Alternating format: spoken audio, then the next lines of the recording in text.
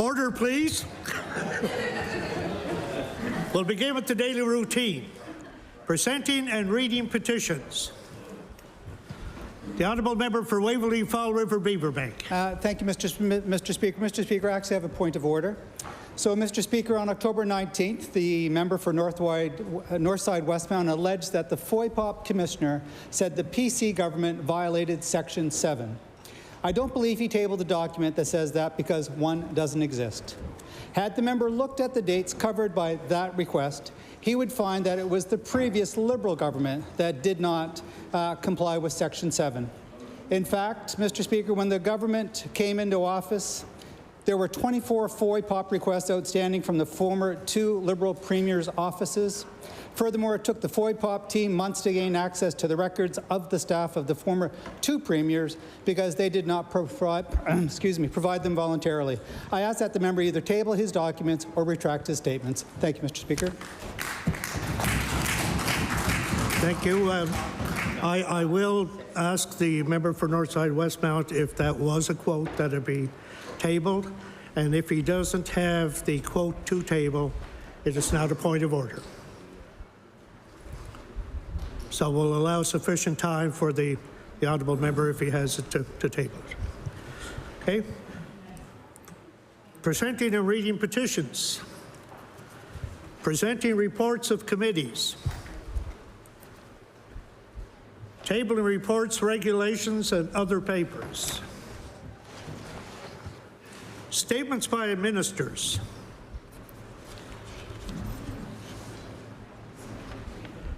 Government notices of motion. The honourable member for Pictou West. Thank you very much, Mr. Speaker. I hereby give notice that on a future day I shall move the adoption of the following resolution. Whereas beautiful images depicting Mi'kmaq culture and traditions were created by Loretta Gould, a Mi'kmaq artist from Wakaba First Nation in Cape Breton, and are now on display for all to enjoy at Halifax Stanfield International Airport. And whereas the permanent display was installed on the windows of the airport's check-in hall in honor of Mi'kmaq History Month and showcases traditional Mi'kmaq art. And whereas the collection of 24 images illustrates themes of nature and the 7 sacred teachings and will encourage Nova Scotians and visitors to learn more about the Mi'kmaq and Mi'kmaq culture. Therefore, be it resolved that all members of this House of Assembly join me in congratulating Loretta Gould and Halifax International Airport Authority on this initiative and commit to finding opportunities to highlight Mi'kmaq artists and their work in our communities. Mr. Speaker, I ask for waiver of notice and passage without debate. There has been a request for waiver. Is it agreed? Agreed. It is agreed. Would all those in favour of the motion please indicate aye? Aye. Contrary minded, nay. The motion is carried. Before we move on with the government notices of motion, with the unanimous consent of the House, can we move back to tabling reports? Oh, I'm sorry, presenting reports of committees. Is it agreed? Agreed. The Honourable Minister of Justice. Thank you, Mr. Speaker. Thank you, members. Mr. Speaker, as Chair of the Committee on Law Amendments, I'm directed to report that the committee has met and considered the following bills. Bill number 210, an act to amend Chapter 393 of the Revised Statutes of 1989, the Regulations Act, and Bill number 211, an act to amend Chapter 277 of the Revised Statutes of 1989, the Builders Lien Act. The committee recommends these bills to the favourable consideration of the House without amendment. Ordered that these bills be referred to the Committee of the Whole House on Bills. We'll go back to government notices of motion. I recognize the Honourable Minister for Environment and Climate Change. Thank you, Mr. Speaker. Mr. Speaker, I hereby give notice that on a future day I shall move the adoption of the following resolution. Whereas today is the International Day Against Climate Change, a day to recognize the harmful impacts of this urgent global crisis, which is impacting people around the world, including here in Nova Scotia. And whereas Nova Scotians are doing the hard work to respond to climate change, including developing and switching to sources of renewable energy, reducing their emissions, making their homes more energy efficient, and preparing for the impacts of climate change.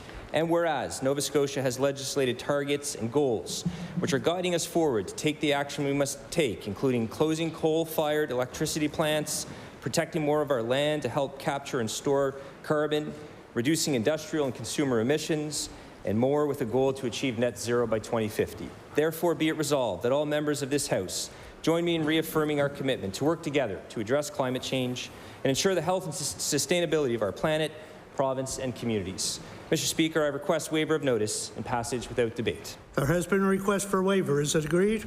Agreed. It is agreed. Would all those in favour of the motion indicate aye? Aye. Contrary-minded, nay. The motion is carried.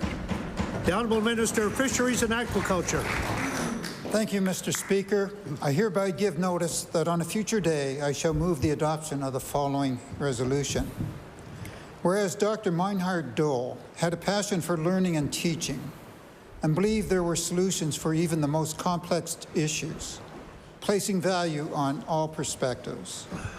And whereas Dr. Dole's leadership in environmental law and his contributions to our academic community will echo for generations in Nova Scotia and beyond.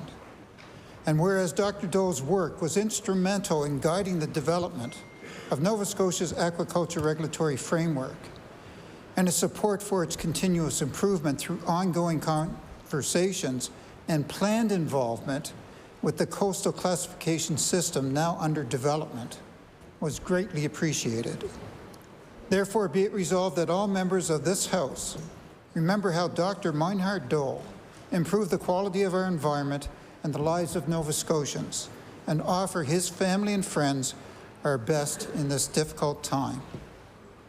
Mr. Speaker, I request waiver of notice and passage without debate. There has been a request for waiver. Is it agreed? It is agreed. Would all those in favour of the motion please indicate aye. Aye. Contrary-minded, nay. The motion is carried. The Minister of Advanced Education. Thank you, Mr. Speaker. I hereby give notice that on a future day I shall move the adoption of the following resolution. Whereas on September 23, 2022, a destructive storm, Hurricane Fiona, made landfall in Nova Scotia. And whereas approximately 450,000 Nova Scotians were without power as the result of the hurricane, including more than 65,000 Cape Bretoners. And whereas several Cape Breton international students responded by giving back to their community, cooking food on an open fire, and serving hot meals and tea to thousands of people. Therefore, be it resolved that all members of this legislature acknowledge the generosity of these students who continue to enrich our province with their customs, traditions, and kindness. We hope they will choose to stay in Nova Scotia after their studies. Mr. Speaker, I ask for waiver of notice and passage without debate. There has been a request for waiver. Is it agreed? Agreed. It is agreed. Would all those in favour of the motion please indicate aye. Aye. Contrary-minded, nay. The motion is carried. Introduction of bills. The Honourable Member for Northside Westmount. Mr. Speaker, I beg leave to introduce a bill entitled An Act to Amend Nova Scotia Regulation 163/2002, the Veterans Number Plates Regulations. Thank you.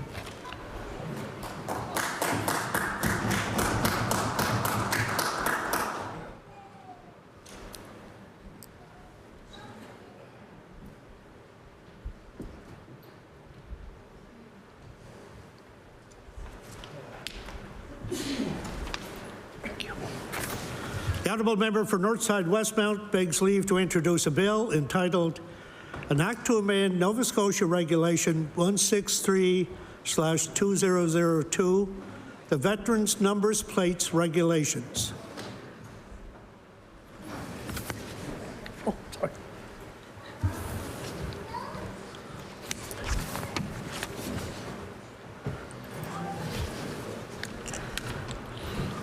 Thank you.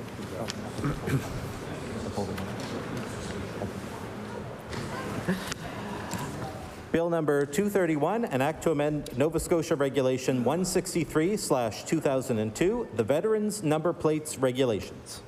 Order that the bill be read a second time on a future day. The Honourable Member for Hammonds Plains, Lucasville. There you go, Mr. Speaker. I beg leave to introduce a bill entitled An Act to Amend Chapter 27 of the Acts of 2000, the Employment Support and Income Assistance Act.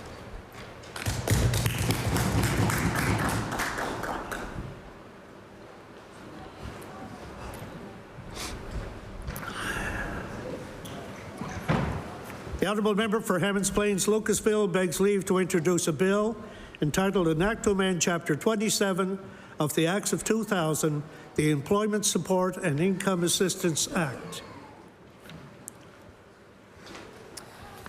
Bill 232, an act to amend Chapter 27 of the Acts of 2000, the Employment Support and Income Assistance Act. Ordered that the bill be read a second time on a future day.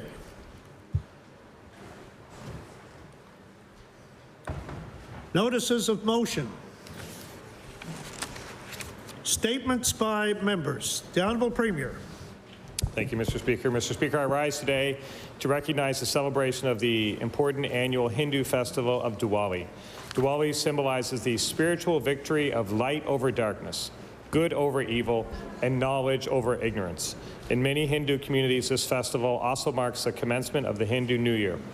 The Hindu community of Nova Scotia has come a long way since the early 1960s.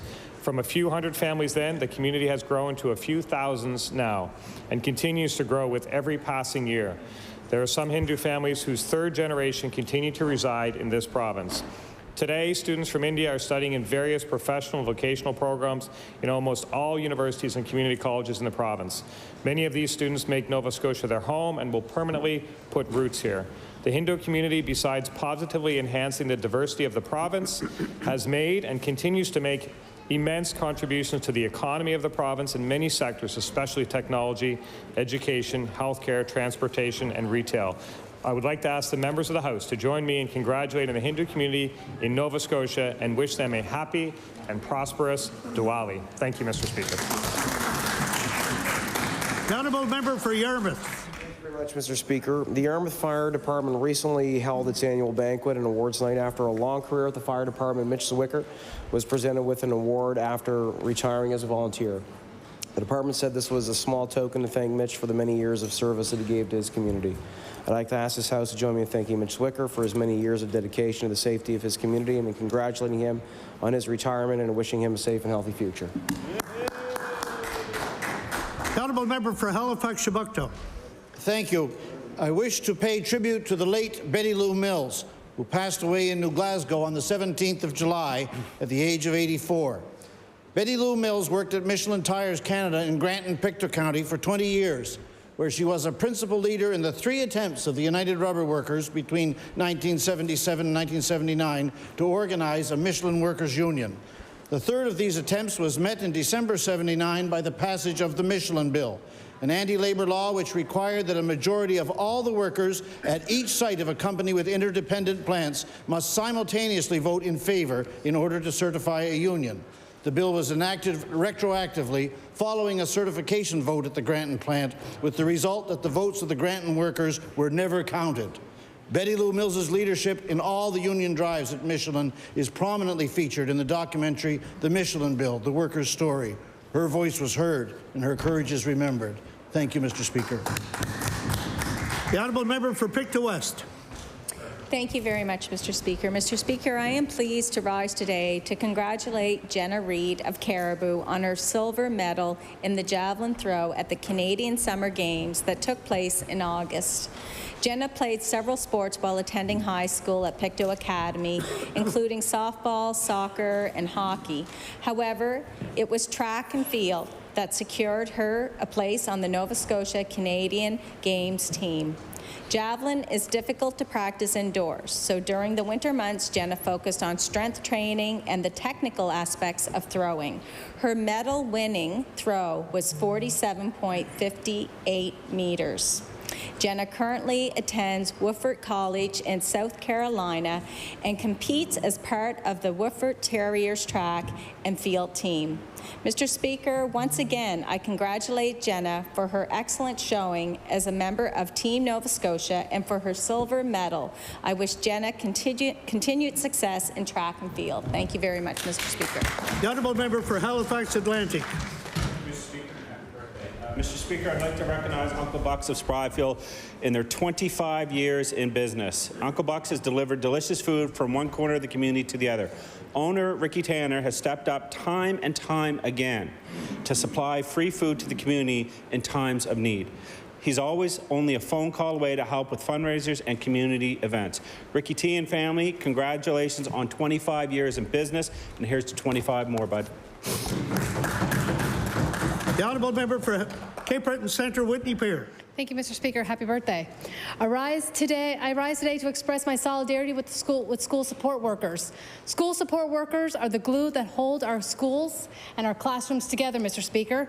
Unfortunately, their wages are very low and the pay varies depending on their locations.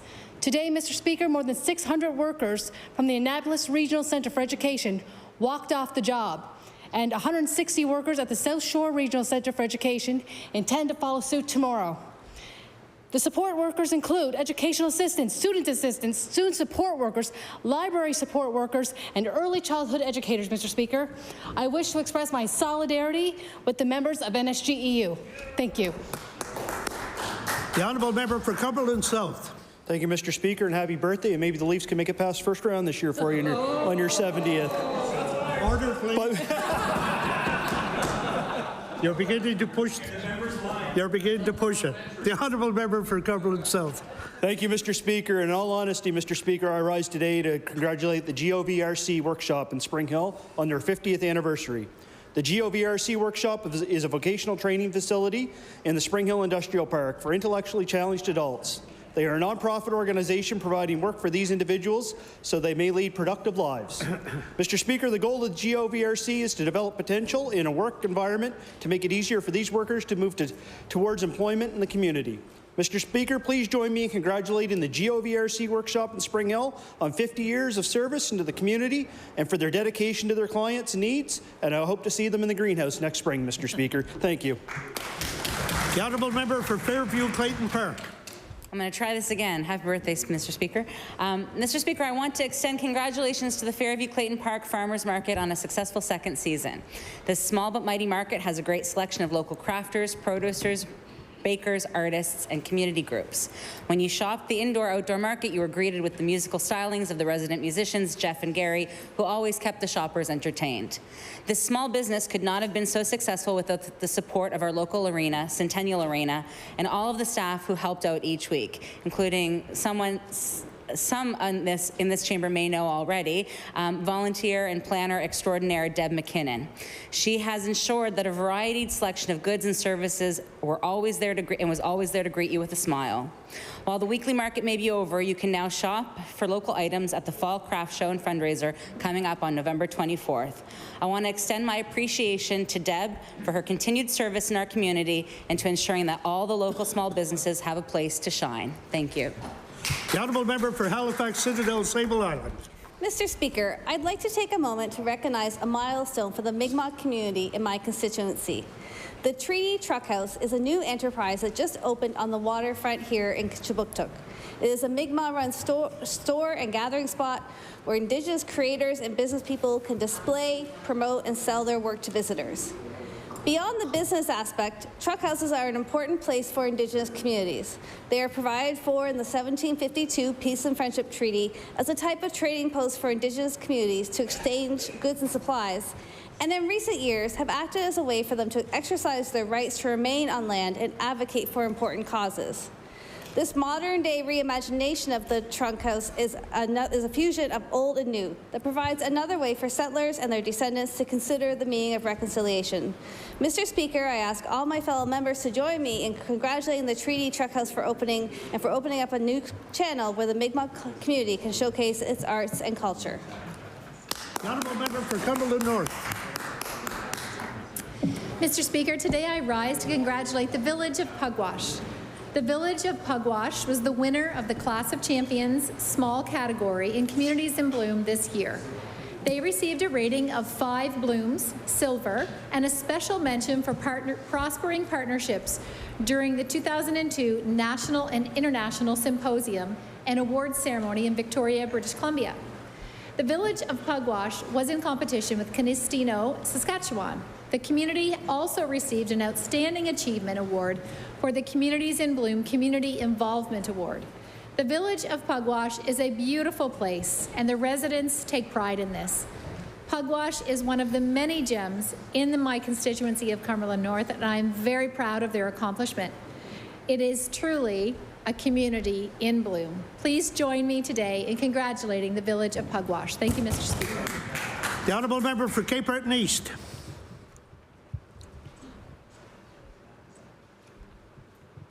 The honourable member for Cape Breton East. Thank you, Mr. Speaker. Happy birthday. In the spirit of birthdays, Mr. Speaker, I'd like to acknowledge my daughter, Maria. I think she's watching Ledge TV for the first time this evening.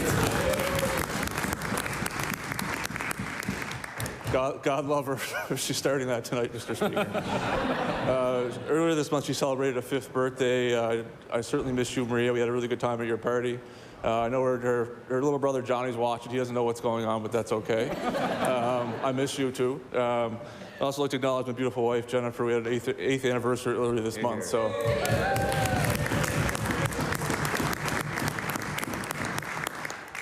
I just want to acknowledge, with all the members, we all sacrifice a lot to be here, I think, for our families and our communities. I just want to acknowledge all of our families. Thank you, Mr. Speaker. Certainly appears with all these celebrations, it's going to be one big party in Cape Breton pretty soon, too. The honourable member for Yarmouth. Thank you very much, Mr. Speaker. I'd like to wish Happy Diwali to all Nova Scotians. Diwali is one of the most popular festivals of Hinduism, and it symbolizes the spiritual victory of light over darkness, good over evil, and knowledge over ignorance. Nova Scotia is home to thousands of Hindus who are our friends, family, and co-workers. On this holiest of days, I wish all love and light. Thank you so much, Mr. Speaker. The honourable member for Dartmouth North. Mr. Speaker, I rise to bring the House's attention to a resident of Dartmouth North, Jeff Bennett, who gives of his time and talents to many important causes. I first met Jeff when he delivered a Christmas tree to my home, which I had bought as a fundraiser for the Bannock Canoe Club. He regularly volunteers for events at the club, and this past weekend, Jeff was named the inaugural recipient of the Volunteer of the Year Award at Bannock. Jeff is a past president and current facility director on the board of directors, and he was instrumental in helping Bannock receive an important grant from the province for a very exciting revitalization project.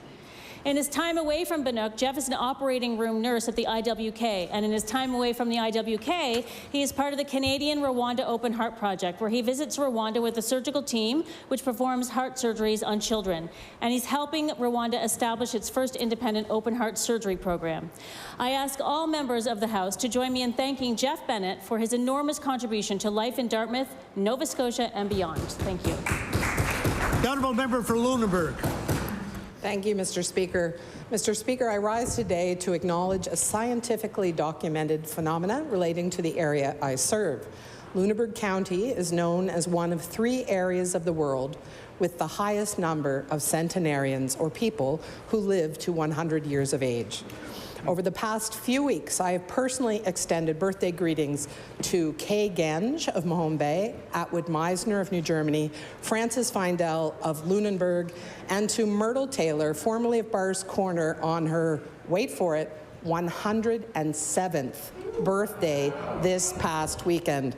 Mr. Speaker, although I hold out little hope of ever joining this prestigious club, I continue to be inspired by these incredible citizens, their experiences, and their stories. Thank you, Mr. Speaker. The honourable member for Halifax Armdale. Happy birthday, Mr. Speaker. Mr. Speaker, I'm very proud to have Halifax Canadian Blood Service Donation Center within my constituency of Halifax Armdale. I would like to recognize the center's staff and volunteers who help facilitate this service. If you can't donate blood, please book an appointment with the center. You could help save a child battling with cancer or help mother recovering from giving a birth. Mr. Speaker, the Center Blood Service do amazing work, and I'm proud to bring attention to their effort. Thank you, Mr. Speaker. The honourable member for Halifax Shabukto. Today is day 6 in the CUPE strike at Dal, where the 1,500 members of Local 3912 have been on strike since last Wednesday in an effort to get the university to pay living wages to teaching assistants, markers, demonstrators, and part-time faculty. Picket locations are moving daily in the strike. Today's location is the Row Management Building on University Avenue, where this morning picketers heard from Danny Kavanagh, President of the Federation of Labour, as well as poet, professor, and activist L. Jones, and Dow's NDP MLA, the member for Halifax Citadel, Sable Island, among others. All three spoke about the profound unfairness of a situation where wages for union members have not increased since 2019, while administrative and senior staff have received increases close to 8%, 13% in the case of the university's president. Local 3912's slogan in the strike is "Living wages for living here." Sounds pretty reasonable to me. Thank you, Mr. Speaker. The honourable member for Sackville-Uniacke. Yes, thank you, Speaker. Speaker, I rise to recognize another successful firefighters fair in Mount Uniacke District Fire Department. After a 2-year pause during the pandemic, this year's firefighters fair was held on June 24th and 25th, promised to be fun and deliver activities for everyone, including fair rides, bingo booths, bingo, a parade, dance to wrap up the weekend, and wonderful festivities for all. I'd like to take an opportunity, Speaker, to thank all those who attended the weekend of fun in support of the Uniacke District Fire Department, and I'd also like to take an opportunity to extend my gratitude to the volunteer firefighters for their continuously giving back to the community, whether it be through events like this Volunteer Firefighters Fair or for working hard keeping residents of Uniacke safe every day. Thank you, Speaker. The honourable member for King South. Thank you very much, Mr. Speaker, and from all the constituents of King South, a happy birthday. Mr. Speaker, Sandra Barr is a geologist and professor in the Department of Earth and Environmental Science at Acadia University and has compiled a remarkable career. Sandra has mapped the geology of nearly half the Maritimes, taught thousands of students, has hundreds of publications, and co-authored books on the geology of Nova Scotia, New Brunswick, and Prince Edward Island. To add to her many accolades, Sandra was recently named the 2022 recipient of the Bancroft Award by the Royal Society of Canada. This biennial award is given for publication, instruction, and research in the earth sciences that have conspicuously contributed to the public understanding and appreciation of the subject. I ask all members of the Nova Scotia House of Assembly to join me in congratulating Sandra Barr on this prestigious award and wish her continued success in her research, teaching, and academic endeavors. Thank you, Mr. Speaker. The honourable member for Cape Breton Centre, Whitney Pier. Thank you, Mr. Speaker. I rise today to acknowledge Horizon Achievement Centre, now located at Harbourside Commercial Park. Designed and built with the client's needs in mind, the building will help create and improve the lives of adults with intellectual disabilities by providing vocational training and employment opportunities. On October 17th, the member for Sydney Member 2 and I had the distinct pleasure and honor to be at the Horizon Achievements grand opening, Mr. Speaker. It was an emotional day for everyone, myself included. And on November 4th, Mr. Speaker, from 10 a.m. until 3 o'clock, they will have an open house. Mr. Speaker, I ask this House in joining me in welcoming the clients and staff of Horizon Achievement Centre home. Thank you. The honourable member for Lunenburg West. Thank you, Mr. Speaker, and happy birthday.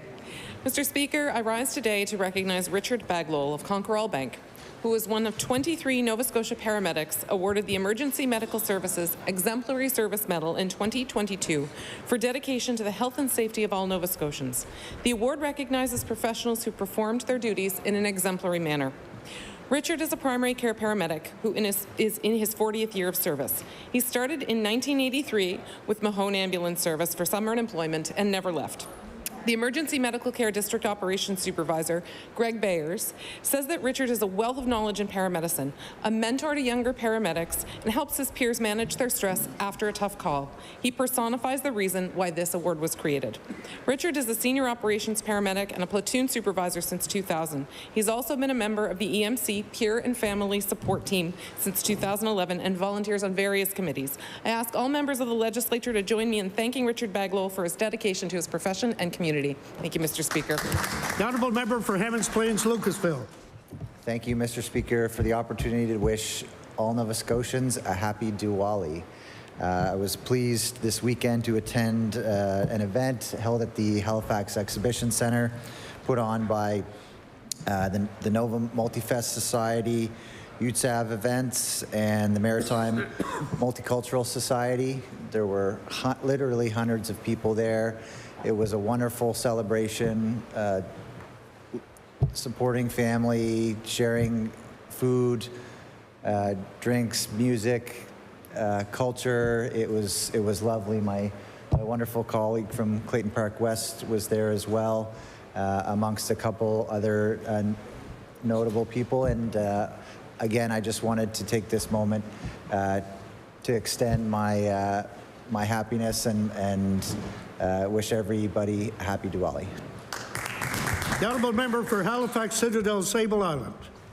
Speaker, as Mi'kmaq History Month draws to a close, I'd like to take a moment to recognize the Treaty Day celebrations being held here today in Chibuktuk.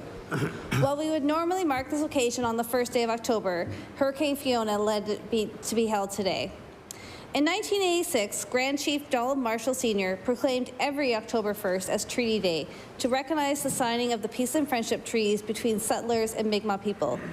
To this day, we all share a duty to uphold the treaties and our consideration of the land we live on and use. Mr. Speaker, I ask that my colleagues join me in reflecting on the meaning of Treaty Day and our roles in this long-standing agreement, and encouraging anyone who is able to attend to go to the celebration taking place tonight at Pier 21 from 7 to 9 p.m. The honourable member for Cumberland North. Mr. Speaker, today I rise to recognize the Friends of the Pugwash Estuary Group for getting together and cleaning up the trails after Hurricane Fiona, made them unrecognizable and not accessible. They have already made significant headway, but it will take some people helping to get the trails back for people to enjoy them. I'm proud to have this group who are passionate about these trails in my constituency of Cumberland North. They take much pride and joy in the Pugwash Estuary and its environment and care for this special place to make it look beautiful again. Today, join me in thanking the Friends of the Pugwash Estuary and their continued care of the land. Thank you, Mr. Speaker. The honourable member for Hants West. Thank you, Mr. Speaker. Mr. Speaker, I rise today to commend Taya Shields on her role as the organizer for our community's annual Terry Fox Run. Every year in September, citizens of West Hants and beyond gather at King's Edgell School, where Taya is both a teacher and an administrator, to partake in the run. Taya has been devoted and dedicated to this cause for over 30 years. Many volunteers are required to make the event a successful one, but she really is the glue that holds it all together. This year, on September 23rd, our run made history by breaking all previous records of fundraise for the cause. Taya and her team of volunteers, along with everyone who participated in the event, raised over $50,000. Taya's dedication, her ability to pull the community together and raise funds for the Terry Fox Foundation is remarkable. Mr. Speaker, Taya is a true role model who dedicates her time selflessly to the event year after year, showing strong leadership and making the run a success for our community. I ask that all members of the legislature join me in thanking Taya for her commitment to not only this event, but to our community. Thank you, Mr. Speaker. The honourable member for Cole Harbour, Dartmouth. Mr. Speaker, today I stand to recognize an independent and local author. Shelley Cromwell is the first Black woman from Nova Scotia to have published a sci-fi fantasy romance book series.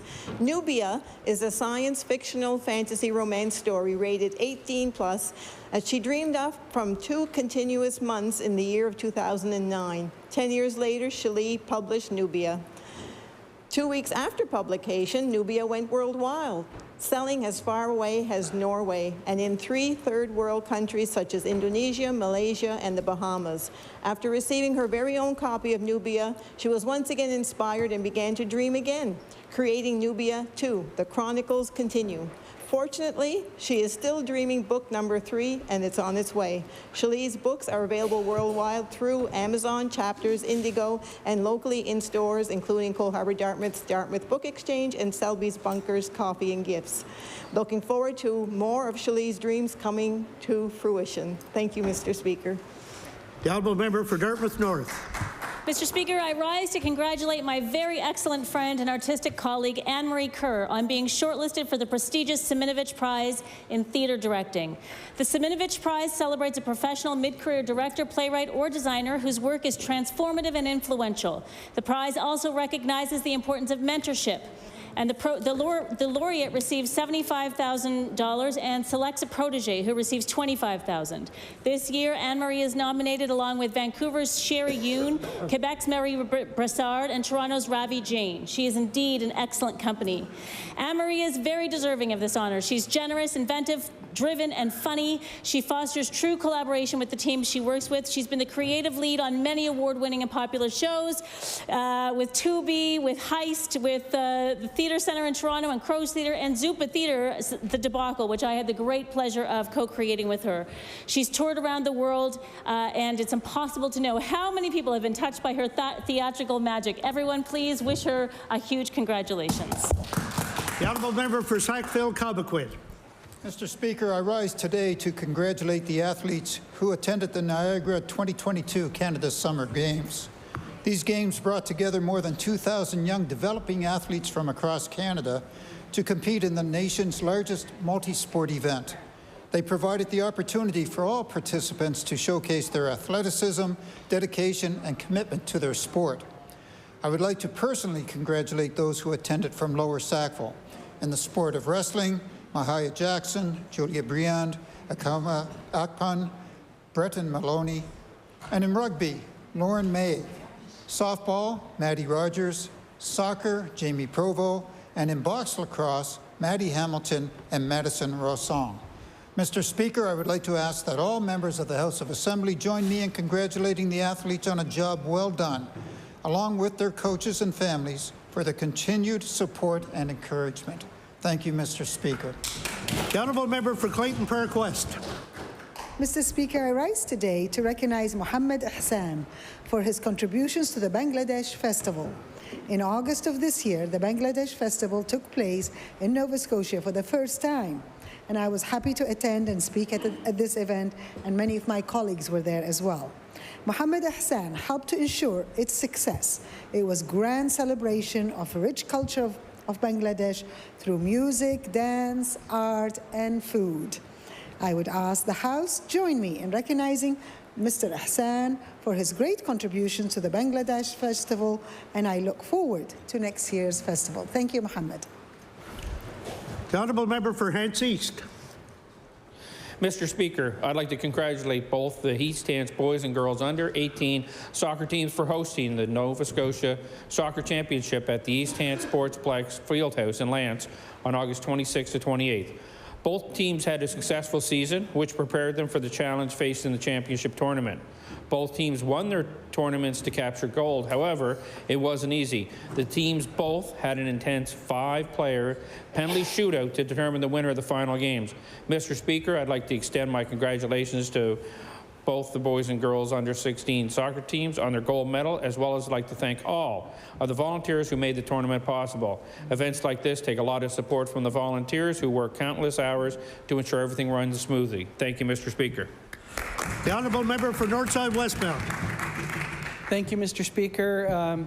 Mr. Speaker, on Saturday evening, I had the honor and privilege to be the guest speaker at the 95th anniversary of the Ladies Auxiliary of the Royal Canadian Legion Branch 8 in Sydney Mines. Mr. Speaker, this is the oldest active Ladies Auxiliary in Canada.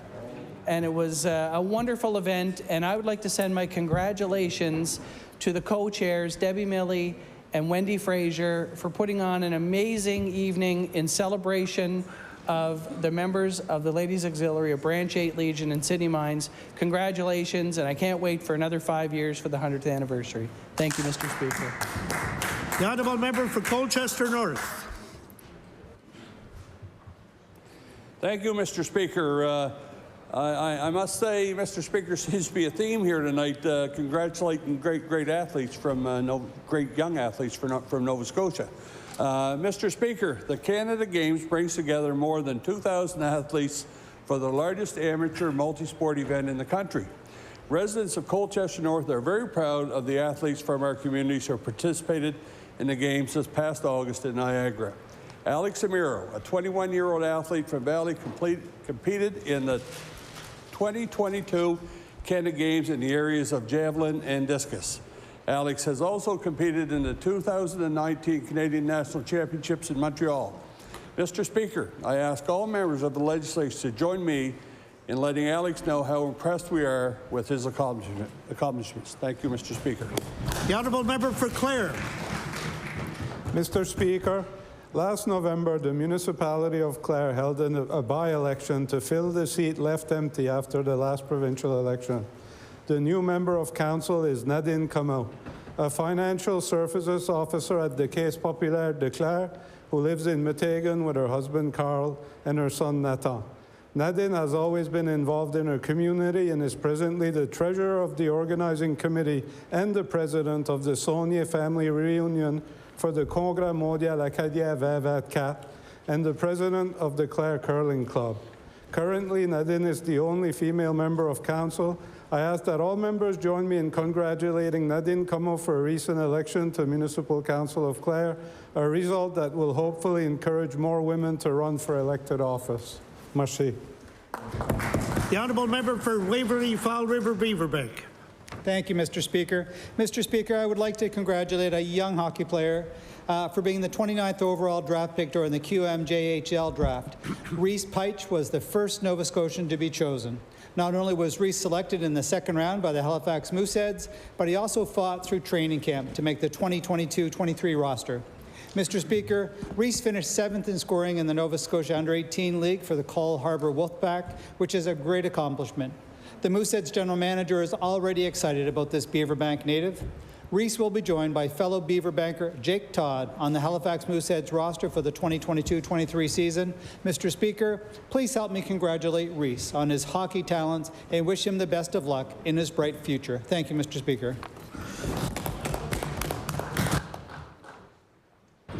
The honourable member for Annapolis. Thank you, Mr. Speaker, and happy birthday on behalf of everyone in Annapolis. Last month, the Middleton Sports Heritage Hall of Fame held their 23rd annual induction ceremony. One of these very deserving inductees was Emily Christine Townsend. Emily began participating in judo when she was just 6 years old and started taking home medals from significant competitions when she was 9. As she continued with the sport, she consistently achieved tremendous success at very high-level competitions. Some of the highlights include gold at the Nova Scotia Provincials and bronze at the Atlantic Open in 2016. Gold in the Eastern Champions and silver at the Atlantic Open in 2017, gold at the Atlantic Championships, and 5th place at the National Championships in 2018. In 2021 and 2022, she placed 4th at the National Open Championship, and in 2022, she received the Sport Nova Scotia Judo Senior Female Athlete of the Year. I invite all members of the House of Assembly to join me in congratulating Emily on being inducted into the Middleton Sports Heritage Wall of Fame. Thank you. The honourable member for Guysborough-Tracadie. Thank you, Mr. Speaker, and happy birthday. And as a fellow Leafs fan, we know it takes more than a cheap, tired, lazy shot from the member from Cumberland South to hurt us. Our team can do that for themselves. Mr. Speaker, I rise today to recognize Ursula Ryan of Guysborough. In the spring, Ursula started the Guysborough Area Dementia Support Group. Ursula saw a need in her community for supports for caregivers, family and friends who care and help support loved ones who are living with dementia and dementia-related illness. What started as a group of caregivers gathering to chat and share their stories and challenges in a safe and understanding environment has now, 7 months later, grown to have guest speakers from various networks within the community who can offer advice and additional supports for this large group. Mr. Speaker, Ursula's goal is to make Guysborough area a dementia-friendly community. She hosted a dementia cafe this past September, which provided a fun, positive, and safe gatherings place with music and entertainment. Another is scheduled for December. Mr. Speaker, I'd like to congratulate Ursula Ryan on her passion for helping her community and her caring for those who may often suffer in isolation while trying to care for a loved one of their own. Thank you, Mr. Speaker. The honourable member for Timberley Prospect. Thank you, Mr. Speaker. I rise today to recognize Peyton Roach. I first met Peyton back in 2014 when he was 10 years old, and I was a very young MLA. Even as a youth, Peyton was full of positive energy and optimism as he worked with the assistance of his family. We all worked together to improve the accessibility of the BLT Elementary School in Timberley. With his activism, Peyton was able to open doors, making sure people with disabilities had the same chances and access as everyone else. His call for change resulted in the installation of an automatic door opener, an asphalt ramp to the sports field, and a temporary track system designed for Peyton to be able to get to the second level of the school to join his classmates. Eventually, his advocacy for improvements in accessibility also resulted in the chairlift being installed at the school. It's hard to believe this past June, Peyton graduated from Bayview High School. And with that accomplishment, some scholarships went his way in recognition of the many barriers he has overcome to achieve this milestone event. I'd like the members of the House Assembly to join me in congratulating Peyton for championing inclusive features and accessible designs that will benefit everyone. Thank you, Mr. Speaker. The honourable member for Shelburne. Thank you, Mr. Speaker. Mr. Speaker, I rise today to recognize all the organizers of the World Double Bit Axe Throwing Championship held recently in Barrington, the lobster capital of Canada. This event, which hosted double bit axe throwers from 10 countries around the world, was a huge success in large part due to the efforts of our local world champion throwers, Darren Hudson and Susie Atwood. Special thanks as well to the Nova Scotia Lumberjack Society, who, since the founding in 2016, have had an impact of over $750,000 to the Nova Scotia economy. Mr. Speaker, I respectfully ask all members of this House join me in congratulating and thanking all the organizers and participants in the successful event in Barrington. Thank you, Mr. Speaker. The honourable member for Sydney, member 2. Thank you, Mr. Speaker, and happy birthday from the Montreal Canadiens. Mr. Speaker, I rise to my place. Last night I had the opportunity to participate in Diwali events in Sydney, which saw well over 800 participants, students, and members from the community come together and celebrate. It was a great night for many students at Cape Breton University to showcase their culture and their talent, and the story of the international students at home. They've really changed our community. Their generosity has been amazing. They are just as much Cape Bretoners as the rest of us. And we owe them a debt of gratitude, not only for the support that they provided during Fiona to their fellow students, but also to the community at large. So it was a great night to celebrate with everyone. As I said, a big event. There was over 800 there, and to all of them, thank you so much for inviting me, and happy Diwali. The honourable member for Eastern Passage. Happy birthday, Mr. Speaker. Mr. Speaker, I rise today to bring recognition to community member Erin Sidney for her hard work and devotion to upgrading our Eastern Passage skate park. Erin, family, and volunteers organized a fundraiser event at the skate park that included music, face painting, skateboard and scooter tricks, pizza, cold drinks, and more. She was very proud to announce that through kind donations, the event was a great success, raising $1,580.25. These funds will go directly towards the much-needed upgrades that the skate park needs in order to remain safe. Mr. Speaker, I ask all members of the Nova Scotia Legislature to join me in recognizing Erin Sidney and her team of volunteers for their efforts and time donated to giving back to our community. For this, we thank you. Thank you, Mr. Speaker. The honourable member for Halifax Atlantic. Thank you, Mr. Speaker. This past Sunday saw the annual Barb's Bench Walk. Barb Bailey tragically lost her life decades ago to domestic violence, an incident that rocked the community of Sprottfield. Barb's children never let her memory fade and worked to bring forward Barb's benches in remembrance of Barb. To the Baileys, the community loves you, and your mom is so proud of each and every one of you. Your mom is looking down on you, and we all love you. The honourable member for Digby Annapolis. Thank you, Mr. Speaker. Mr. Speaker, I rise today to bring recognition to Digby's local farmers and artisans market. The market is located on the Admiral Walk overlooking the beautiful Annapolis Basin in downtown Digby. It operates throughout the summer months and into early fall. Every Friday and Sunday from 10 till 3, local residents and tourists visit the market to support local businesses. The Digby Farmers and Artisan Market is a non-profit volunteer-run organization that has been running for the last 5 years. Since its opening, Market President Nancy McKinn manages its operations. Over the years, she's devoted her time to making the market a success. From starting out small to expanding its boundaries, Nancy and the board members have certainly provided a safe, affordable, and positive environment for everyone. I would like to congratulate the Digby Farmers and Artisans Market on 5 years of success. I'm extremely happy and proud to see the market to continue to grow, and I can't wait to see what next year brings. Thank you, Mr. Speaker. The honourable member for Fairview Clayton Park. Mr. Speaker, I rise today to congratulate the 475 new graduates from 16 countries who crossed the stage at Mount St. Vincent University's fall convocation over the weekend. Students from 4 faculties were awarded certificates, diplomas, and degrees from the arts, science, education, and professional programs, and a network of more than 36,000 Mount alumni worldwide.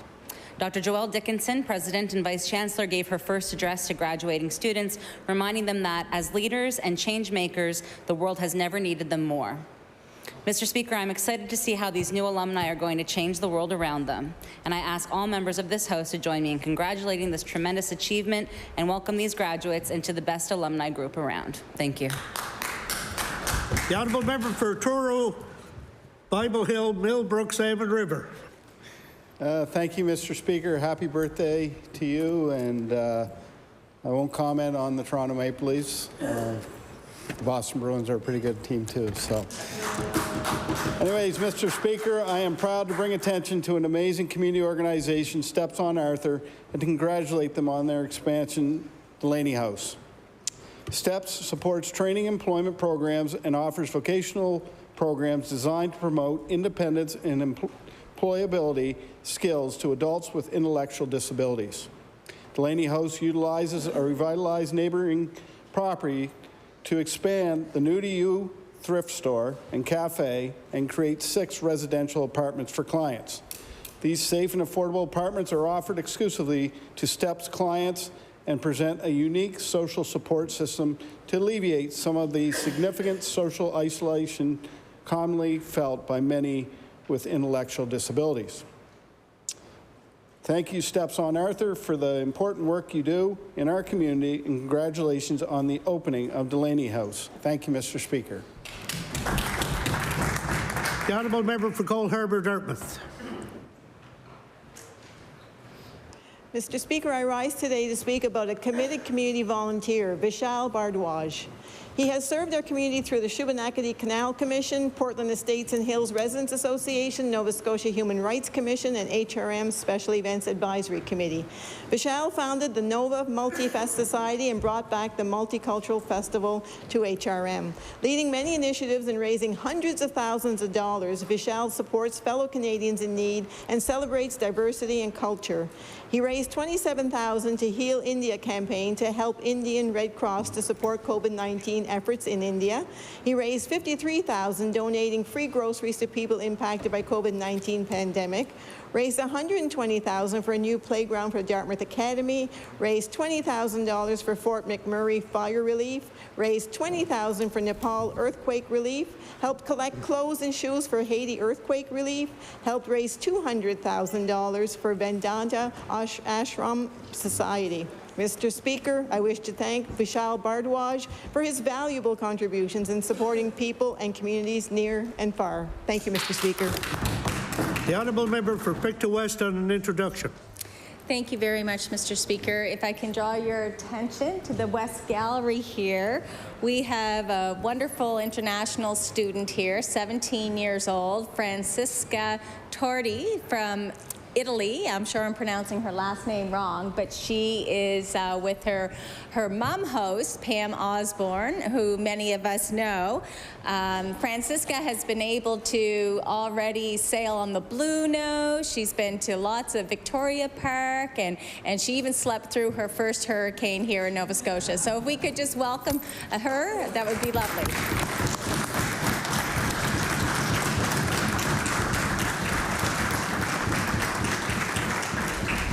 On behalf of everyone here at the legislature, we want to welcome you, and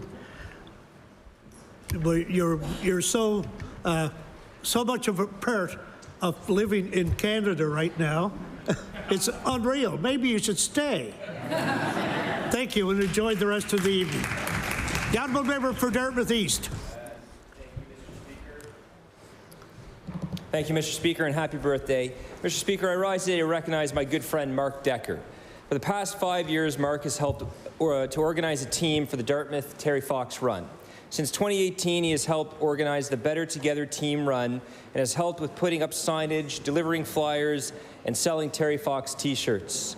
When the pandemic hit, Mark and his housemates organized and promoted a COVID-safe neighborhood run in the Woodlawn area. In addition to his volunteerism with Terry Fox, Mark is also very involved with the Centennial Legion Poppy campaign and Remembrance Day services. Last year, a total of 81 volunteers joined Better Together for a Poppy Station shift, veterans graveside decorating, Poppy donation tin relabeling, and a Remembrance Day service for Oakwood Terrace. Mr. Speaker, I'd like to thank Mark for his dedication to the Terry Fox Run and the Centennial Legion. Thank you, Mr. Speaker. The honourable member for Argyll. Happy birthday, Mr. Speaker. Mr. Speaker, I rise today to commend 16-year-old Olivia LeBlanc, whose quick and heroic actions saved a life. On August 14, 2022, while at work, she was alerted that an elderly gentleman was in distress. After finding the man unresponsive, she immediately started CPR, and with the help of his family members, continued until the West Pumlico Fire Department, medical first responders, and paramedics arrived. He was then transported to Yarmouth Hospital and airlifted to Halifax, where he continued to improve. I ask all members of this House to join me in thanking Olivia for her quick actions. Early CPR is a key link in the chain of survival, and Olivia's quick intervention contributed to the positive outcome. Thank you very much, Mr. Speaker. The honourable member for Clayton Park West. Mr. Speaker, I rise today to recognize Patricia Leger for her community involvement. Ms. Leger has just recently become the Rockingham Elementary School principal. I would like to express my appreciation for her enthusiastic support of the Walking School Bus Initiative, an initiative that encourages children to walk to school for physical well-being, and for elevation of the traffic and around the drop-off and pick-up at our school, which is a big issue around Rockingham School. Recently, on World Teachers' Day, I dropped in during recess to thank the teachers at Rockingham School and to welcome Ms. Leger into her new role at the school. I would ask that the House join me in recognizing Ms. Leger for her contributions to Rockingham School community. Thank you, Patricia. The honourable member for Glace Bay Dominion. Mr. Speaker, today I would like to recognize and celebrate the Celtic Colours International Festival. The 2022 festival opened on October 7th, only 2 weeks after Hurricane Fiona devastated much of Cape Breton Island. First responders in the audience were recognized for their dedication in keeping people safe and helping us recover from Hurricane Fiona.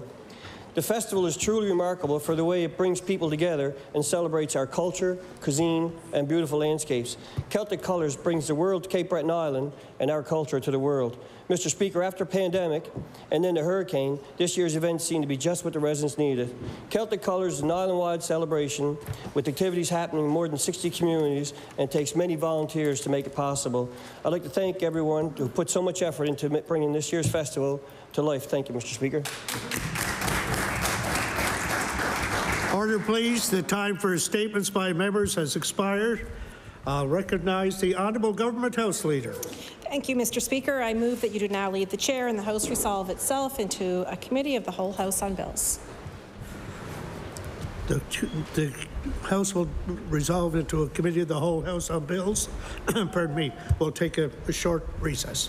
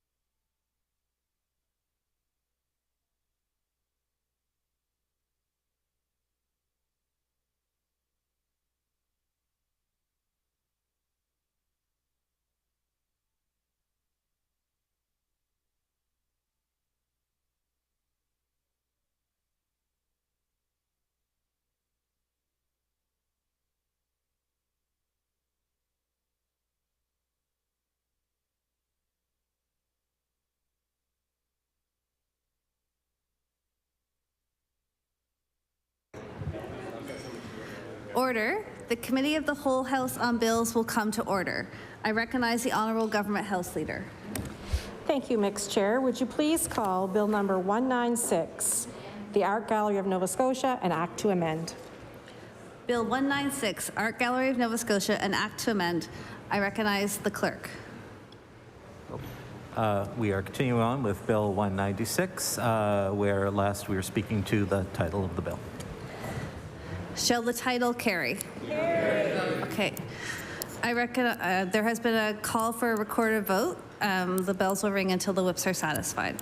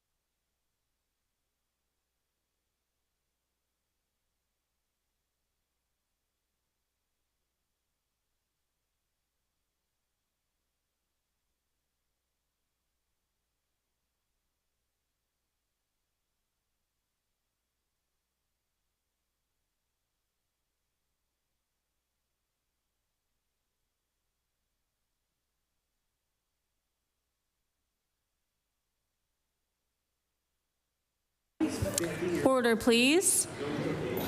Order, please. There has been a call for a recorded vote. I recognize the clerk.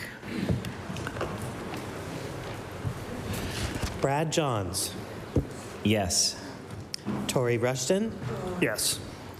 Barbara Adams. Yes. Kim Maslin. Yes. Tim Houston. Alan McMaster. Yes. Carla McFarland. Michelle Thompson. Yes. John Lohr.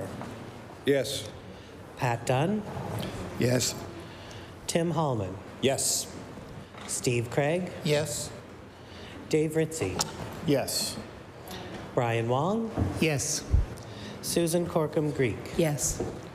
Brian Comer. Yes. Colton LeBlanc. Yes. Jill Balzer. Yes. Trevor Boudreau. Yes. Greg Morrow. Yes. Becky Druin. Yes. Larry Harrison. Yes. Chris Palmer. Yes. John A. McDonald. Yes. Melissa Sheehy Richard. Yes. John White. Yes. Danielle Barkhouse. Yes. Tom Taggart. Yes. Nolan Young. Yes. Kent Smith. Yes. Patricia Arab. No. Angela Simmons. Brenda McGuire. No. Kelly Regan. Zach Churchill. Derek Mombercat. No. Keith Bain. Claudia Chender. Oh. Sorry? Oh, Ian Rankin. Sorry. A little younger. No. Susie Hansen. Kendra Coombs. Susie Hansen. No. Sorry. Kendra Coombs. No. Put that way. No. Gary Burrow. No. Lisa Lachance. Rafa Di Costanzo. No. Tony Ince. No. Laura Lee Nickel. No. Ben Jessom. No. Keith Irving. No. Ali Duale. No. Elizabeth Smith McCrossan. No. Carmen Kerr. No. Braden Clark. Ronnie LeBlanc. No. Fred Tilley. No.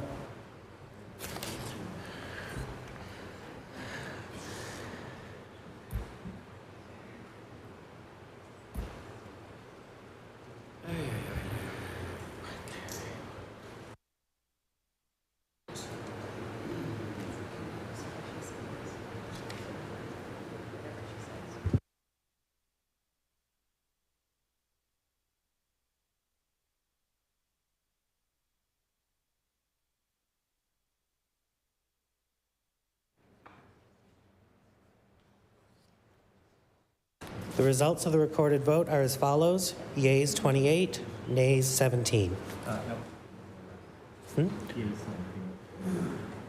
Oh, sorry.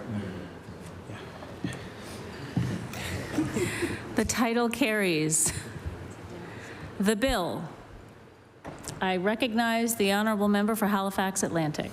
Thank you, Madam Chair, and I'm just going to take a few moments to speak on the bill here and the importance of this bill. And again, we're here at 7:11 at night discussing the Nova Scotia Art Gallery and the importance of this bill and what this bill does. And you know, I saw some footage on Twitter on the weekend, a video that was made by one of the local Conservative supporters about what we're speaking about here in the House, and it was edited pretty well. They did a pretty good job, actually, to be honest with you.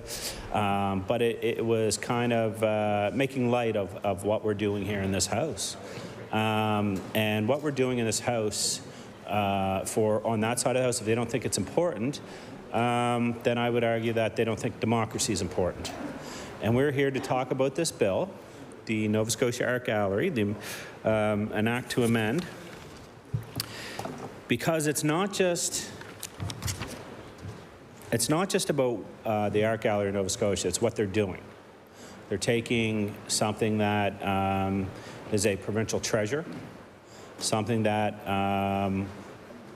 Nova Scotians have a great deal of love and respect for, and they're politicizing it. And how, Madam Chair, does this amendment and this change, how does this bill number 196, an act to amend, how does it politicize the art gallery? Well, it takes the power out of a nonpartisan board, which is elected through a process. And we know this government loves processes. We've heard it lots of times in question period about how important it is to follow processes. And it actually removes the power of the board and puts it in the hands of the minister to decide who the new CEO of the Nova Scotia Art Gallery is. And again, people might wonder, why is that important? Like, why should Nova Scotians think about who the CEO of the Nova Scotia Art Gallery is, and why are individuals, elected officials here till midnight tonight and midnight tomorrow and the next day and the next day and the next day discuss these topics? Well, first of all, we're here till midnight because those are the hours that the government called.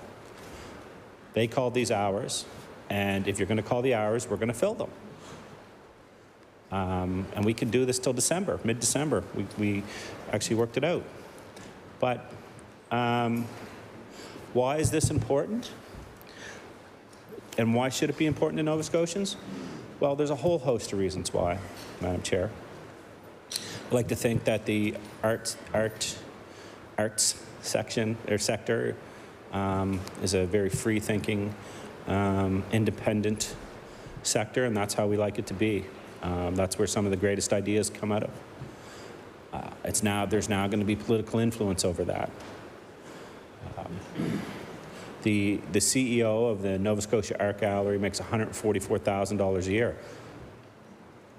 Right now, that person is appointed by a board of their peers.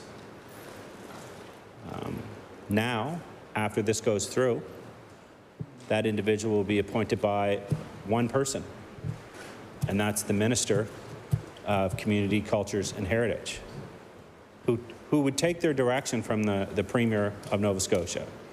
Let's be honest here. While it's great to be a Minister of the Crown, we do know that some of them are taking direction from the Premier, if not all of them. The Premier did write a mandate letter for them that they must follow.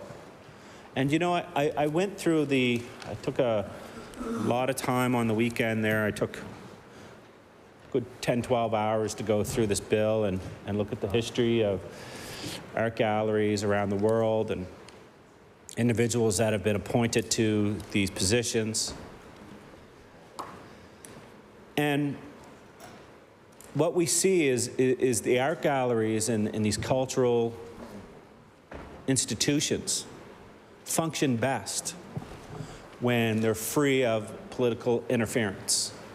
And this bill, to me, reeks of political interference. And I took some time to really digest that minister's mandate letter. And nowhere in that mandate letter did it say anything about this.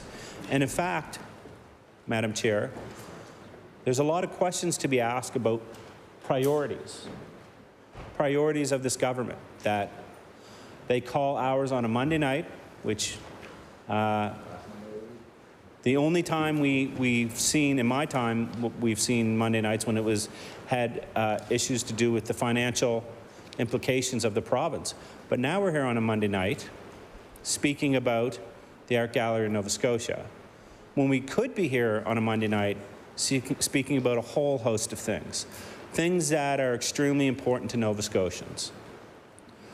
I went to a whole host of events on the weekend, and I asked people, I said, do you know what we're discussing in the Nova Scotia legislature right now?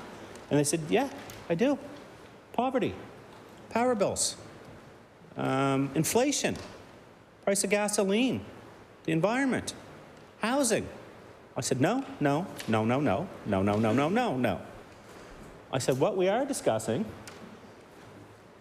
is the Nova Scotia Art Gallery.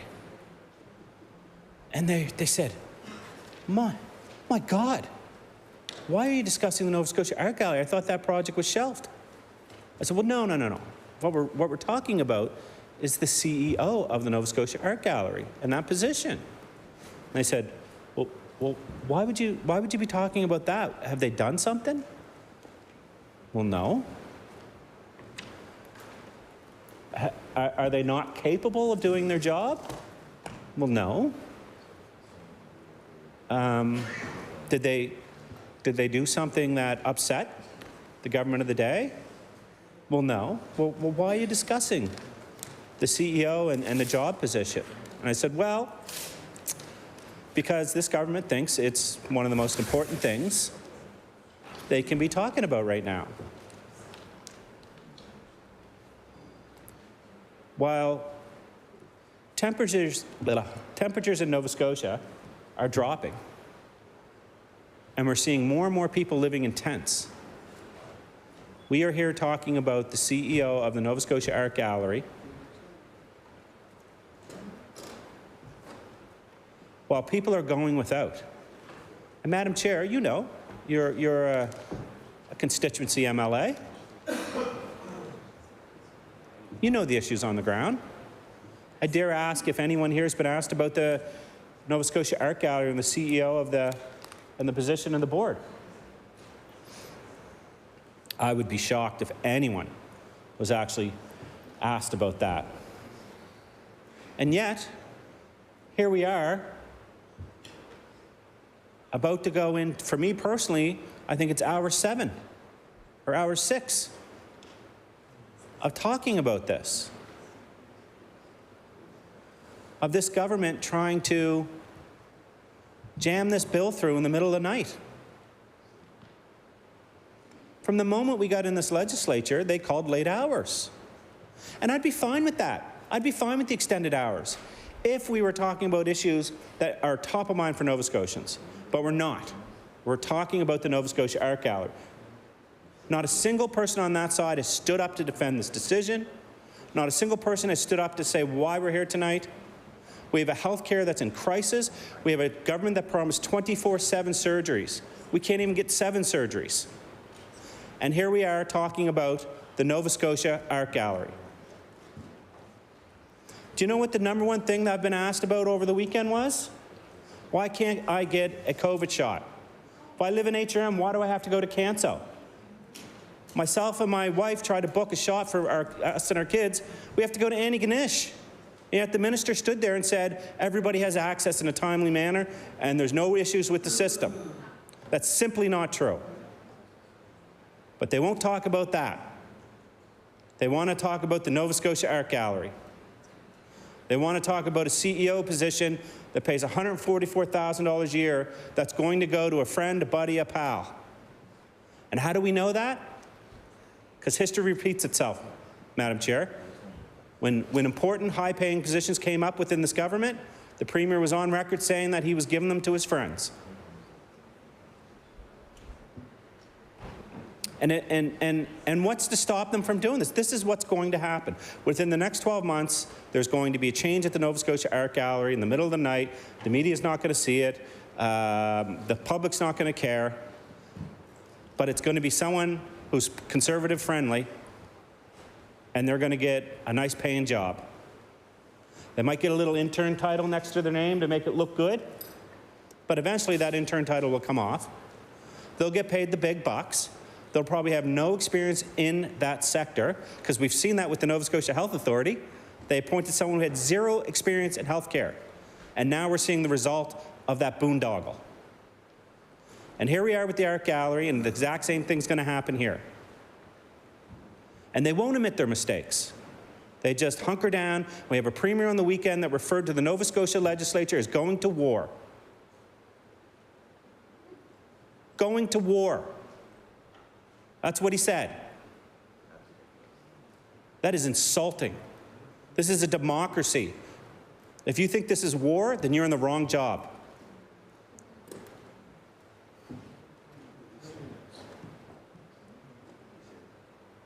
And this is what we're seeing. We're seeing a government that's buckling down on their mistakes. They're taking us back 30 years where they can appoint whoever they want to the Nova Scotia Art Gallery, and they've yet to say why.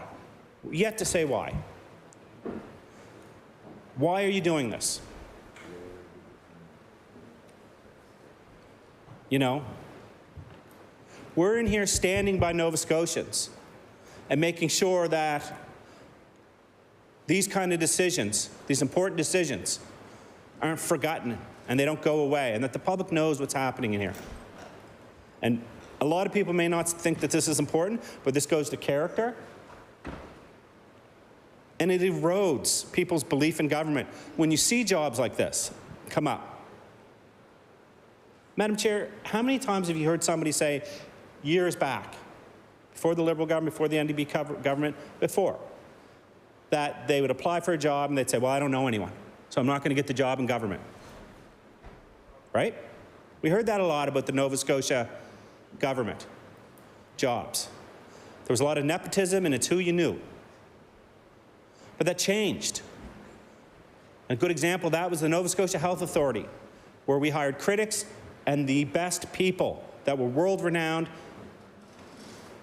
and they were the envy of provinces right across the country. What did they do? As soon as they get in, they fired them. And they're doing the same thing with the Nova Scotia Art Gallery. What did they do with Nova Scotia Lands? Same thing. What did they do with Build Nova Scotia? Or is it Build Nova Scotia? Nova Scotia Business Inc. Same thing. And what did they do? They got rid of qualified people and put their friends in those positions. We would have been butchered. And so would have you. If Darrell Dexter dared do that, the Conservatives would be hanging from the rafters, yelling and screaming. If Stephen McNeil did that, they'd be flipping tables over. But the Premier does it with a nonchalant attitude, as if I can do what I want. And that's what's going to happen over there next door. They're going to put a fundraiser in. They're going to put a good old Conservative buddy in. We're seeing it over and over and over.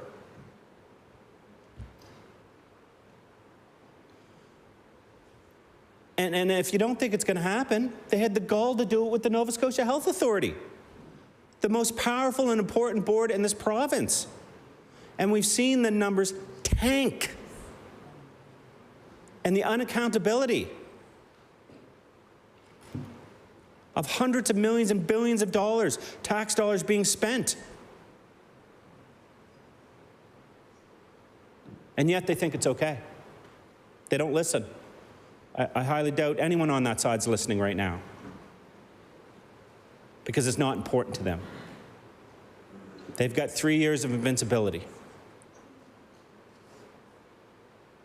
And in order to get reelected, they gotta put some people in some positions. Right?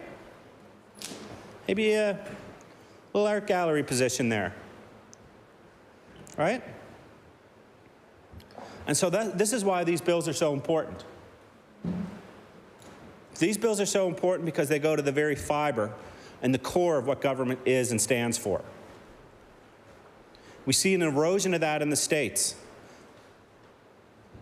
The previous government. When you see the, I think it was the chairman, one of the chairmen of a WWE be appointed to education. Well, that's what it feels like here. They're putting pro wrestlers in and people that are not qualified to run the health authority and the art gallery. What's that? I do. I do advertise with pro wrestlers. Yeah. Order, please. The honourable member for Halifax Atlantic has the floor. The member of Inverness is correct. I do advertise sometimes with the local Pro Wrestling Association because I support local. I support local. And if they were qualified to do the position, I would say, take the job at the art gallery. But it's like saying, I'm qualified to be a pro wrestler. Order, please. Order, please. The honourable member for Halifax Atlantic has the floor. I recognize the member for Halifax Atlantic. Thank you, Madam Speaker. You know, I'm not going to lie. I did like Jimmy Mouth of the South Heart. One of the good ones. Bobby the Brave Heenan. I can go down the list. You know, all possible CEOs of the Nova Scotia Art Gallery by their standards.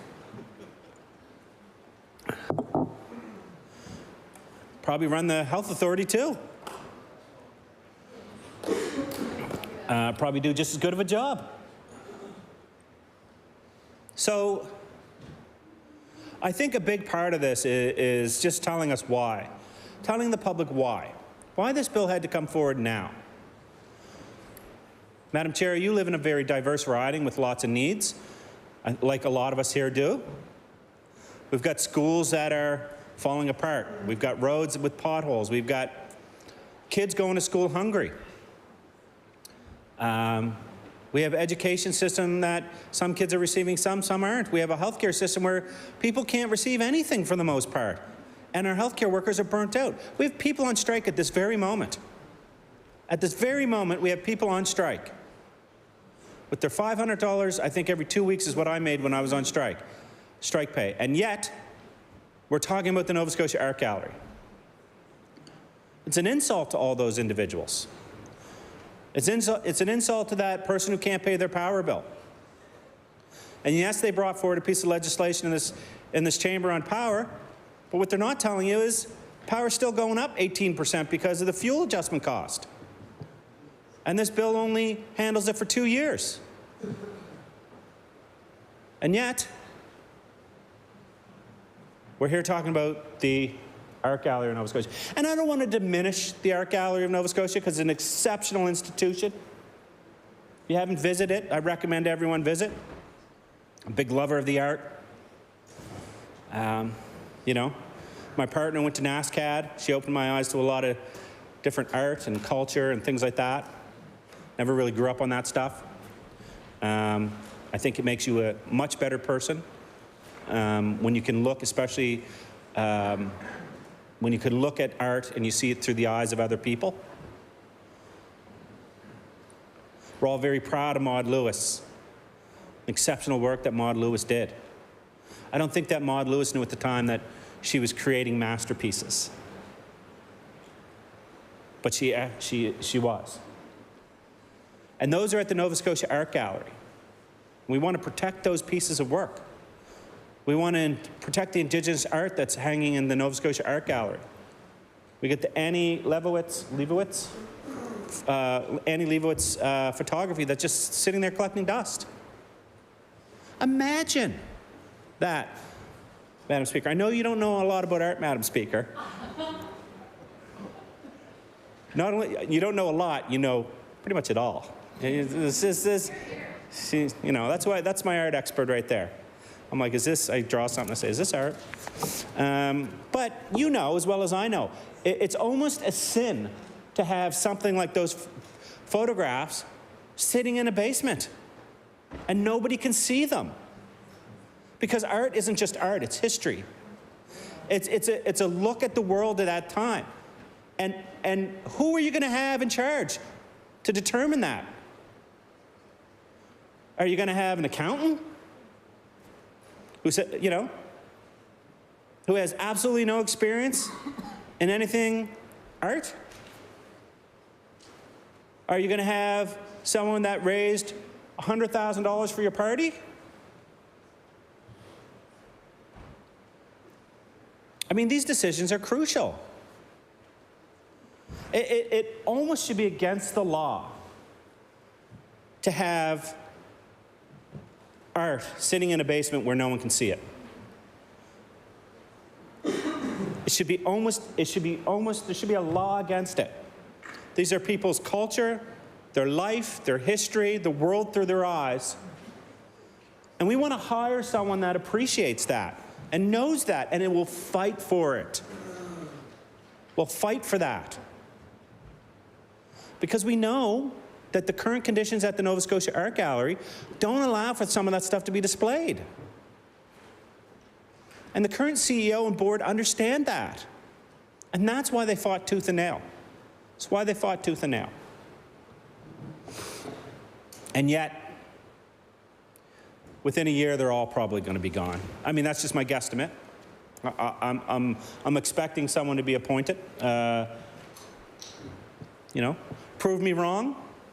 It'll be the first time they prove us wrong on a board, because we see what happens, and then the ability of the members opposite to ignore it, to ignore their bad decisions that they've made, and to continue to allow people in positions that are making things worse.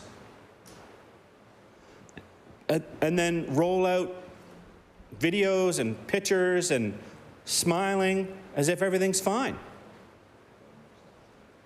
It's insulting.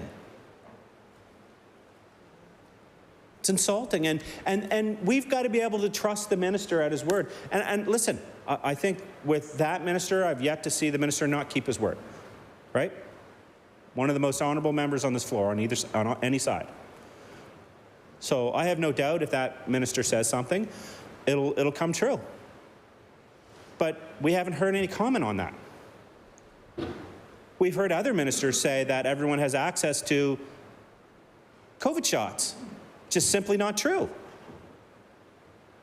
And that's where the mistrust comes in. If you think driving 4 hours, if you have a vehicle, to get a COVID shot is access, you're wrong. And that's what happens when you put people in positions of authority that are partisan. They're going to tell you what you want to hear.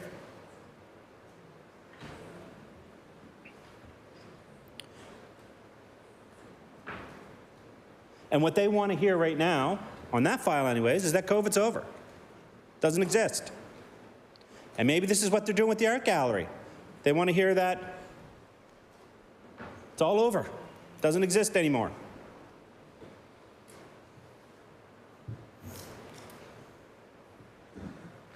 And that's sad, because one is about access to history, and one is access to culture and seeing the world through so many eyes, and the other is life or death. And if they can't be straight on life or death, how can we trust them on this? When they can't appoint the right people to run our healthcare system, and they fire the right people, how can we trust them to appoint the right people and not fire the wrong people at the art gallery? When we see them appoint someone who has absolutely no experience in healthcare to the most powerful position at the Nova Scotia Health Authority Board, how can we trust them not to do the same at the art gallery? When we see them hide that individual from Public Accounts and Health Committee, their own members vote it down so that you can't get access to that individual. How can we trust them not to do the same on this one? Because we can't. Because actions speak louder than words. Their actions are loud and their words are zero. Zero. Not a peep.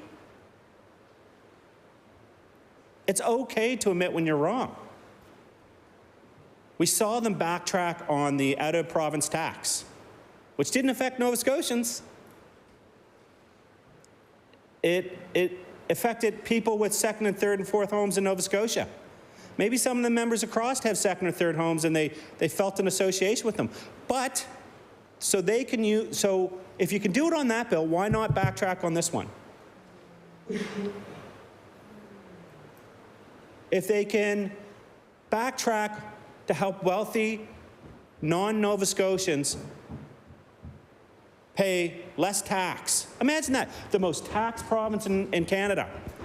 And they don't lower our taxes, they lower the tax of the wealthy that don't even live in Nova Scotia. Right? Just like the Premier said on Sunday. I want the Premier to go to the Nova Scotia Art Gallery and talk to those individuals and tell the CEO to their face why it's time to go. Why this rule and why this law has to come in. And, you know, we heard on Sunday where you have to be with Nova Scotians, okay? You have, your job as an MLA, as a minister, as a premier is to support Nova Scotians. That's what it is, right? To do whatever's best for Nova Scotians and stand by them, including the CEO of the Nova Scotia Art Gallery, more than anyone else. And yet on the weekend we heard the Premier say there's not a person he'd rather stand next to than Doug Ford. That's what he said. There's not a single person in Canada that he would rather stand next to than Doug Ford. And maybe that's why we're getting decisions like this happening. He's taking a page out of his book. Nepotism is strong.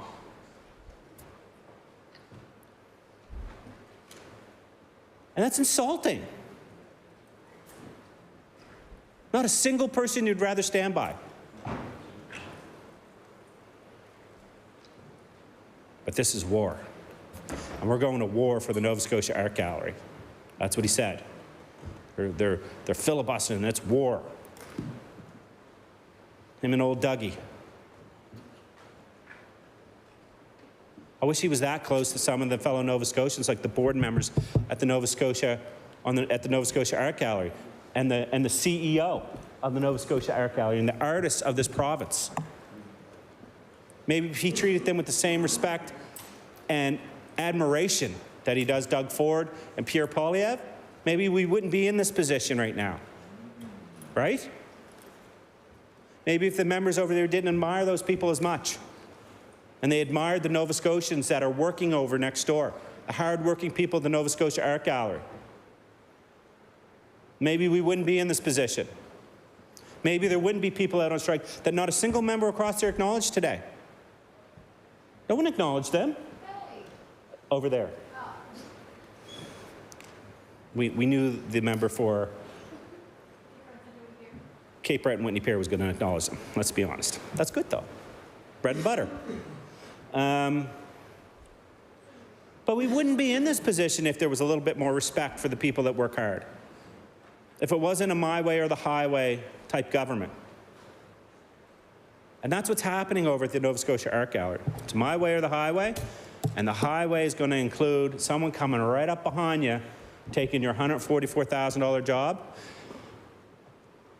and their qualifications is going to be, I'm one of the Premier's friends. Because we heard how powerful that qualification is.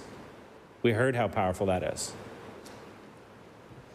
And you can't stay high like this forever. Eventually, you're going to have to answer for your decisions.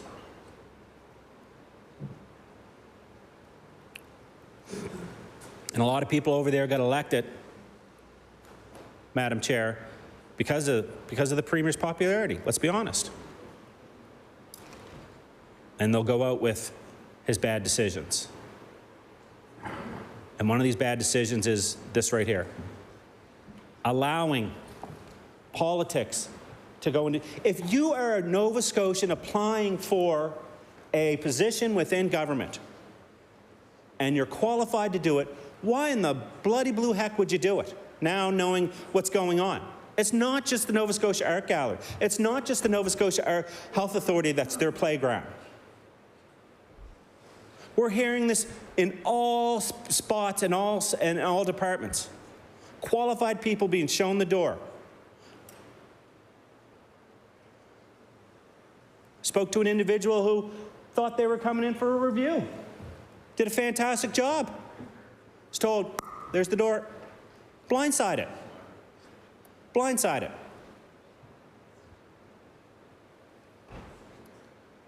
And it's a control thing.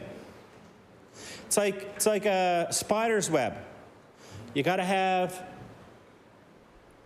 lines in every department, and they all got to be answerable to one gov and one person, maybe two or three. And that's why when these jobs aren't even going to go out to tender. They're not even going to go out to tender, Madam Chair. I guarantee you. There's going to be no competition. The competition's going to be who knows the Premier the best. They're going to be pulling out pictures from high school to get the art gallery job. Right? It won't be a resume, it'll be a report on how well I know the Premier. And is that fair? There's people from right across this country. If tomorrow the CEO of the Nova Scotia Art Gallery steps down, there's people right across, dare I say, right across this world that will apply for that job. Right across the world that'll apply for that job. It's a prestigious job. You know it, I know it, they may know it, I don't know. Madam Chair. And then they hear about this. It's going to stop qualified people from applying. And you think, you don't believe me, Madam Chair?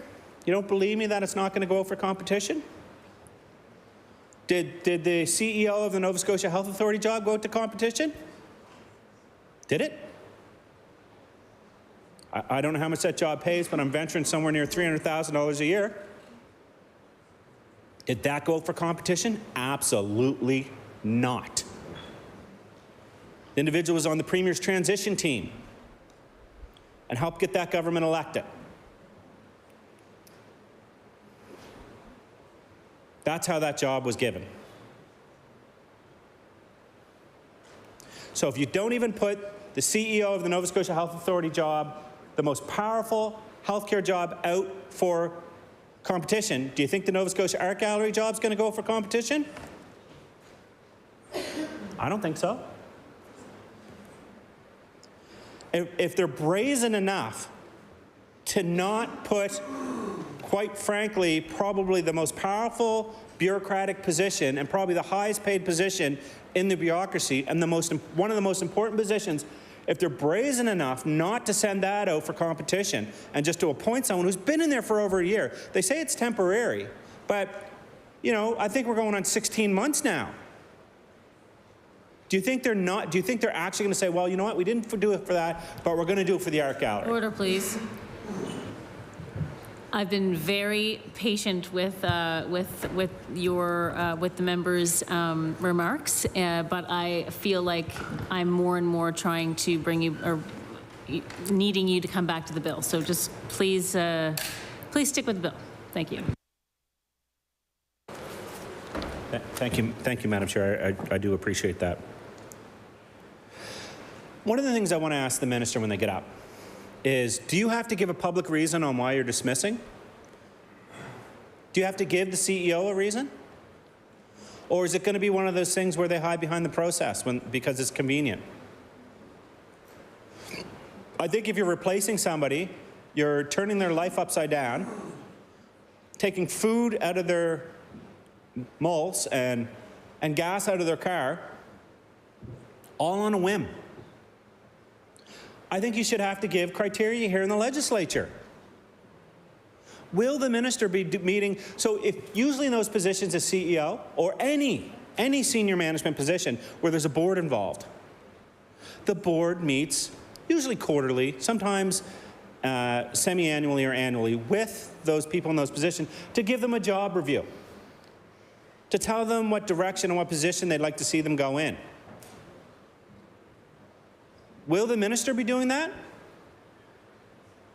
Will the minister be meeting with the new CEO or the current CEO? And if so, could the minister tell us when and how often they'll be meeting with them? Will they be meeting with the CEO? Will they be getting daily updates, weekly updates, monthly updates on the direction of the Nova Scotia Art Gallery?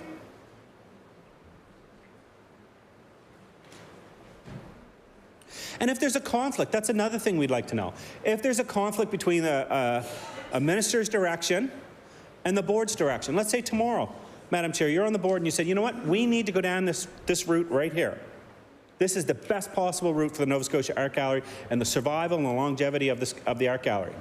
And on the other side, the minister says, well, I don't think so, I want to go down this route. Who decides?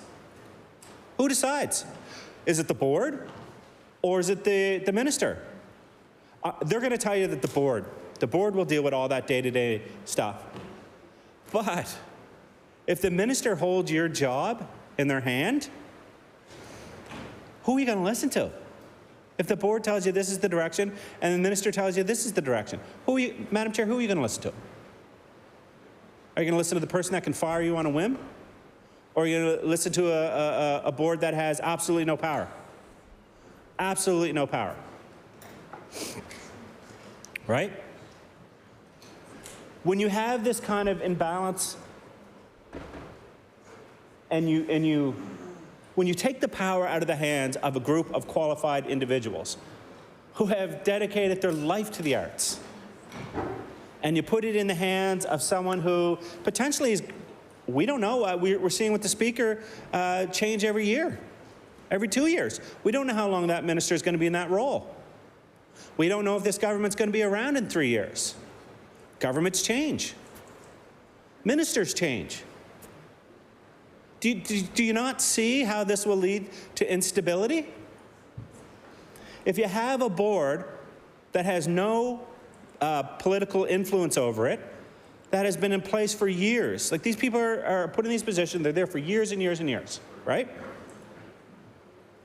And you have a minister that could roll over. I mean, the minister's doing a fantastic job. He could be the Minister of Health tomorrow. We don't know. The Minister of Community, Culture and Heritage could get, we'll call it a promotion. We'll call it a promotion. He could get a promotion to Health tomorrow. He could be the Minister of Public Works tomorrow. We don't know. So then that all changes. Then you got to get to know your minister. Then you got to find out what's important to your minister. You know, the Premier could change in 3 years. And I would think if this side of the House, if either side of this House has the ability to govern in 3 years or influence the government, that we would, I can tell you, this stuff is got to be washed away. We've got to remove this bill and allow transparency and good Nova Scotians to do their work. We have to. We have to. That's what we have to do. We can't handcuff great Nova Scotians like the CEO and the board. In all seriousness, like it's a worrisome trend with this government. It's about control. It's about centralizing power. We heard HRM, the biggest economic driver in this province, the largest population in this province, where the Nova Scotia Art Gallery lies. We heard the mayor say they were blindsided by a piece of legislation that just came through. So if you're going to blindside the mayor of HRM and take away the power of City Council, do you think they're going to be afraid to do that to the CEO? Do you think they're going to be afraid to do that to a little board across the street? Right? That more than likely aren't going to go to the media, that aren't going to fight. They're just going to go, you know what, Madam Chair? I did my time. I love the art. That's for you. I love the arts. And I'm going to find other ways to give back. Maybe it's community theater, supporting young artists. I'm just not going to get involved with this rigmarole, this partisanship. They're going to walk away. And then you're going to have, it's disheartening. And you take the love and you take the ambition and the soul away from that board when you do these things. And it puts people in really bad positions, causes all kinds of different issues. And again, I gave you examples, Madam Chair, and I know, like, you know, when I mention some of these things, but I want to mention these things because I think it's important that we look at what's happened so that we can show you what's going to happen. And what's going to happen to this board and the CEO is it's going to be fundraiser, good old Tory boy, all that stuff are just going to be put on the board and put in a CEO. And I thought we got rid of that. I thought that went the way of the dodo bird. but it's coming back strong. And I'll say it before and I'll say it again, I had great hope for this government when it got elected. But I didn't think they'd go after the Nova Scotia Art Gallery. I didn't think they'd make the CEO position of the Nova Scotia Art Gallery partisan. And again, I ask these well-qualified, intelligent, beautiful human beings across the aisle, why? Why, Madam Chair? Why are you doing this? What's the point? There's no point. You know, they might come up with something on the fly like what they did with the Nova Scotia Health Authority and a reason why. But most people see through it. And I know that, to be honest with you, this might lose them 10 votes, 20 votes. Not many. And they're not hearing from people who support the art gallery. So they'll just continue forward. And that's what, you know, is troublesome. In order to be stopped from a bad decision, this government must hear loud and clear from someone that impacts their bottom line and their support. And that's what we saw with the out-of-town tax. We saw some pretty rich and powerful people in Nova Scotia say, you better stop. You want to have a fundraiser at my house? You better stop. I bet you they won't be having a fundraiser at the art gallery anytime soon. Or the CEO of the art gallery. And if that's what it comes down to is dollars and cents and votes, then our democracy is broken.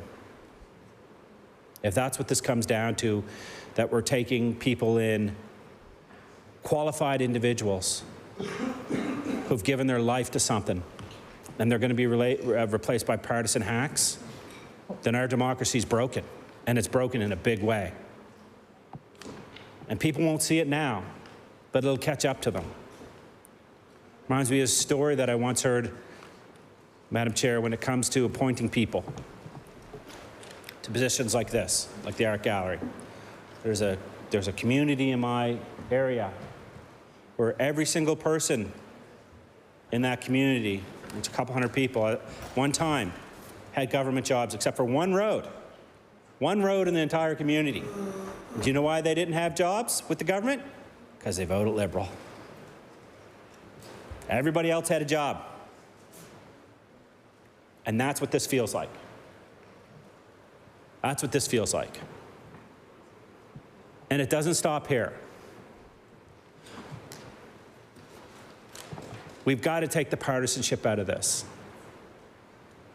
We're here at 8 o'clock at night having a discussion about the Nova Scotia Art Gallery and a $144,000 a year job because it's important. And it erodes and picks away at our democracy when you do things like this. When good qualified people don't have faith that their government is going to hire them because they're qualified and not because of who they know, it erodes democracy because people don't trust the government. And we've got enough of that worldwide. And yes, we've seen it work in different countries and different states and different provinces. But I thought we were better than that here in Nova Scotia. I thought we'd gotten past that. Even some of the some of the jobs that I know that have been filled with nepotism for decades and decades and decades.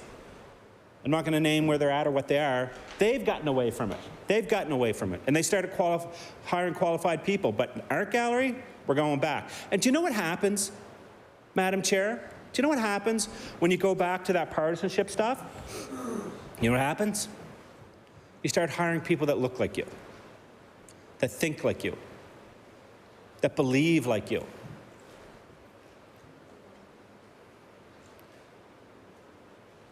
And that leaves out a lot of people. Do we want to go back to that? Do we want to go back to where we have to force the government to hire minorities and people of different faith, different genders, people from the queer community? Do we want to go back to that?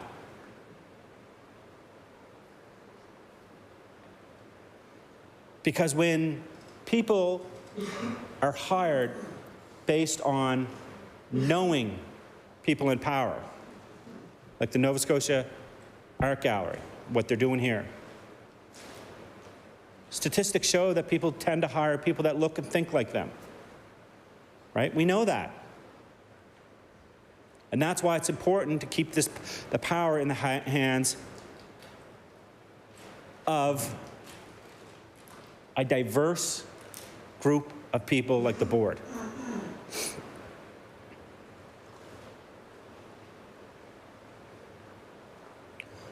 You know, I'm sure a lot of people in this legislature and the thousands and thousands and thousands of people watching have had experiences in interviews where they walked out of those interviews and they thought, was it something I said?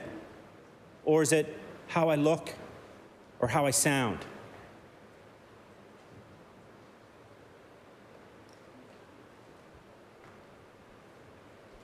And I just don't want us to get that way. I don't want us to go back to that. And it feels like that's where we're going. So leave the board where it's at and let them make their decisions. And it just complicates things so much, Madam Chair.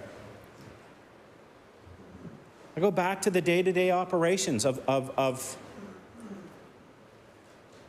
the art gallery. And the finances. We know that building a new art gallery became extremely politicized.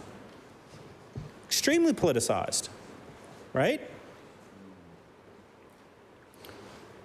You know, I'll be honest with you, I didn't have a fight in it. But I read about it, I listened to it.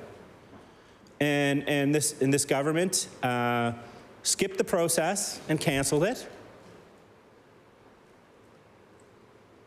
And should those decisions be made by a minister and a premier that's trying to score political points and to get votes, or should be made by a board and a CEO who don't care about that stuff? The only thing they care about is the arts. I'm just going to grab something right quick. Okay. Madam Chair, it was on my foot. Sorry. And we're talking about millions and millions of dollars, tens of millions of dollars probably, to build an art gallery. I don't know the exact cost to build an art gallery, but it's probably pretty expensive, right? And, you know, maybe it wasn't the right time. Maybe it was. I don't know. I can't say. I'm not an expert in art galleries. But the CEO and the board, I would expect, are very much in tune and know what needed to be done and what needs to be done. And maybe it wasn't, I don't know, maybe, I mean, have they spoken to them, the CEO? Maybe it wasn't a new art gallery, maybe it just needed upgrades. There's all kinds of different things. But how is the minister supposed to know that?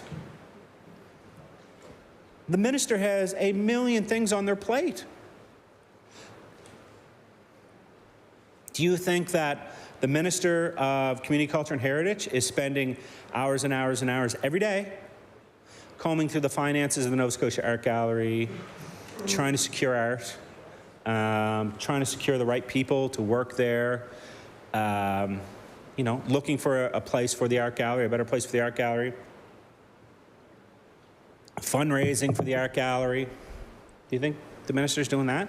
And just living and breathing the art gallery? No, but the CEO is, because that's their job. The board is, because that's what they've signed up to do. And how disenfranchising is it to be in this position, to be blindsided once again? Another group of people blindsided by this government. You know, jobs matter. Words matter. Actions matter. And you know, you only have so much credibility. So much credibility. And if you keep saying it's sunny out, and it's 32 degrees out, and it's raining and -5, then people aren't going to believe you. And the people at the art gallery Do you think they're going to believe that the most qualified individual is going to have that job? And listen, we've been here. I think I'm on my 7th hour on the Nova Scotia Art Gallery. 4?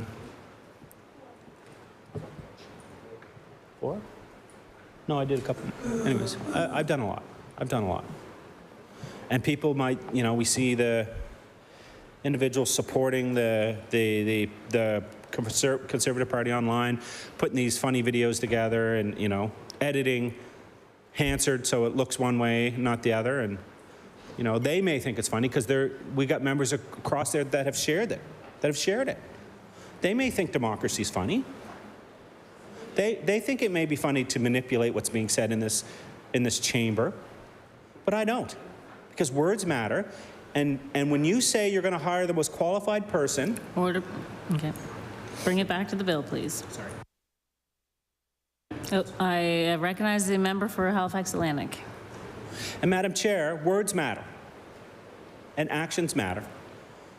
And when you're sharing undemocratic things and you're attacking democracy online, and you have your bots and trolls doing all this stuff, it's reflective. And people next door are watching. And the CEO and that board is watching, and they're saying, well, if they're going to treat their colleagues and their peers that way, and yes, we are your peers, then they're going to treat anyone that way. When they're going to treat Dr. Brandekar with disrespect, how are they going to treat the CEO of the Nova Scotia Art Gallery? If you're the CEO of the Nova Scotia Art Gallery and you see how they treated Dr. Brandekar and his colleagues, do you got faith that you're going to be treated with a level of respect?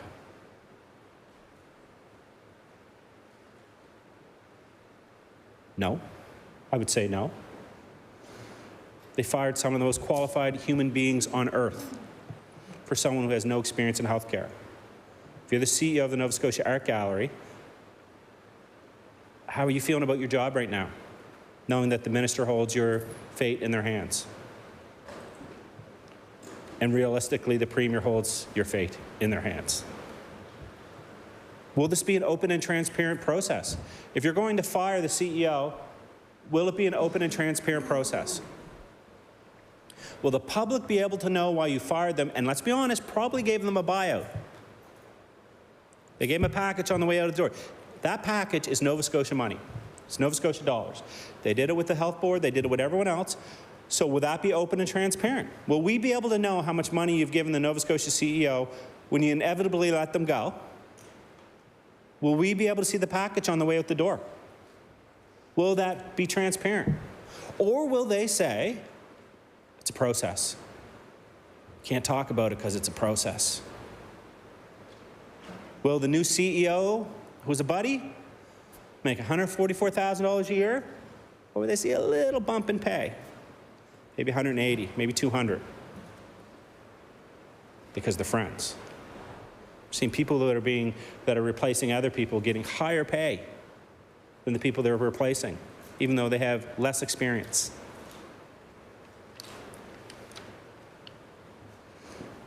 And if you have a collection, Madam Chair, and you want to leave it, you know, we see this all the time. When people, in their wills, they leave collections of art and historical objects to art galleries. We see it all the time. Do you have faith that a partisan institution will now take care of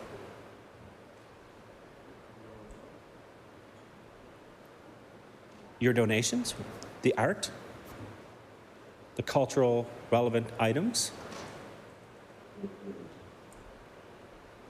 If you're the Indigenous community, do you have faith? Or the African Nova Scotian community, or the Acadian community? Do you have faith that the items that you have in your possession, if you want to lend it out to the museum, or sorry, to the art gallery for people to see? But now you know the CEO is, the new CEO that they're going to appoint at some point is not qualified. Couldn't spell art if they tried. Are you going to have faith in lending those culturally significant materials to an art museum?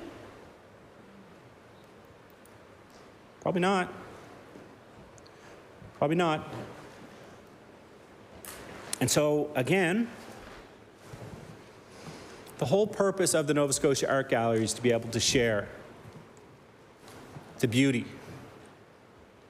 of everything Nova Scotian. Do you think Maud Lewis thought that her amazing paintings would be part of a partisan organization?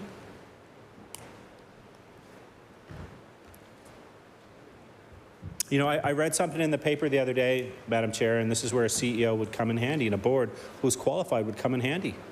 I read something either in the paper or saw in the news or something about fake Maud Lewis paintings. I don't know if you read that.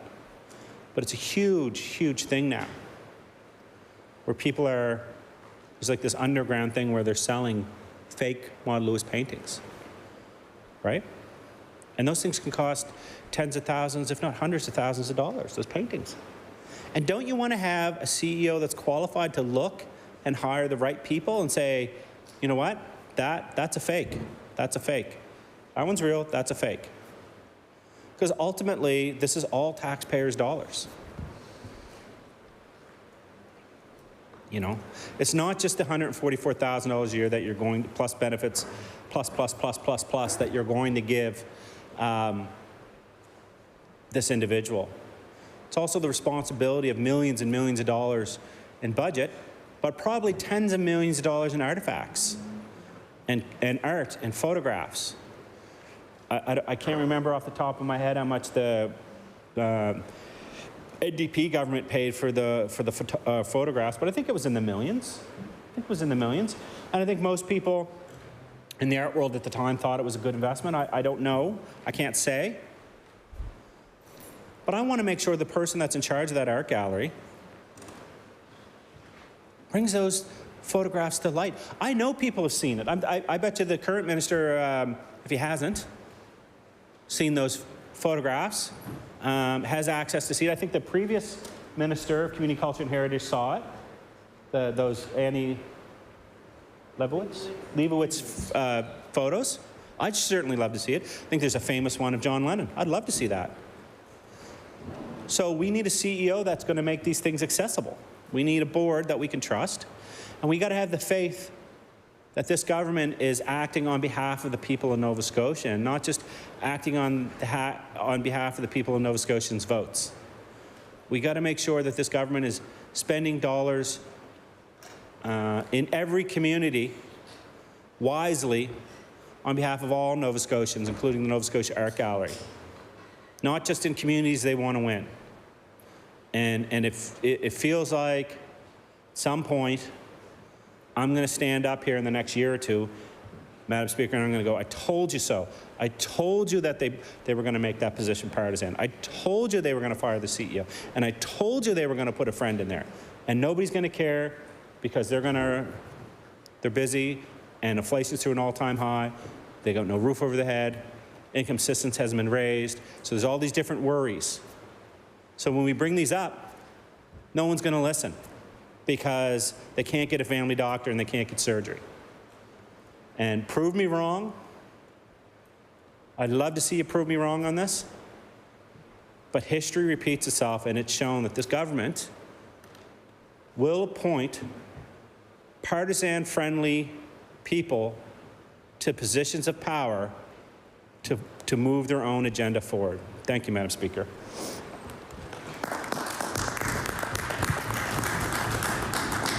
I recognize the honourable member for Halifax Citadel, Sable Island.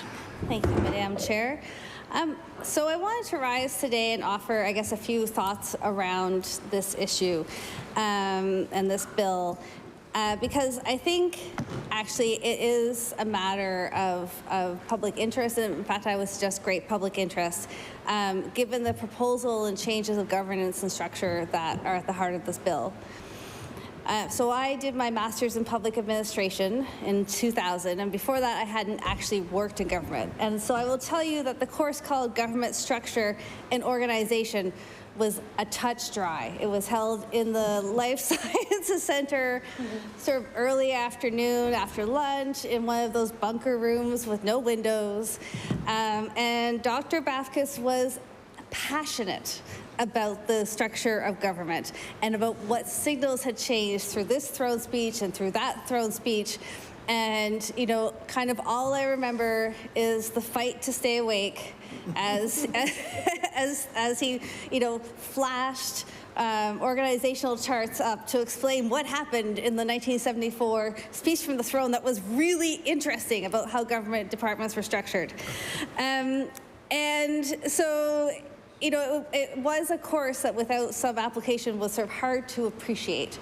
And after that, when I worked for the federal government and then for the provincial government, in fact, I came to understand that government structure and organization is actually really important. It's actually at the heart of how government does business. It signals the intent of government. People name departments certain names. People change governments, and we have new names of departments. It is actually an important issue to consider. And I actually think it's even more important to consider when we're talking about the role of arm's length organizations.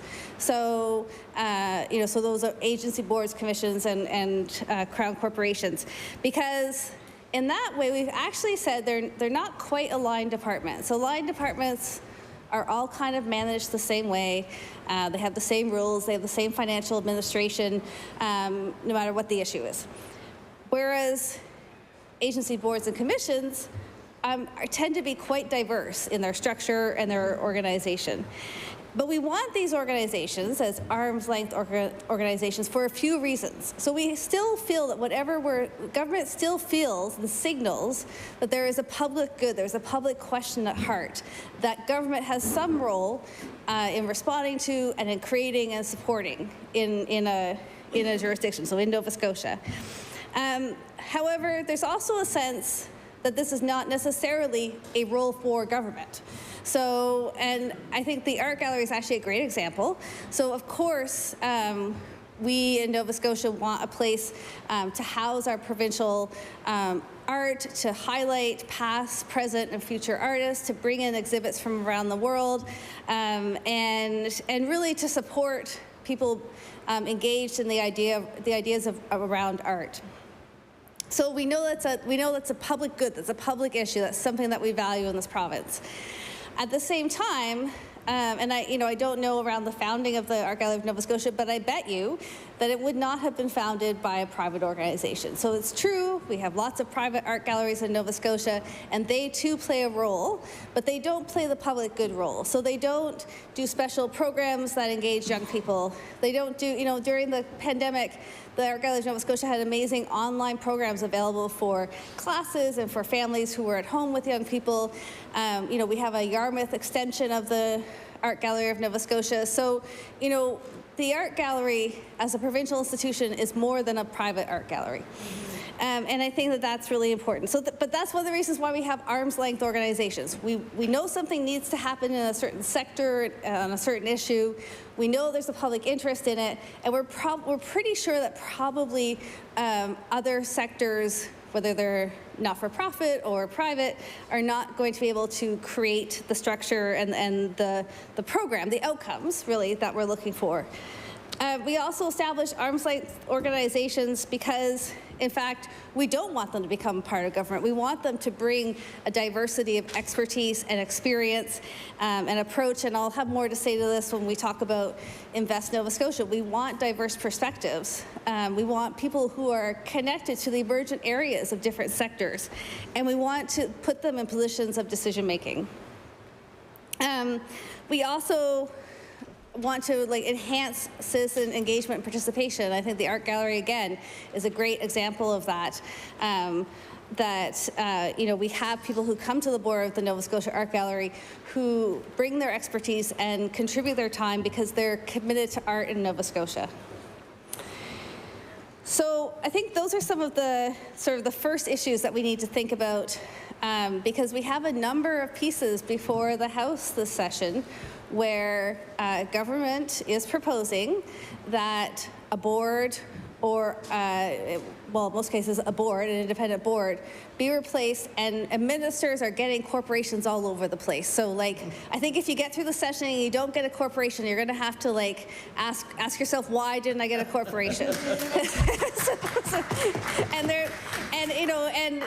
In one case it's an art gallery, and minister, respectfully, I think maybe you like won the tournament to get the art gallery. But I think this is a really disturbing trend, and as has been outlined time and time again, we got out of the business of politicizing private sector development. We got out of the business of politicizing art and culture. And we did that because we wanted governments that weren't based on nepotism and connections, and that, every time the government changed, the person in charge of a certain institution changed radically. We wanted an independent, nonpartisan, professional public service, and that includes arm's-length organizations. So I think there's much to be concerned about. I'm just going to flip through my notes.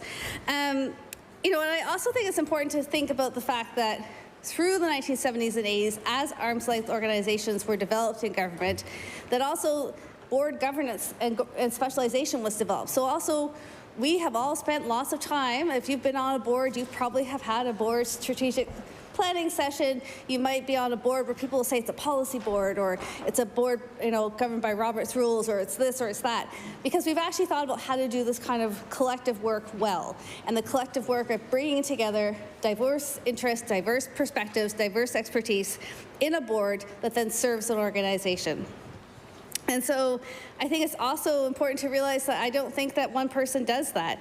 And, often it's super valuable to have someone from the public service on the board of an organization, but they're not the only perspective that's needed. And they're not going to be able to connect to the emergent issues that are happening in various sectors. As I was perusing some of the background material that the library has been providing for me in response to my various questions about arm's-length organizations, I was also struck by the fact that in this process, in this session, we're actually not getting any information about these reviews and what's being proposed. So, I will table some documents at a later date, but there's actually a whole plethora of information about how you do a review of an arm's-length organization within government. So people don't just politicize them and do it and then announce the results. So it's hard on this side. I have no idea what happened during any of the reviews that are being announced. We saw notes and mandate letters, and I'm just at the risk, I'm tabling a 2-page document, it's not a prop. And then there was a 2-page document released that explained kind of what was happening with a number of the agency boards and commissions. That is not a process. So let me find some of the information I have about sunsetting reviews.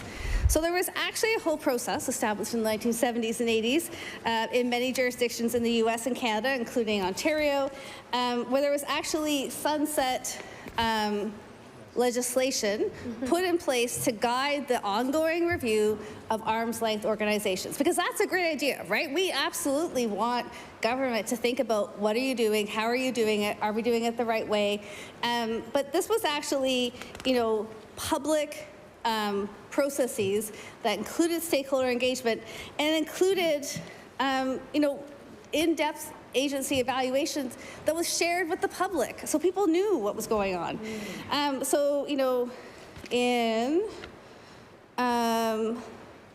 one of the things the authors here say is that, the most important part of the whole sunset concept is the provision for review and evaluation. So to make sure that, in fact, what you're doing with an arm's-length organization is serving the public interest, continues to serve the public interest. And program review and evaluation by the legislature is a precondition in all sunset legislation for the reenactment of a program, legislation, agency, or tax expenditure. Most sunset laws provided some preliminary evaluation to be performed by the agency or program under evaluation. That would be given to a legislative committee, which would make the final recommendation. And some of the questions that the sunset reviews would include were, Has the agency permitted qualified applicants to serve the public? Which is a particularly relevant, perhaps, question for the question of the art gallery. Has the agency operated in the public interest? Has the agency encouraged participation by the public in making its rules and decisions, as opposed to participation solely by the persons, in this case, that it regulates or works with? Is there a formal public complaints process? In Florida, some of the questions were around, is there another less restrictive approach to implementing this government objective? And so there were sunset reviews, like I said, in Canada, in the US, in Australia as well. And Peter O'Coin, who's a professor of public administration that many of you might know, and I'm just looking through my notes, wrote in 2007 specifically around Crown corporations in an article entitled Public Governance and Accountability of Canadian Crown Corporations Reform or Transformation, that the pressure to rethink how arm's-length organizations work comes from a number of areas. So it might come from control issues, so that government wants to control, by a renewed push for accountability and transparency in public bodies, or a refinement of corporate governance, a sense that aspect of the organization has not been working well. And O'Coin points out that, in fact, these three pressures are not congruent. They don't actually push the decision-making all in the same way. But when I read this article, I really thought, well, in our case, I think there is an issue here around control, that there's a sense that, well, we don't know, actually, because we're not privy to the review. We have no idea what happened during the review process. And that lack of transparency is not just an issue for us. It's an issue for everyone. Like, it's an issue for all Nova Scotians. Another example of how the issue of arm's length organizations was dealt with in Manitoba. In 2000s, they undertook a review of their arm's length organizations, their agency boards and commissions, and then they actually implemented a guiding law in 2017 to guide decision-making around arm's length organizations. So I guess what I'm saying is that, this particular issue on the art gallery, the other bills that we're going to look at where there was theoretically some kind of review done, we don't know what that is. There is no transparency, and I think that's really shameful, actually. And I think to finish, I would just comment as well on and reiterate the words of my colleague from Dartmouth North, that art should be political, but it should not be politicized. And so, there's probably lots of folks who are actually not watching Ledge TV tonight, and perhaps are not glued, I don't want to assume that, and are perhaps not glued to the legislative process in Nova Scotia, but I'm going to tell you that when there is a controversial art exhibit and the minister shuts it down, people will pay attention. And that's not what we want for art, not in Nova Scotia, not anywhere. And I think it shows a distinct lack of trust in the board and in the artists that we have in our province to politicize the governance of the Nova Scotia Art Gallery. And with that, Madam Chair, I will take my seat.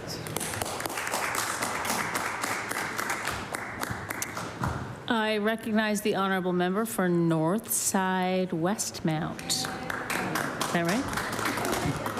Well, thank you, Madam Chair. And again, it's my honor to be able to stand here in my place and discuss this bill that's before us. I had an opportunity to speak to an amendment the other night, which really, to me, spoke to me, which is why I really wanted to speak on that. But when it comes to this bill, and I know this week in the media, the Premier referred to what's happening in here as ridiculous, and it's we're holding up the business of the legislature, and we're not doing our jobs. But what I would argue is that we are here, and we're here for a reason. So the people of our respective communities elected us to come to this place of great history to debate the laws, to debate the items that are going to either make life better, in some cases worse, for Nova Scotians. And in this particular case, when I look at this bill, so, you know, this bill is about some changes being made to the Art Gallery of Nova Scotia. And why should that raise the concern or the eyebrows or the suspicions of Nova Scotians? It's because what's written inside this bill, Madam Chair, and not only this bill, but many bills that we've seen brought to the legislature in this one short week that we've been here, and in the previous sessions. It's very clear that this government is on a mission of power, a mission of consolidation, a mission of removing transparency by means of eliminating boards, by means of eliminating arm's length entities. And that should be worrisome for everybody in this province. So I think I can count on how many boards we're 14 months in, and I think there's 1, 2, 3, 4, 5, 6, and now 7 boards that have been eliminated by this government, which is very, very troublesome. So good people who were appointed to these boards to make a difference in Nova Scotia. And what happened? They had their legs cut out from underneath them by a premier and a cabinet who want all of the control in their hands. And, you know, when we think about ability for organizations to act, ability for organizations to move things forward based on a strategic plan, it's very difficult for them to do that when they are having all of this consolidation take place. And, you know, for me, I just think we're taking a step backwards, and we're now entering into a time of patronage. It's very clear over the last number of months that this government is very much concerned about helping those who help them, or helping those who are friendly to them, or helping those who donate to them, or helping those who carry the same card in their wallet as they do. And that's not what Nova Scotia is about, Mixed Chair. Nova Scotia is about, or should be about, doing the right thing at the right time for the right reasons for all the citizens of this province. And what I've seen in this legislation with regard to the art gallery, it definitely doesn't do that. It consolidates the power at the top, in this particular case, in the hands of a minister. And when I had an opportunity to speak about one of our amendments, I talked a lot, maybe ad nauseum for some members on the other side, about the role of governance in our political system, in our boards and agencies, in our government crown corporations.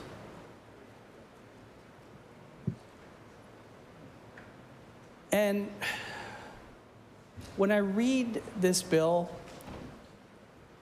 there's some little nuances that I think we should be very concerned about. You know, right away in Clause 3 of this bill, Section A,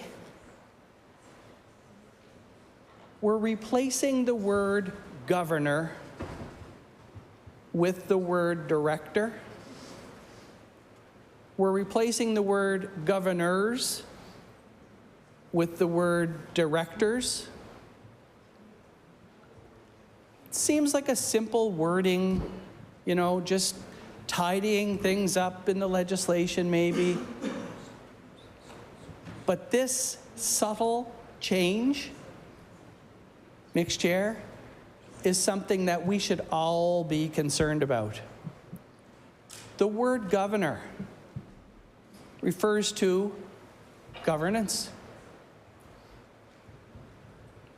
We talk about governance as the overall oversight of an organization led by a board of governors.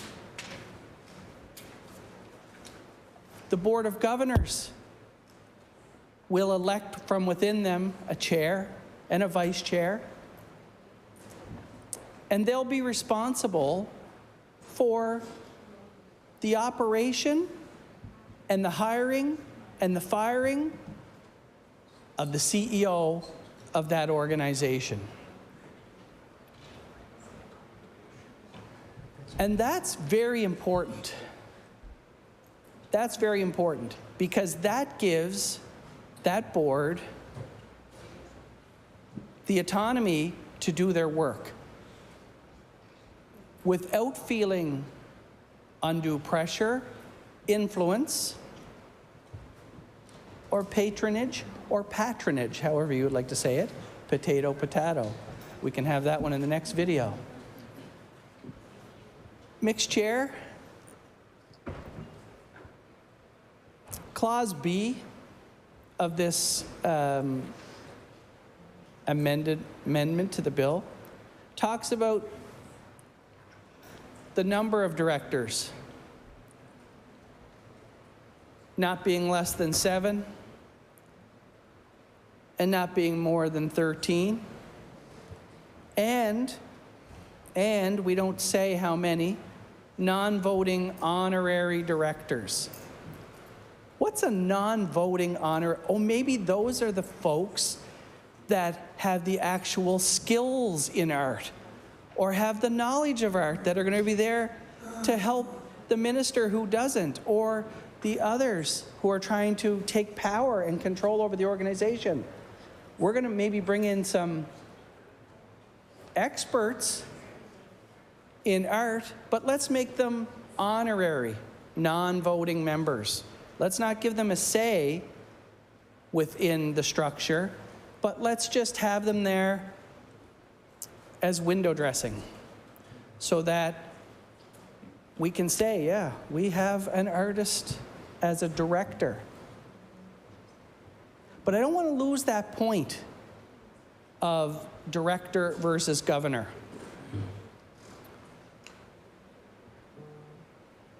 Because as a governor, once again,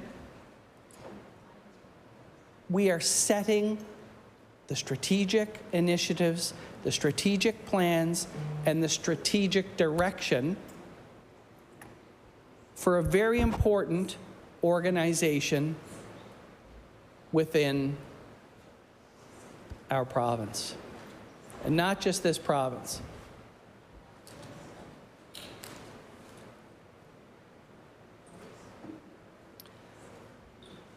So how will we, under this new bill or this new legislation, how would we bring new directors on? How will we make sure other directors move along? Well, what it says is that there will be a nominating committee. A nominating committee that will present names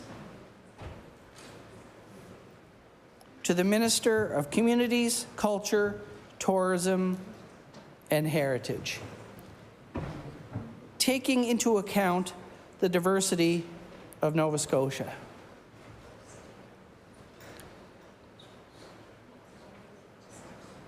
The minister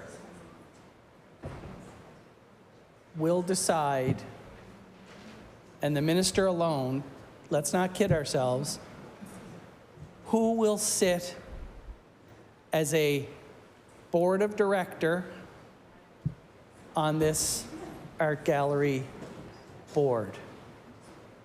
Very subtle differences that have major implications for the future of the Art Gallery of Nova Scotia and many other boards of governors and crown corporations within Nova Scotia. The track record cannot be argued with.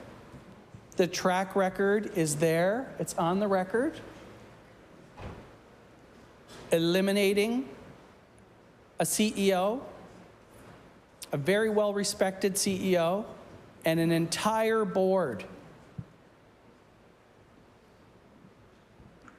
that was providing expert advice, guidance,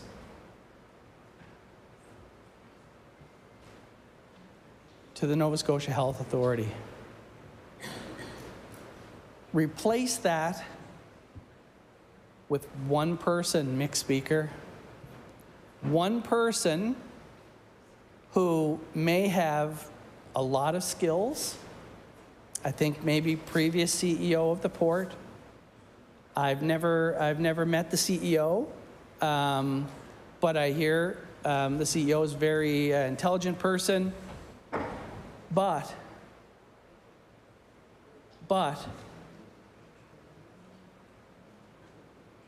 is clearly a partisan member of the PC Party of Nova Scotia. I would argue that the arm's length, transparency, and overall direction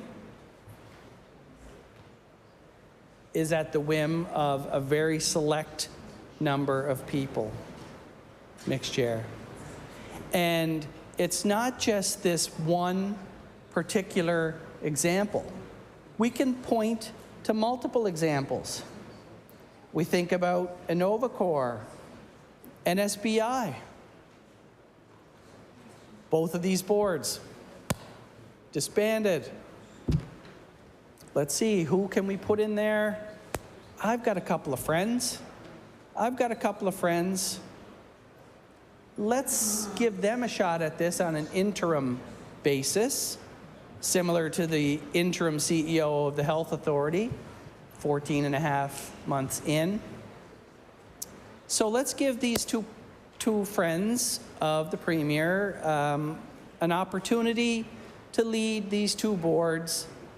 And I'm not sure what the previous CEOs of those boards were, and I'm not sure what their severance may have been, but the two new individuals leading the boards at $1,500 a day. And Mixed Speaker, if we were to take $1,500 a day, let's go at 200 days, that's an annual salary of $300,000. Add fringe, add benefits, vacation, and of course a healthy severance when they do get replaced with an official CEO. Times that by 2, you're into $600,000. Add the severances for the 2 other individuals that are let go.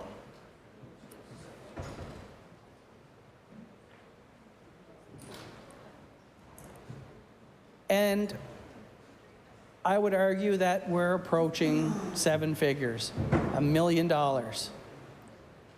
And mixed chair, that $1 million would have gone a long way helping the working poor people of Nova Scotia. That money could have been better spent, which brings me back to the bill that we're here to discuss this evening. Eliminating the CEO,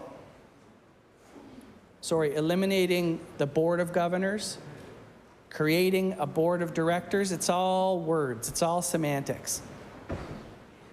But what does it really mean? In my opinion, what it really means is that we don't trust. So it seems like the government has a trust issue. We don't trust these boards to run the organizations any longer at arm's length, providing the transparency. So we're going to take control for them. Will, in this particular case, in the case of the gallery, we're leaving the appearance of the board. So the board members will be no fewer than 7, no more than 13. But everything is subject to the approval of the minister.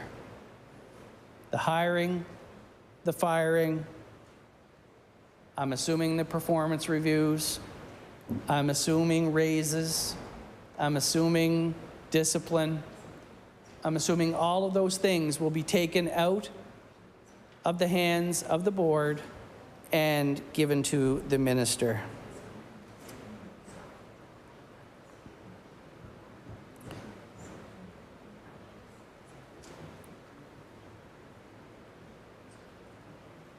Clause 6, mixed chair. Again, we're changing the title. Again, semantics. Changing the title from Director of the Gallery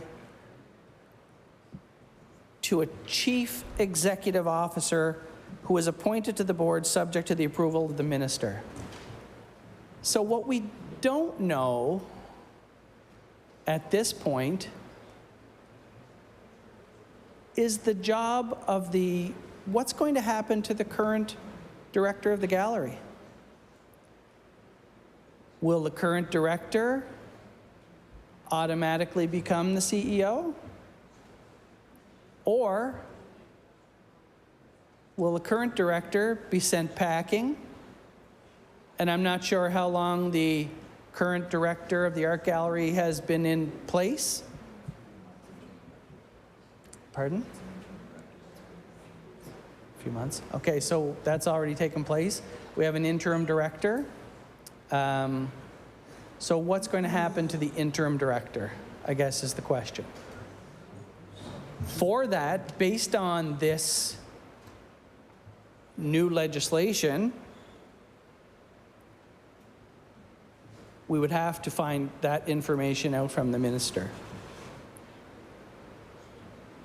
The minister will do the appointment, and if you remember correctly from the conversation we had last week,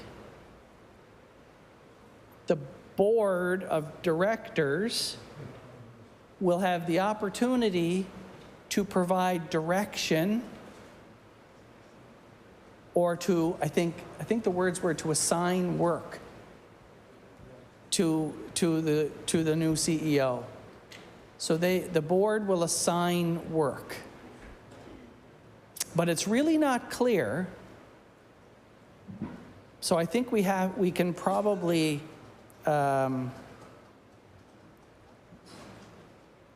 infer that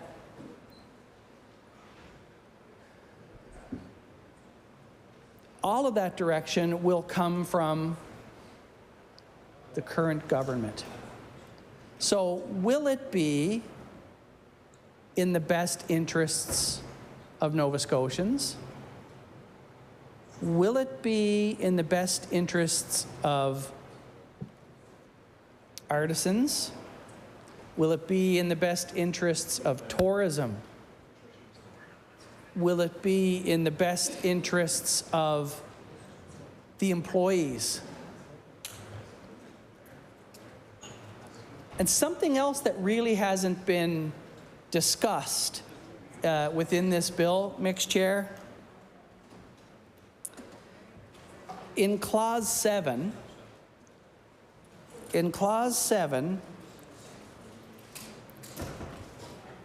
it tells us that the current gallery staff will be transferred from the civil service and will become employees of the gallery. Again, Mixed Chair, small wording, but potentially, in my opinion, a big impact. What happens to the seniority of those individuals who come from the civil service? The civil service in Nova Scotia, I'm not sure how many employees there are in the civil service, but the employees that are working at the art gallery with civil service status and now will not have that status. So all of a sudden, they go from a pool of thousands of employees to, I would think, a pool, a very small number of employees, maybe 10 or less. I don't know how many work at the gallery. So what happens to their rights? We don't have the information in this bill to tell us what will happen to the current employees. Will they maintain status in their union? Will they have bumping rights within the civil service? What will happen to their levels of vacation? What will happen to their benefit package? Will it stay the same? Will they remain in the pension? We don't see that here.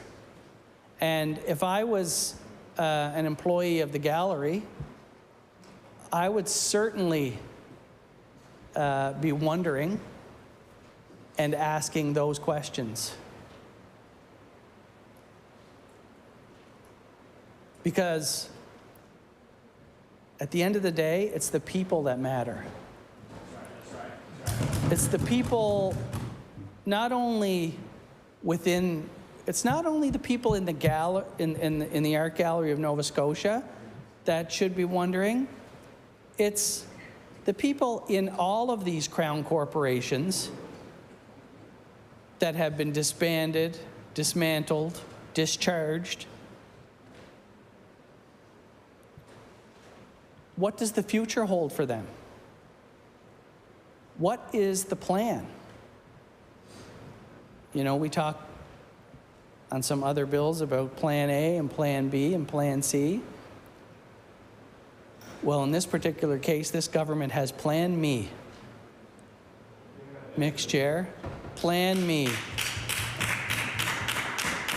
It's all about what they're going to do for themselves. They want to maintain the control. They want to keep corporations under their thumb. They want to eliminate transparency. Now that this is happening, imagine how much a foy pop is going to cost. It seems like that's the only way, Mixed Chair, that members of the public, members of the opposition on both sides here are going to be able to find their information, is through the freedom of information. And that, to me, is really it's really a shame because it's really taking us back. You know,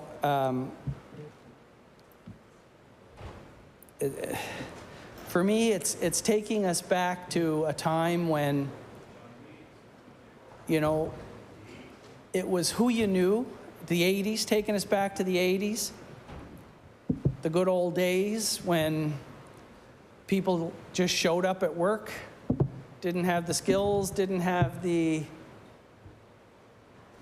credentials, but because they knew somebody or something about someone or someone knew them, they showed up and were appointed.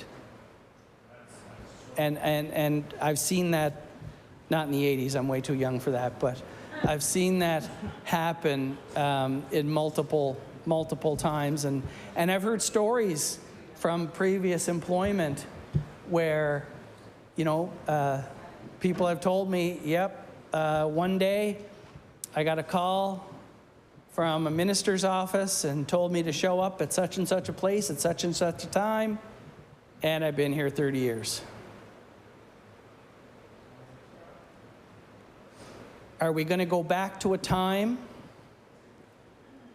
when there's no fair hiring?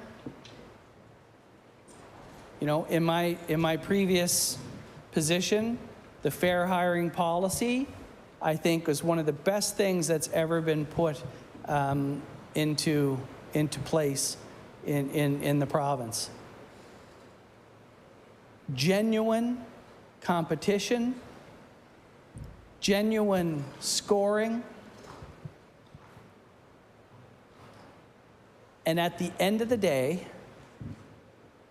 it's about the best person at the right time in the right place. You know, former boss of mine always talked about having the right bums and the right seats on the bus. Well, all the seats on the Solutionist bus are blue, mixed chair.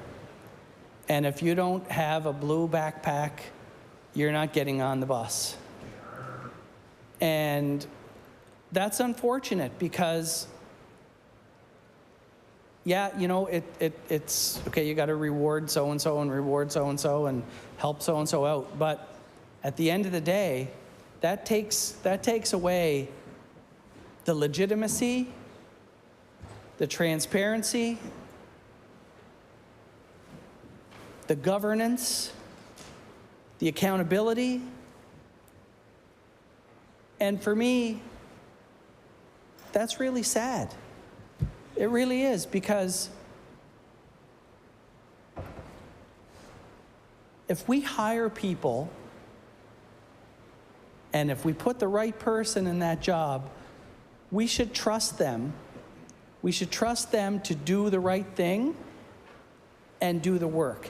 And if they don't, mixed chair, then based on a process, based on an ability to move things forward, based on following proper procedure, human resources procedures, then we may end up sunsetting or exiting someone from an institution.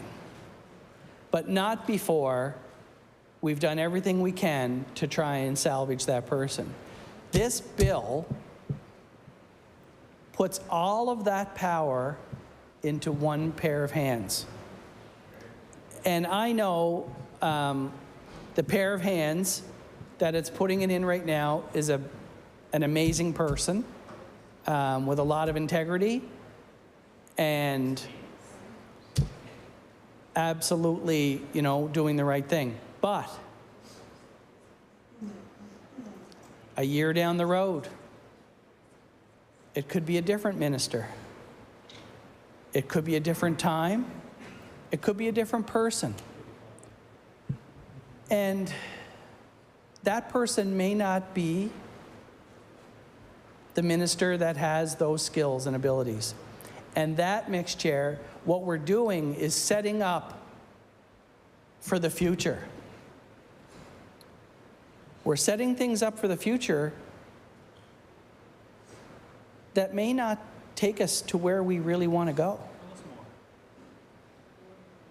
It's just an actual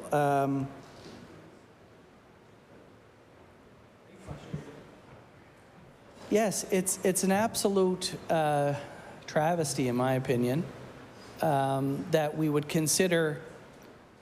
actually consider doing something of this nature. A lot of time and effort over the years went into setting up these crown corporations, these board of governors, and things have been operating very well. You know, I think my colleague, who's now sitting in the chair, mentioned we didn't see the review. So, you know, maybe we're here and maybe we're all wrong. Maybe this report says you should replace the CEO of the Health Authority, you should replace the CEO of NSBI, the Economic Growth Council. We don't need those. Mr. Premier, you should just eliminate that. Develop Nova Scotia, Innovacor, NSBI, Tourism Nova Scotia. Maybe the report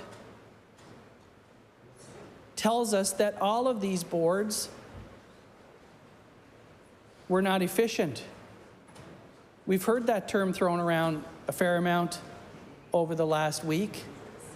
We're just trying to streamline. We're streamlining and making things efficient. Well,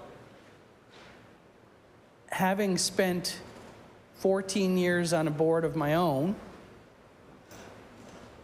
I can tell you that people don't join boards to not be efficient.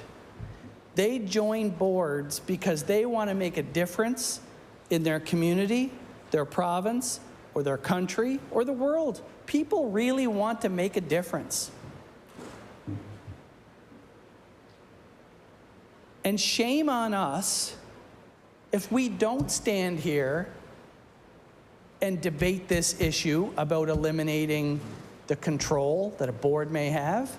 Shame on us, because we're not respecting the people that put their names forward to do the work that they're trained in, to do the work that they're passionate about, to do the work that matters to them. Mixed Chair.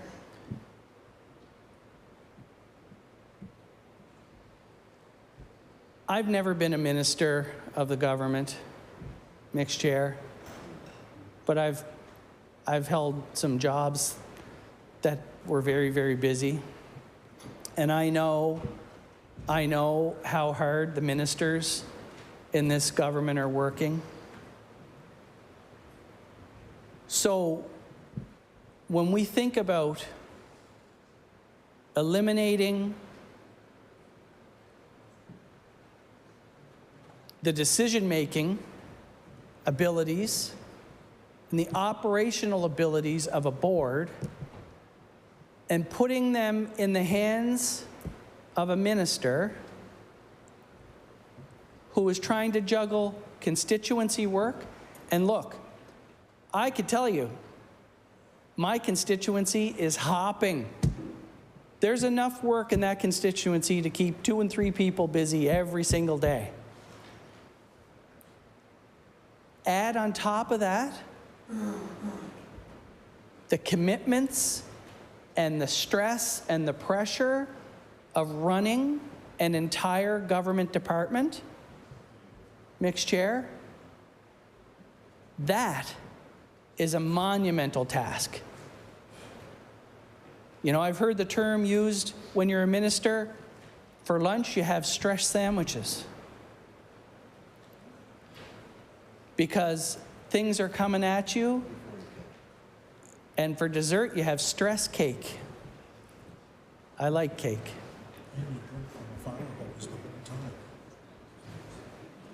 And we all like cake.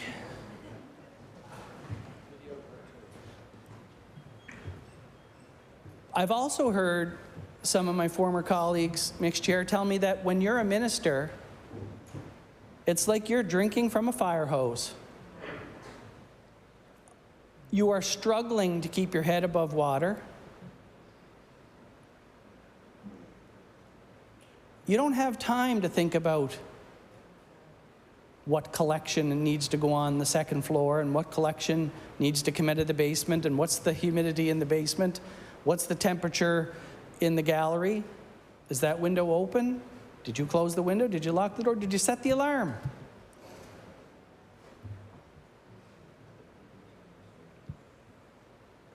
Ministers are busy, busy people. Just to go back, you think about, you know, and then you add on top of that 12, 14-hour days in the legislature. So I'm sure the ministerial work is piling up. Extended hours by the Premier into midnight, 11:59, not quite midnight. So I know that, you know, for at least several times a year, there's a lot of stress on the ministers. So essentially adding a Crown corporation under the minister's responsibility, that's a full-time job in itself. And now it's going to be done off the corner of a desk.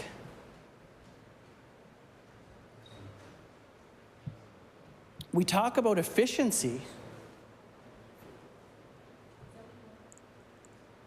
What kind of quality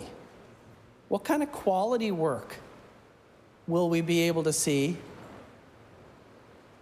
due to the extreme, and I don't think I'm wrong, I hope to find out someday, but I don't think I'm wrong about the extreme busyness of those positions.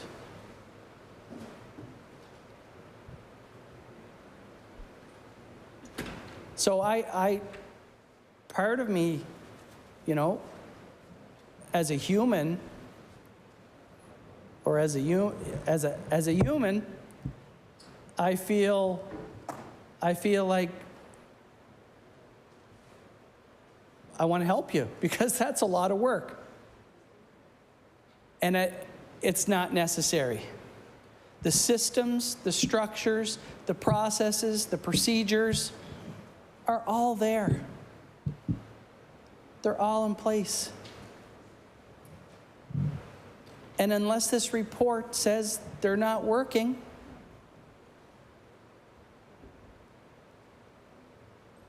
you know, we've all seen the propaganda come out with the signature on it and the blue and white colors and all of that. Is this about putting a stamp on something? Is this about putting the stamp of approval and say, this is my government. This is me. I am in control of this entire operation.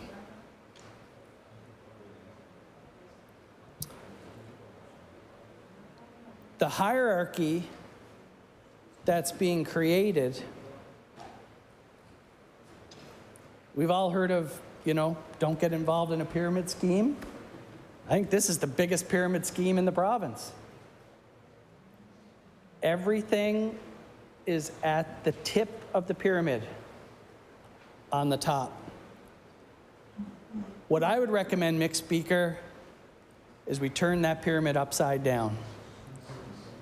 Let's turn it upside down, and let's let the Crown corporations, let's let the agencies and the boards, let's let them do the good work that they're set out to do in the systems that they're set up in. And you know what'll happen? The bottom of that pyramid will be glowing like Rudolph's nose. Things will be running so smoothly that the shine on that office at the bottom of the pyramid will be like no other.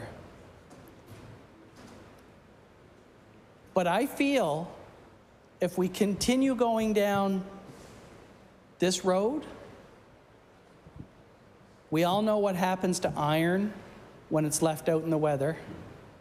It rusts. And what I see happening is that the joints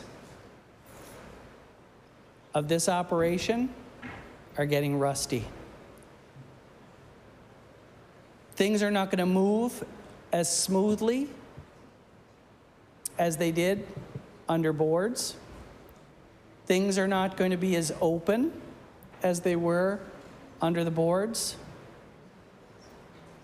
Efficiency is going to go down the drain because it's impossible to be efficient in a system where you're controlling everything.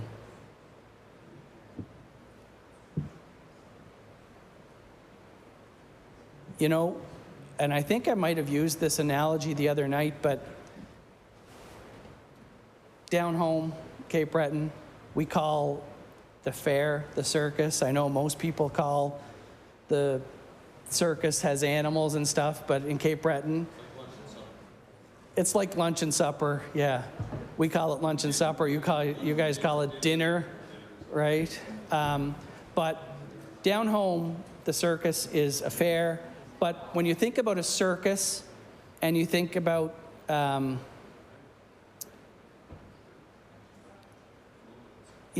how a circus works, you've got one ringmaster and it's running all of the different things at the same time.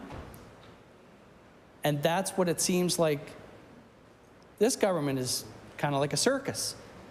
It's got one person running the top. And everybody else is underneath. One person's got the plates spinning, another person's juggling the flames and the fire. Sooner or later, the plates are going to crash. The balls are going to fall. And the person juggling the fire, it's going to fall. Things are going to implode. And the boards are not there. There's nobody to put out the fire.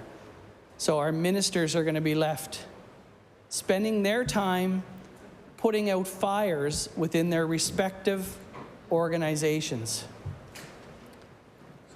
So instead of drinking from the fire hose, they're going to be looking for the fire hose.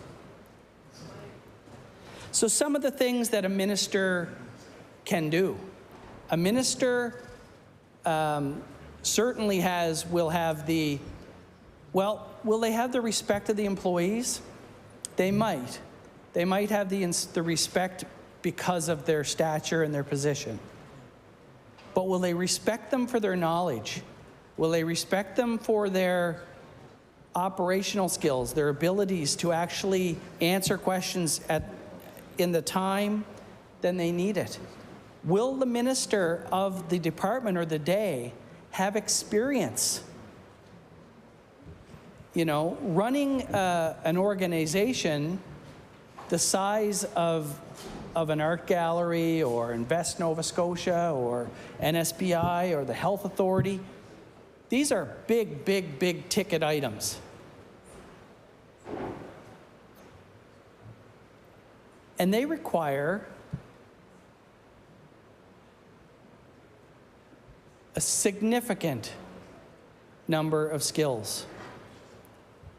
Human resource skills, accounting skills, finance skills, just to name a few. And I know you might look at me and say, well, we have people that do that within the government. Sure you do. But now they're going to have to do it for all of these organizations. So does that mean that where we're trying to be more efficient by eliminating boards, we're actually going to have to grow the public service to be able to control and do the work required? That makes me wonder.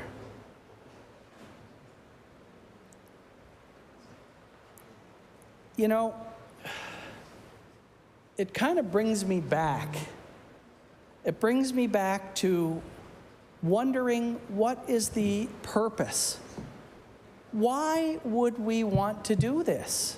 I don't understand, and I'd be happy to have a chat outside later if you want to, enlighten me about why we would do this. It just doesn't make any sense other than for me, and I love to be proven wrong. I think, my colleague from Halifax Atlantic said he'd love to be proven wrong, and I'd love to be proven wrong. But to me, this is absolutely nothing but a consolidation of power. Let's call it a power grab. And that's why we're willing, and I'm willing, to stand here and talk to you for an hour, hoping that some of it might stick. I'm not here criticizing for the sake of criticizing. It might sound that way because there's lots here to look at, but honestly and truthfully, I'm here to try and help.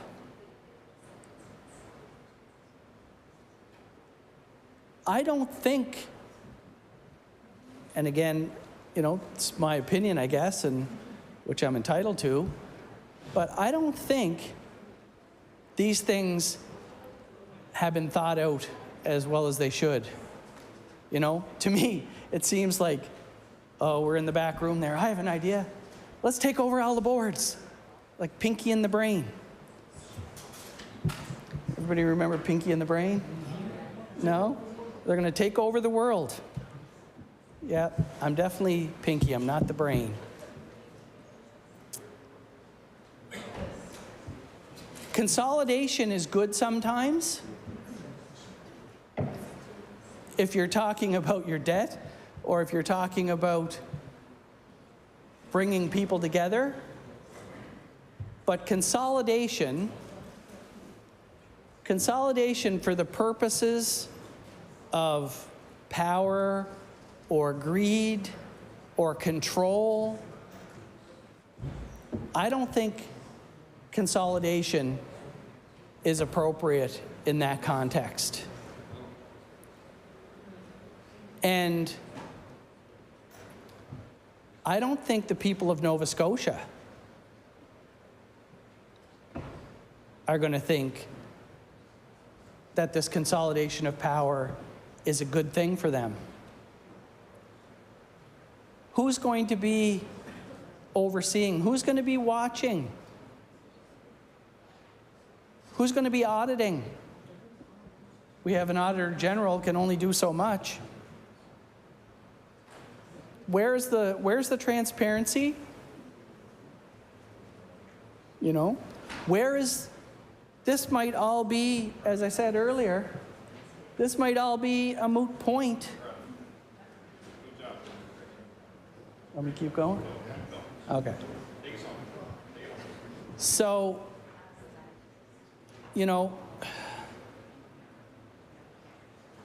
it just baffles me, actually, mixed chair.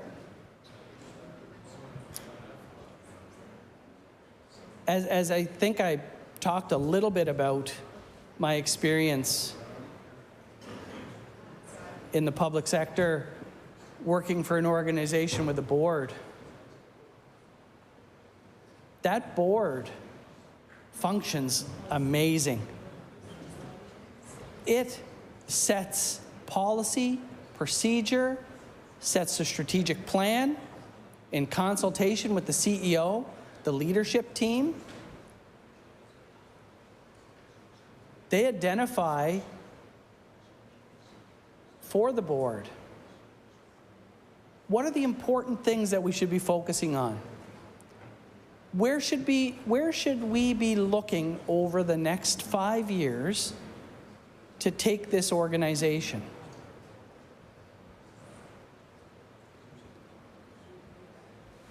They start them down a path. There's regular updates, monthly committee meet. So you think about when you have a board, just think of the number of committees that are on a board. There's generally a human resources committee. There's a finance committee. There might be a communications committee. There might be a strategic planning committee.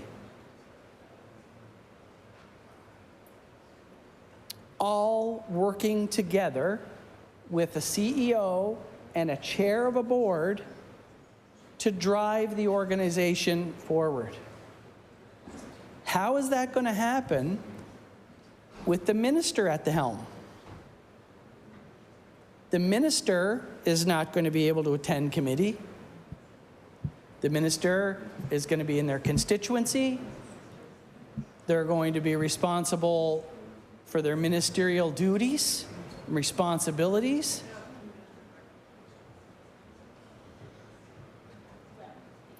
It would have been great. It would have been great as this bill was put in place and some of the other bills that have been put in place over the last few days.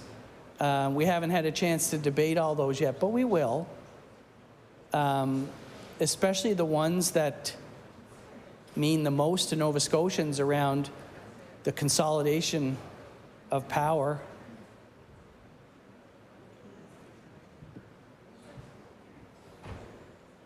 It's unfortunate that it has come down to this because, like I said, I don't like standing here and, throwing darts about all of this legislation. But somebody has to stand up, and we've chosen to do that in the best interests of Nova Scotians. And why? Because, is it a trust thing? Maybe. Because all we've seen so far in various examples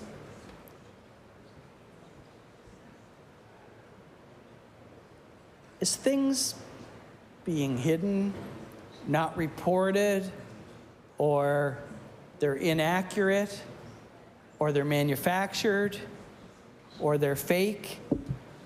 Even today we had a point of order talking about things not being real. And we'll see about that maybe tomorrow.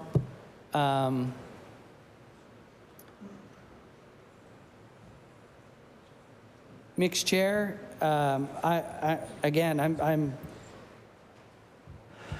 sort of flabbergasted because for me, and I know a lot of my colleagues here, and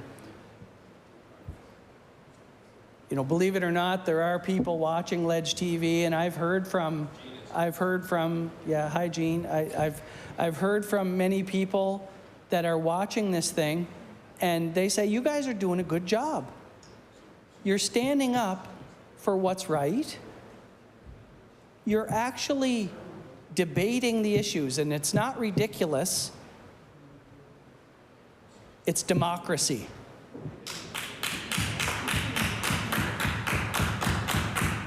What's ridiculous is when you say one thing and do another thing, or when you were in the role and you debated, it wasn't ridiculous, but now when you're on the other side and you're being debated with, it becomes ridiculous.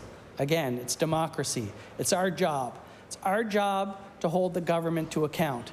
And it's darn well hard to hold a government to account when they want to control everything.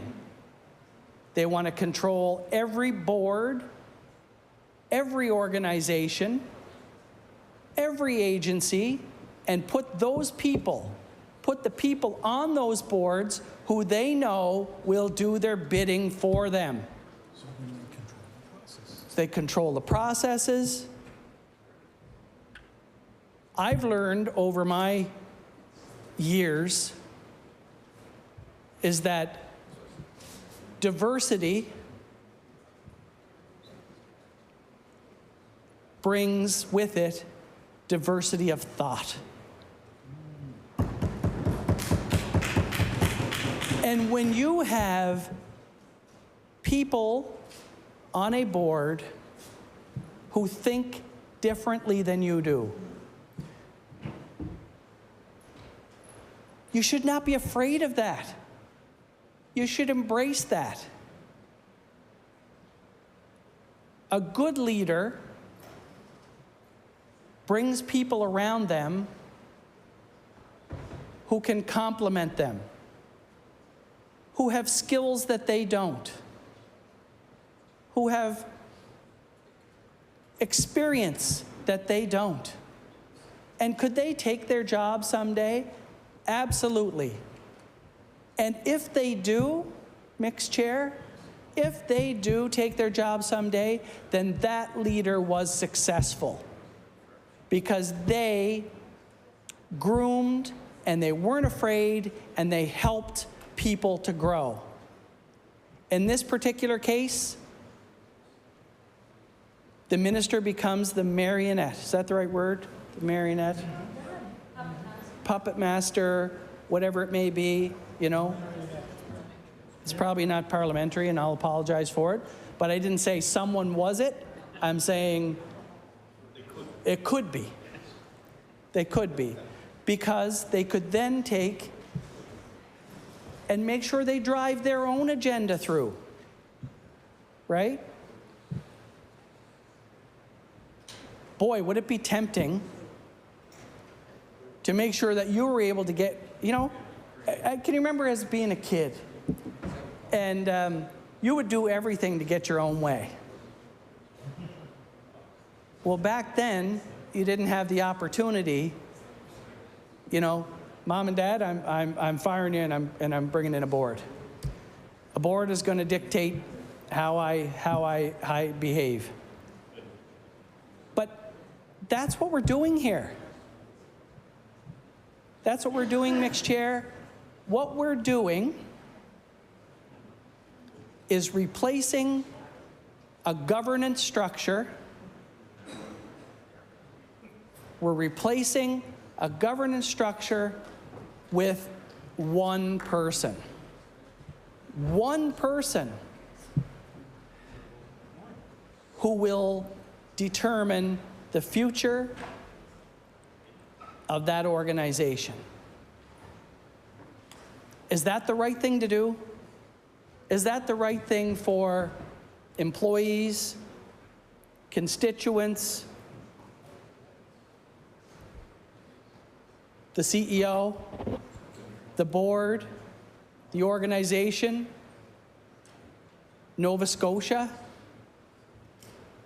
Is it the right thing? Mixed chair, I'm very disappointed, and I know that probably doesn't mean a lot, but to me, I'm very disappointed that this government has decided to consolidate power, take the power away from the people, and concentrate that power at the executive table. It's not the way to do business, mixed chair. It's not the way that's going to drive this community, this province, and these organizations forward. We're going back. I urge the government to take a second look at this legislation. It's never too late to do the right thing. And with that, mixed chair, I'll take my chair. Thank you very much.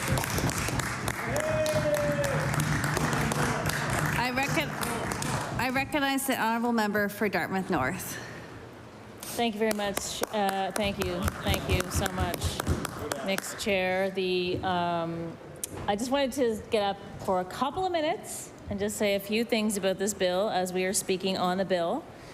I bumped into the minister, not literally, but the other day in the parking lot, and I said, "Did you ever think, Minister, that we would spend so much time talking about art in this room?" And, you know, he said no, and neither did I, Mixed Chair.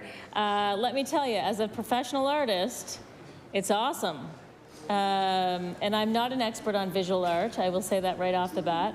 I do know how to pronounce Annie Leibovitz, though, unlike some of my honorable colleagues in this room. And I'm darn excited to see that exhibit one of these days, Mixed Chair. Art is very powerful, and the Art Gallery of Nova Scotia, which is what it's called, not the Nova Scotia Art Gallery, the Art Gallery of Nova Scotia is an essential, necessary institution.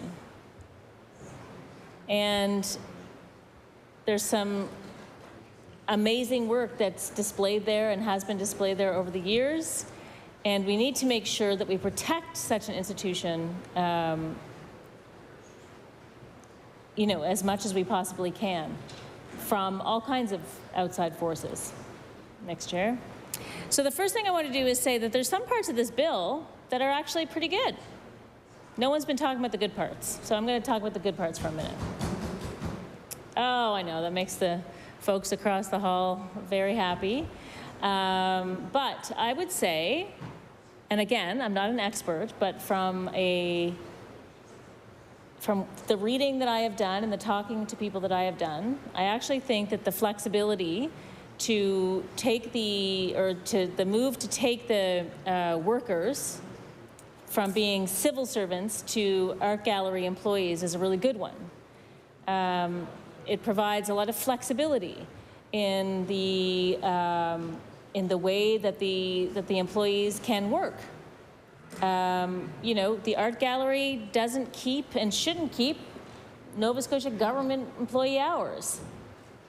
If they did, then no one would be able to go see anything because they would be closed on the weekends and they'd be closed on the evenings. And, you know, there's lots of folks who wouldn't be able to get there. So that kind of flexibility is important. And also, my understanding is that, you know, when there are employees that are civil servants, there's a lot of sort of hoops to jump through to hire new people, or, you know, and, you know, because they, and, you know, God love them, they're a unionized workplace, thank goodness. But there's a lot of, like, you know, different regulations when it comes to, you know, whatever it's called, seniority and priority and all that stuff. So this means that the art gallery will be able to hire people who are trained to be working in art galleries. They'll still be a unionized workplace.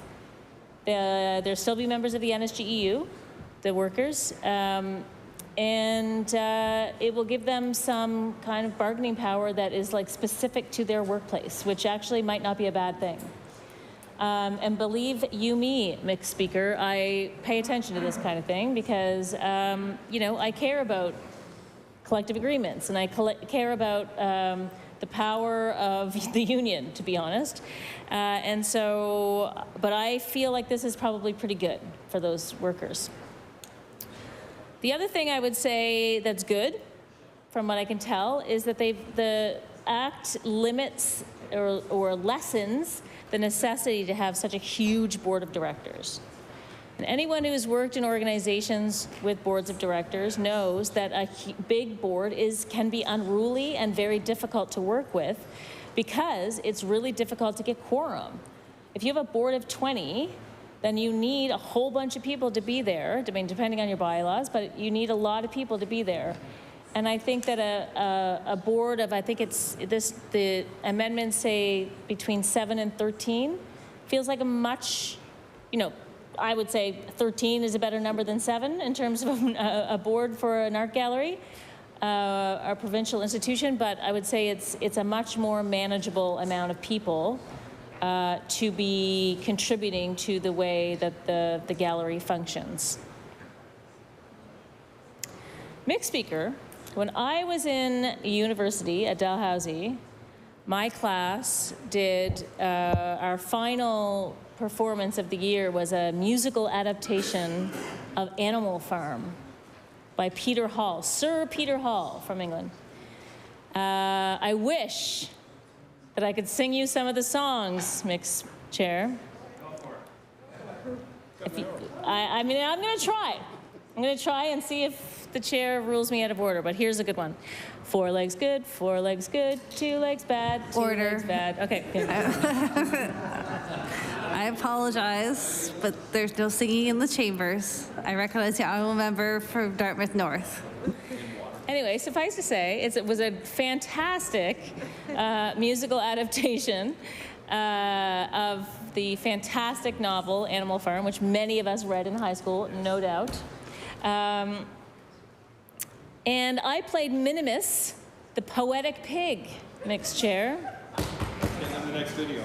And Minimus, the poetic pig, was the propagandist. Oh, you're done. Oh, The propagandist. So you know that Animal Farm is sort of an allegory for the Russian, what? Russian Revolution.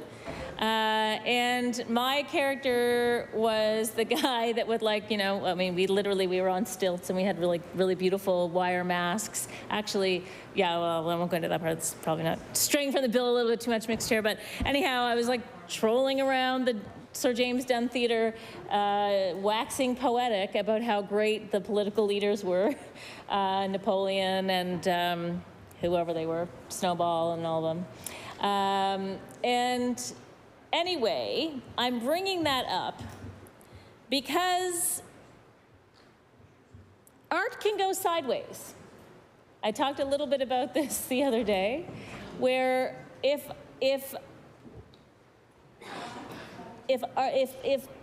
art becomes super politicized, then it can become dangerous. And dangerous governments around the world have had great artists make work for them. And I'm not saying that that's what's happening here, Mixed Chair, at all. I'm saying, though, that it is not an unheard of situation. And so we, in a democratic state, must guard ourselves against anti-democratic moves or movements that might, you know, allow such things to happen. So, George Orwell himself, in an essay that he wrote called Why I Write, wrote that Animal Farm was the first book in which he tried with full consciousness of what he was doing to fuse political purpose and artistic purpose into one whole. So George Orwell is obviously political. He had a political stance. He had criticisms of government. He had criticisms of what was happening in the war, the World War II. And he wrote this play, or novel, and then became a play, to criticize it. And that to me is a great way, is a great use of art, to criticize political movements. What is not a great use of art is for governments to use it to further their own ideas. I say this, Mixed Chair, because I think that the one big problem, and it is a problem with this bill, is the clauses that refer to the hiring and firing, or the hiring and the dismissal of the CEO of the Art Gallery of Nova Scotia with approval of the minister. Doesn't mean that the minister is going to get in on the action of the everyday runnings of the art gallery, which we've sort of heard, you know, that there's fear of that. I don't believe that that's the case. However, and it also says that, you know, with recommendation of the board, which is really important. So if the board is in place, the board, who is selected in a transparent and public way through the ABC's appointments at the HR committee of this legislature, in front of full public view, the board members are selected for an organization like the Art Gallery. But the CEO can be appointed and then rubber stamped or fired, and that be rubber stamped by the minister. So to me, that is unnecessary overreach by the government into a democratically run institution, and there's no need for it. If there is a need, or if there's a reason beyond government wanting to have control over its institutions and limiting arm's length relationships, then we need to hear it. And we should have heard it in second reading before we got into this debate. Third reading is too late. So it's deeply troubling. And I just want to say, Mixed Chair, that I am not up here to, I'm not participating in any kind of filibuster right now. I think this is actually really, really important. And I think that all of my colleagues who have spoken tonight have said some really important things.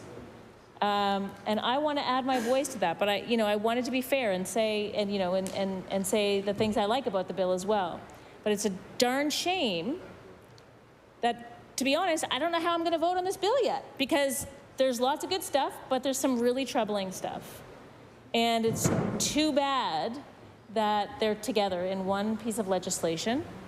I would love to see this bill go back and be, and have that clause removed.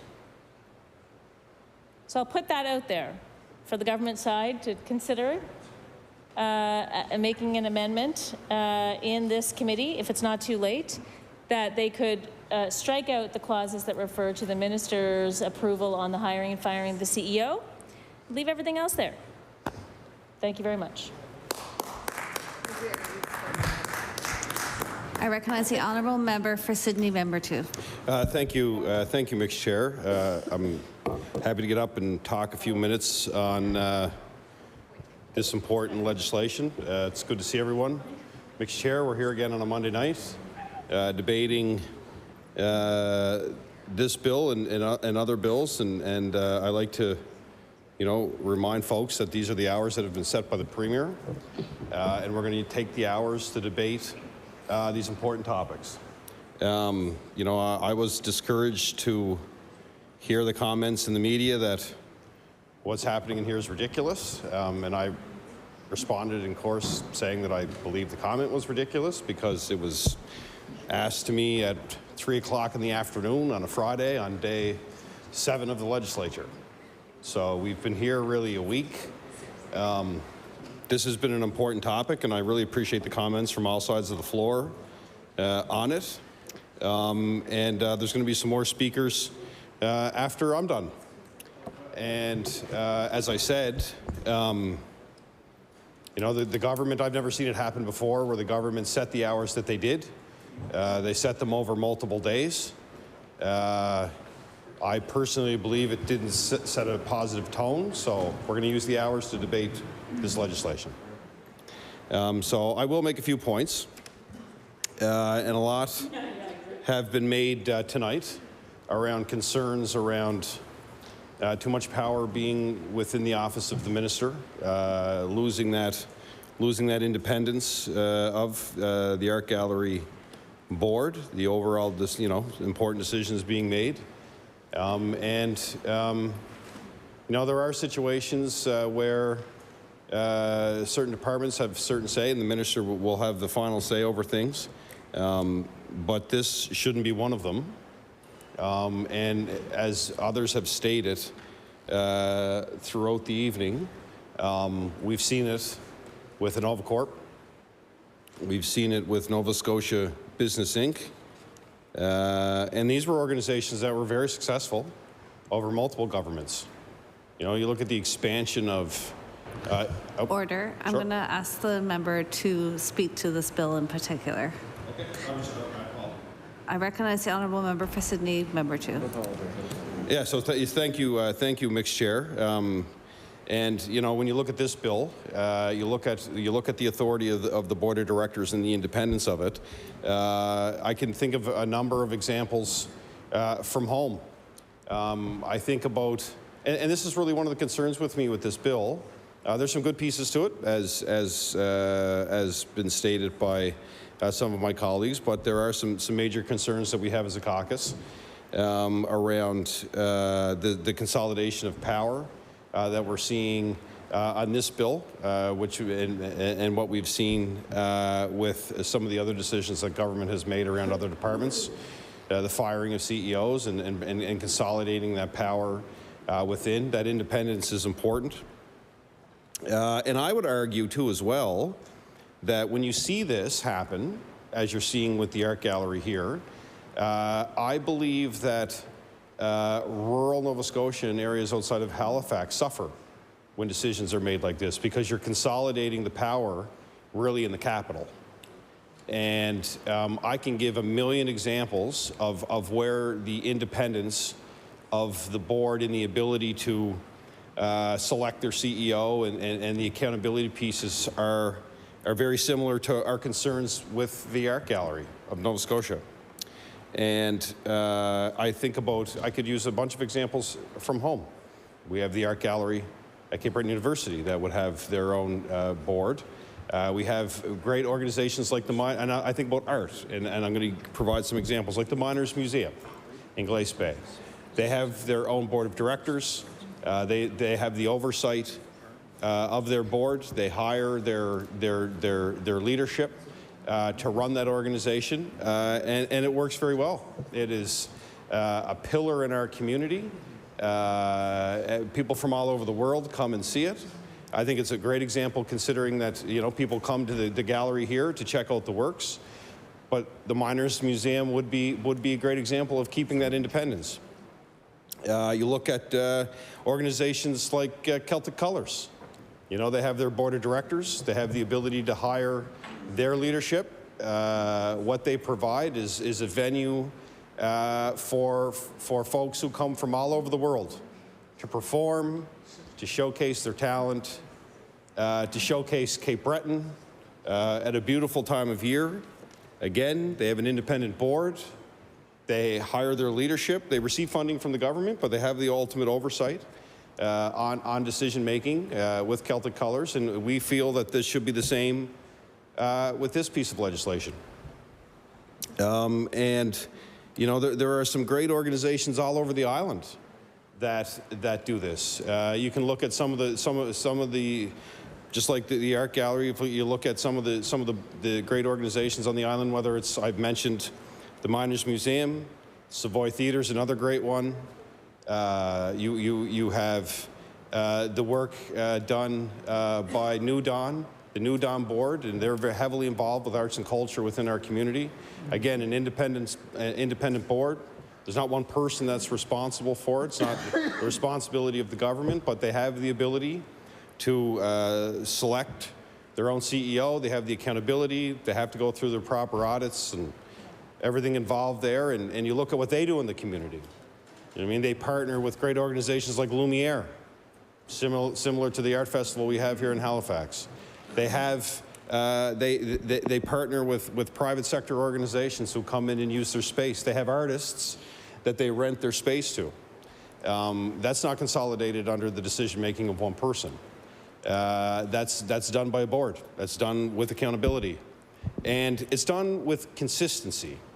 And I use all of those organizations again. What would happen if every 1 to 2 years there was a new person who came in and had to make all the decisions for the Miners Museum in Glace Bay, or the Savoy Theatre in Glace Bay, or Highland Arts Theatre in Sydney, or New Dawn, so the list goes on, or Celtic Colours. So all of these organizations have consistency. They have consistency in their boards. They have consistency in the people who are running the day-to-day operations. And if they need to make decisions, they're done collectively. They're done with a board with expertise. That consistency is always there. Of course, boards change all of the time. It will change with the art gallery. But you always have that pool of expertise that can come in and carry the torch for the groups or the members that would have come before. So again, I think consistency is key. And I think when you make decisions like this, that consolidate power, I think rural Nova Scotia suffers. I think you lose that voice. I think a part of that voice is lost in the decision making, and we've seen in the consolidation of power back within the political realm of this government. You know, if you look at Nova Corp,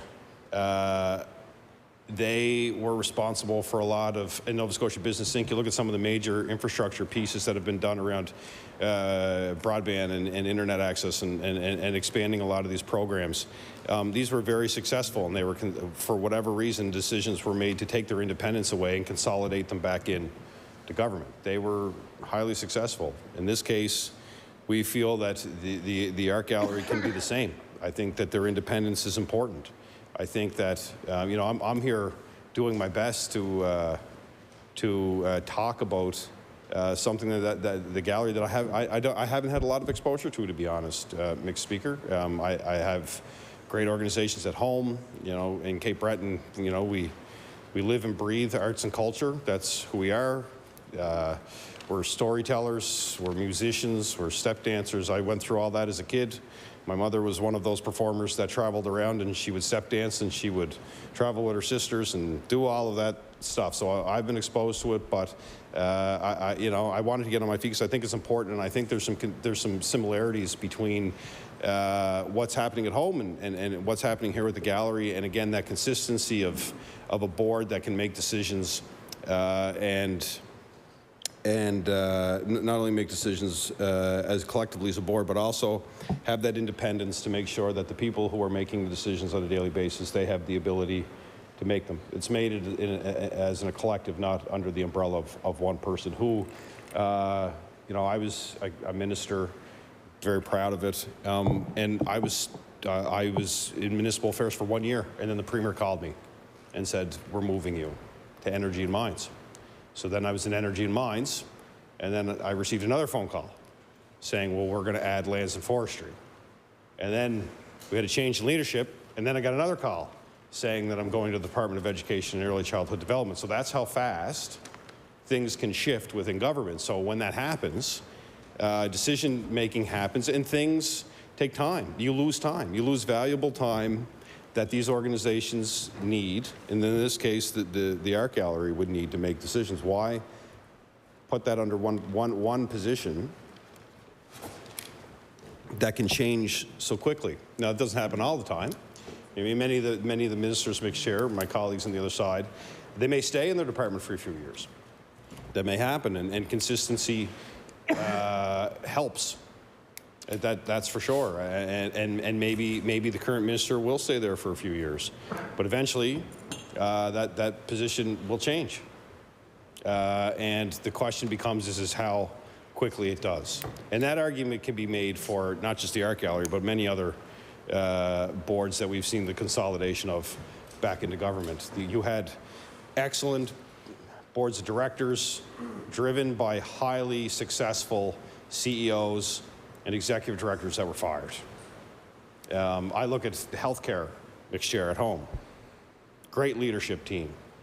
Made the toughest decisions in the history of Cape Breton healthcare redevelopment. The reason why there's a cancer center, the reason why there's a cath unit, the reason why there's a mother-infant unit, the reason why there's new schools in New Waterford, the work on the north side, because we made the tough decisions politically that nobody else was willing to make. But they were made ultimately by the advice and the success of highly experienced people in their field who said the time has come for government to make those decisions. And as a result of it, at the time it was very difficult. Everybody, I remember the day it happened, and people in the crowd were saying my career was over when we made them, and they were. That was the chant at one point of the day that my career was done when we made those decisions. But we took the advice, here I am, a few years later, but we took the advice of those highly respected, in their field, trained CEOs who are now fired. But the government's happy to celebrate their work because that's what they're doing. When they put a shovel in the ground, they're actually celebrating the work of the people that they fired. They are. It's a true story. And I will celebrate them forever because I know myself that my time in politics is temporary. As my time was in cabinet is temporary. As the time will be for the members opposite. Their time in cabinet is temporary. And their time in politics is temporary. But when you find talented civil servants, whether they're deputy ministers, whether they're external boards, when people step up, you support them. And as a result of that, we've seen some great ones come through that have made some groundbreaking decisions for arts, for science, for healthcare, for culture, for business, and a lot of them were fired. And that's really unfortunate, and that's our fear with this, is that we're consolidating this power back into the minister's office, where one day the CEO could wake up and be out of a job. Not really understanding why. It could just happen, because the power goes back to the minister. And how contracts get worded and how things happen, it all changes when that power goes back into the political realm. And that's where it's going. Minister's office is the minister's office. It's supposed to not be political, but as we've seen, people were fired and friends were hired. Buddies, I think. Buddies, personal buddies. Don't know if they've seen a resume yet. But that happens.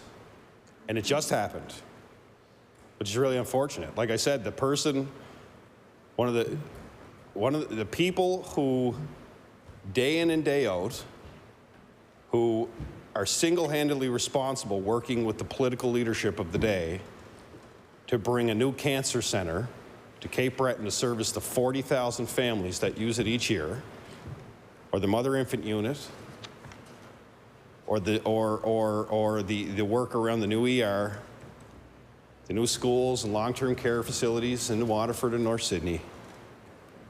They were all fired. They're all fired. And 6 months later, the government's putting a shovel in the ground in Waterford. And they're putting a shovel in the ground at the cancer center.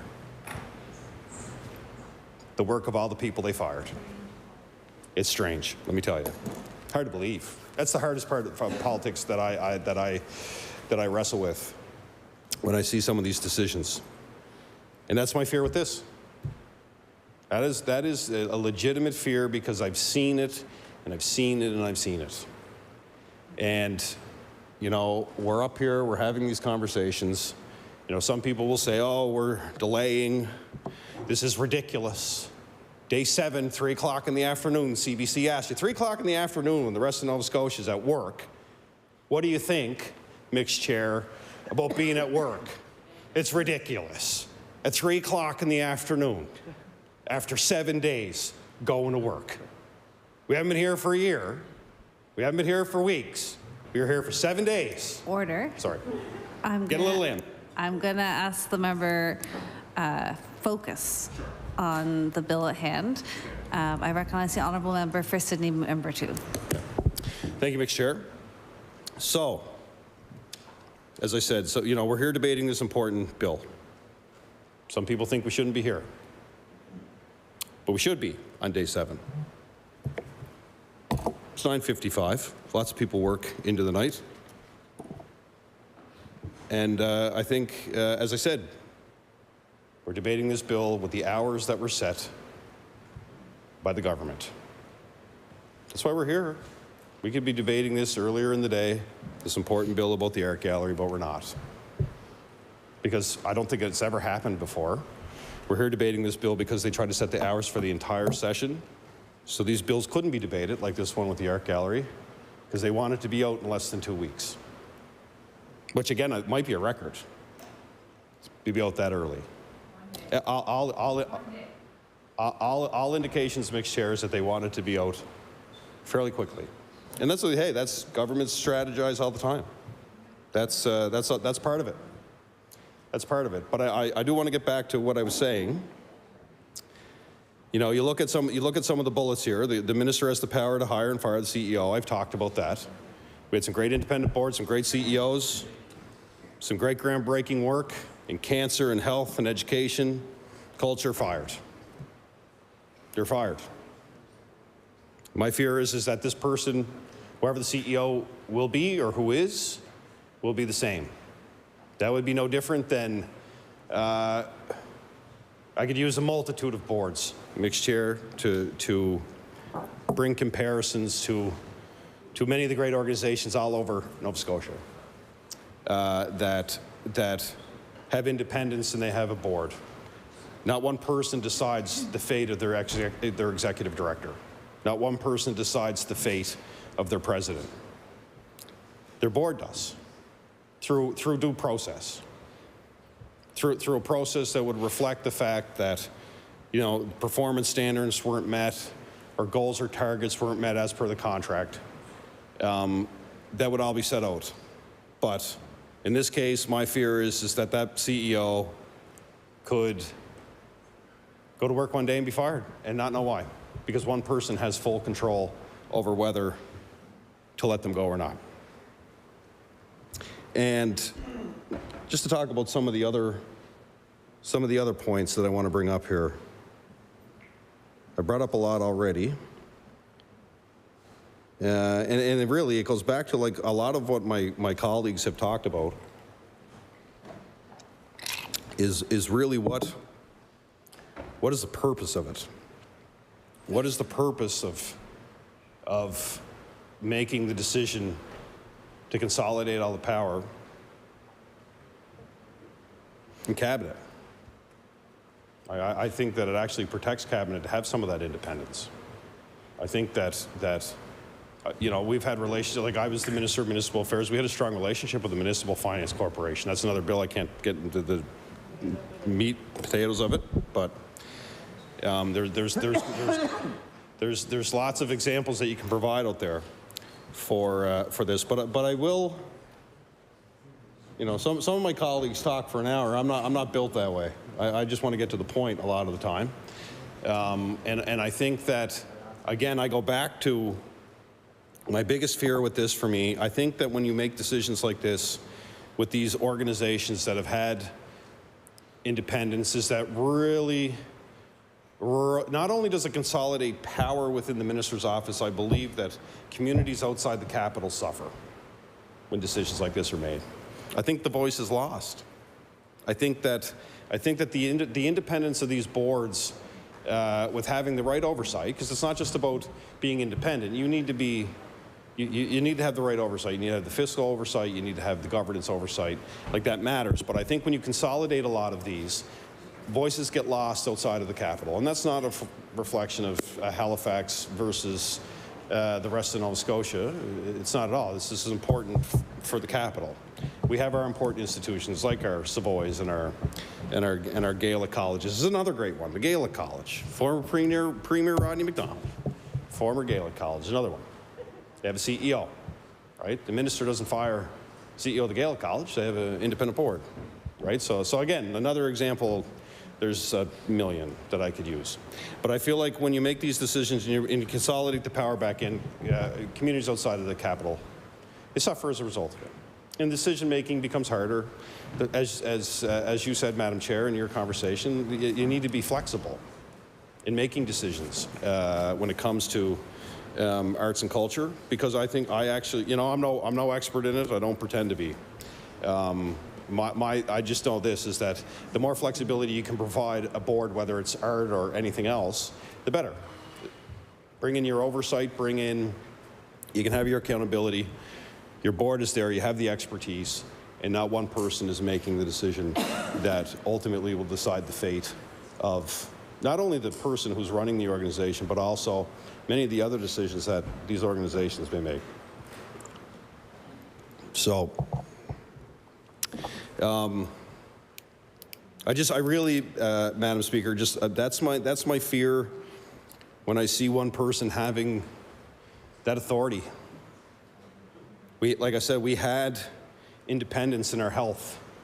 We had independence in our organizations that promoted economic development, tourism, really growth, and we saw it. We saw it with those other organizations. We saw it with the awards, and we saw it with the investments and the returns that were coming in from InnovaCorp and the work around, as I said earlier, around our goal at the time. We invested millions in expansion of internet in communities across Nova Scotia. That's, again, a multi-governmental decision made under our time in government, that our goal was to expand internet, because we knew that for business to grow and thrive, you needed to do it again. I go back to the healthcare redevelopment, because it's just, I remember the day. I remember how difficult those decisions were to make. They were made based on advice by people who are now no longer with us. And I still scratch my head at that, because those people were making decisions based on the information that we needed to, similar to what we would have here with the art gallery, with the independents, so they were making decisions around what we were seeing in doctor recruitment and retention, and we were seeing with the need of family practice wait lists. They were using the information that, you know, this government likes to say is not accurate anymore.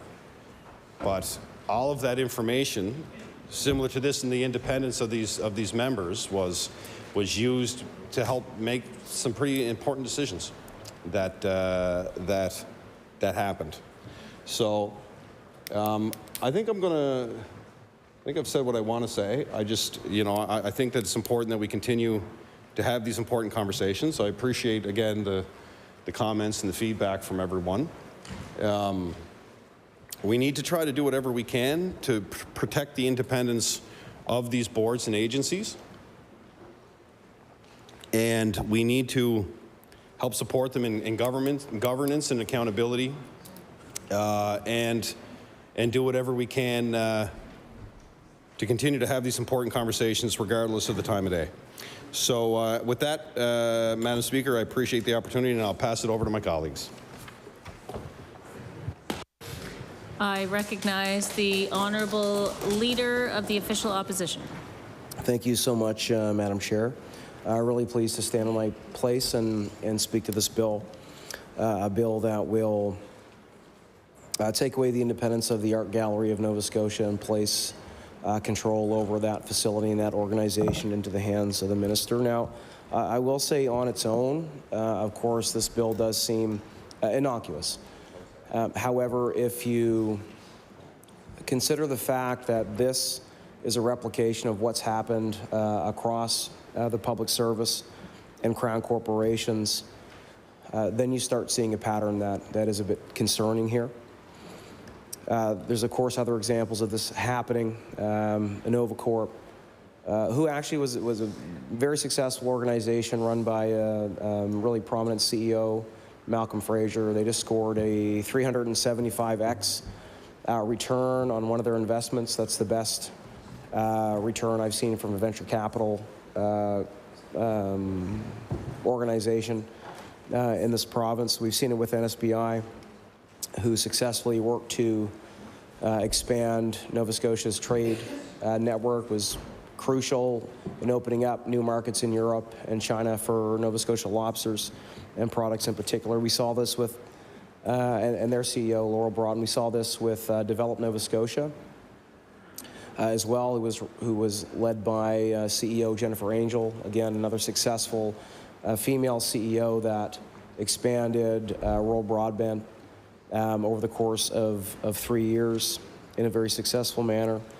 And we've seen this with the Housing Authority, we've seen it with the Municipal Finance Corporation, we've seen the government overstep its bounds, in my opinion, on the Halifax Charter, whereby it can even overrule municipal bylaws. So when you look at this act in conjunction with the broader move that's going on to control every single thing, Perennia, you know, a research and development and innovation organization that's science-based out of Truro.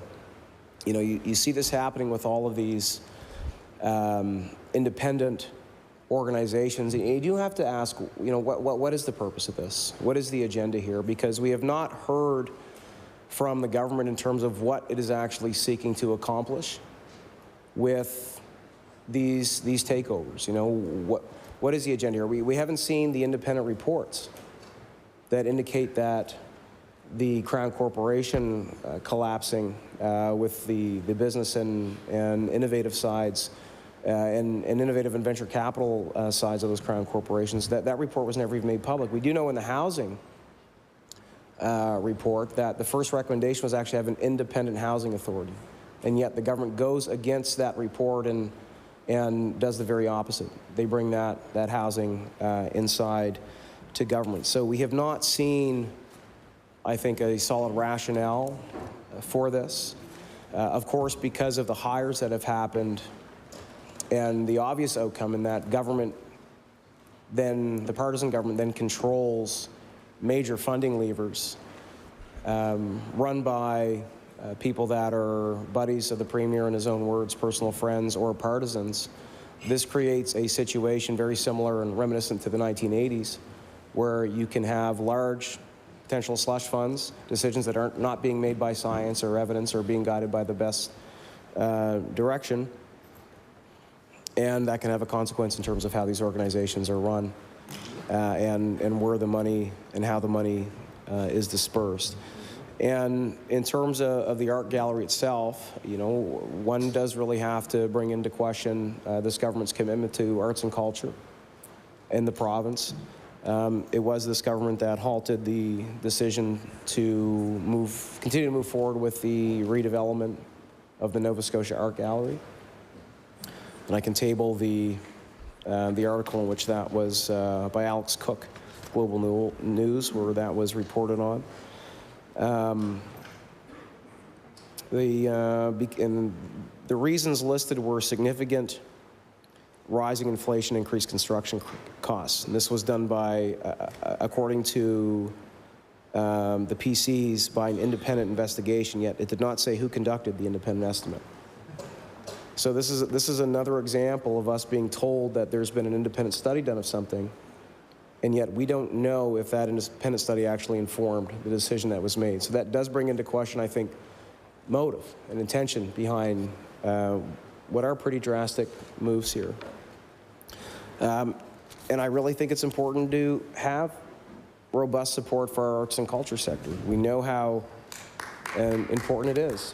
Yeah, from a number of perspectives. Obviously, from an economic perspective. In the words of, I believe it is Grant Matcham, even speaking about the new art gallery, you know, we strongly believe that a new art gallery is a key piece of the arts and culture sector in the province, a large part of what attracts people to Nova Scotia and contributes to the provincial economy. The Art Gallery of Nova Scotia is a space of community that supports wellness, education, growth through the visual arts, and the new building and our programming is intended to work towards all of these very important things. We also know when it comes to that project that the cost to the taxpayer was actually not going to increase because there was such significant interest from the private sector and from the donor network that had been assembled in support of this project, that group was prepared to actually provide the funding related to any scope or increase of cost related to inflation. So I think that's a very important item to note here, because there was not going to be increased cost to the government. The government, the $70 million from the taxpayers was actually going to be leveraged to get even more funding from the private sector and large donors to expand that project. I am going to ask the honourable member to speak directly to the bill. Thank you. I recognize the honourable member, the honourable leader of the opposition. Thank you, Madam Chair. So, thank you, Mixed Chair. So this bill is about assuming control of the Art Gallery Board by the government, the PC government in particular. And I believe that is concerning because we have not seen that this is a government that particularly values the arts and culture economy or the impacts to our society. And the example of the gallery building, I think, is very important for this this conversation because it shows where the priorities are going to be. And considering the fact that this was not going to increase the cost to the taxpayer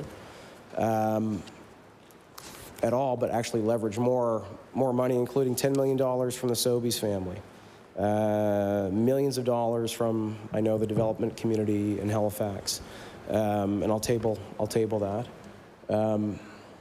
You wonder, is this actually a priority for a government that is now assuming the control over this critical piece of infrastructure and that also provides programming? And I can speak, we've actually seen economic studies done on this, the importance of arts and culture to our economy, and also not just to our economy, but to the social fabric that we have. This is also really important for doctor recruitment and recruitment of young professionals into the province, and to keep them here. It's important for retention. What we're learning more and more after studies are done are that young professionals in particular, a lot of those in the medical professions really want to have a vibrant art scene. And of course, an art gallery is key to that. There's been studies done on the direct economic impacts. I've got one here, the economic impact of museums and galleries, and this is done by the Museums Association, where they conclude that the creative and cultural industries are booming. These sectors have undergone rapid growth and are bright prospects for future economic prosperity. They make an important contribution to the economy, comparing favorably to the financial services sector.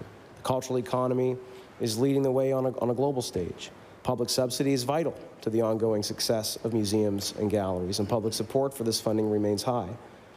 Public expenditure on culture is just but a small fraction of government spending, but it reaps dividends. The mixed economy model adopted by most museums and galleries sees them draw on a variety of income streams, including private investment, individual giving, and earning income. And of course, we saw that directly here in Halifax with that proposed project. With this income, museums and galleries generate vast economic benefits through areas such as jobs, tourism, inward investment, and regeneration. This economic return often levers significantly higher economic benefits, putting more in than it takes out. Museums and galleries are a sound investment and well-placed to help economies and profoundly change the economic landscape. And I can table this report as well, Madam Chair. So, I mean, the question here is, if we have a government that has not indicated that they're particularly interested in the arts sector, by not moving forward with what was a signature plan also for this burgeoning city of Halifax, which is really doing incredibly well, then what is the intention of kind of bringing this control internally? And I do think it's important to wonder about that. I've seen the direct benefits of the art gallery even in my own constituency in Yarmouth. There's actually a western branch in the downtown of Yarmouth in a beautiful historic building. It has been there. There's actually a PC government that brought that to Yarmouth. I believe it was under former Premier Rodney MacDonald.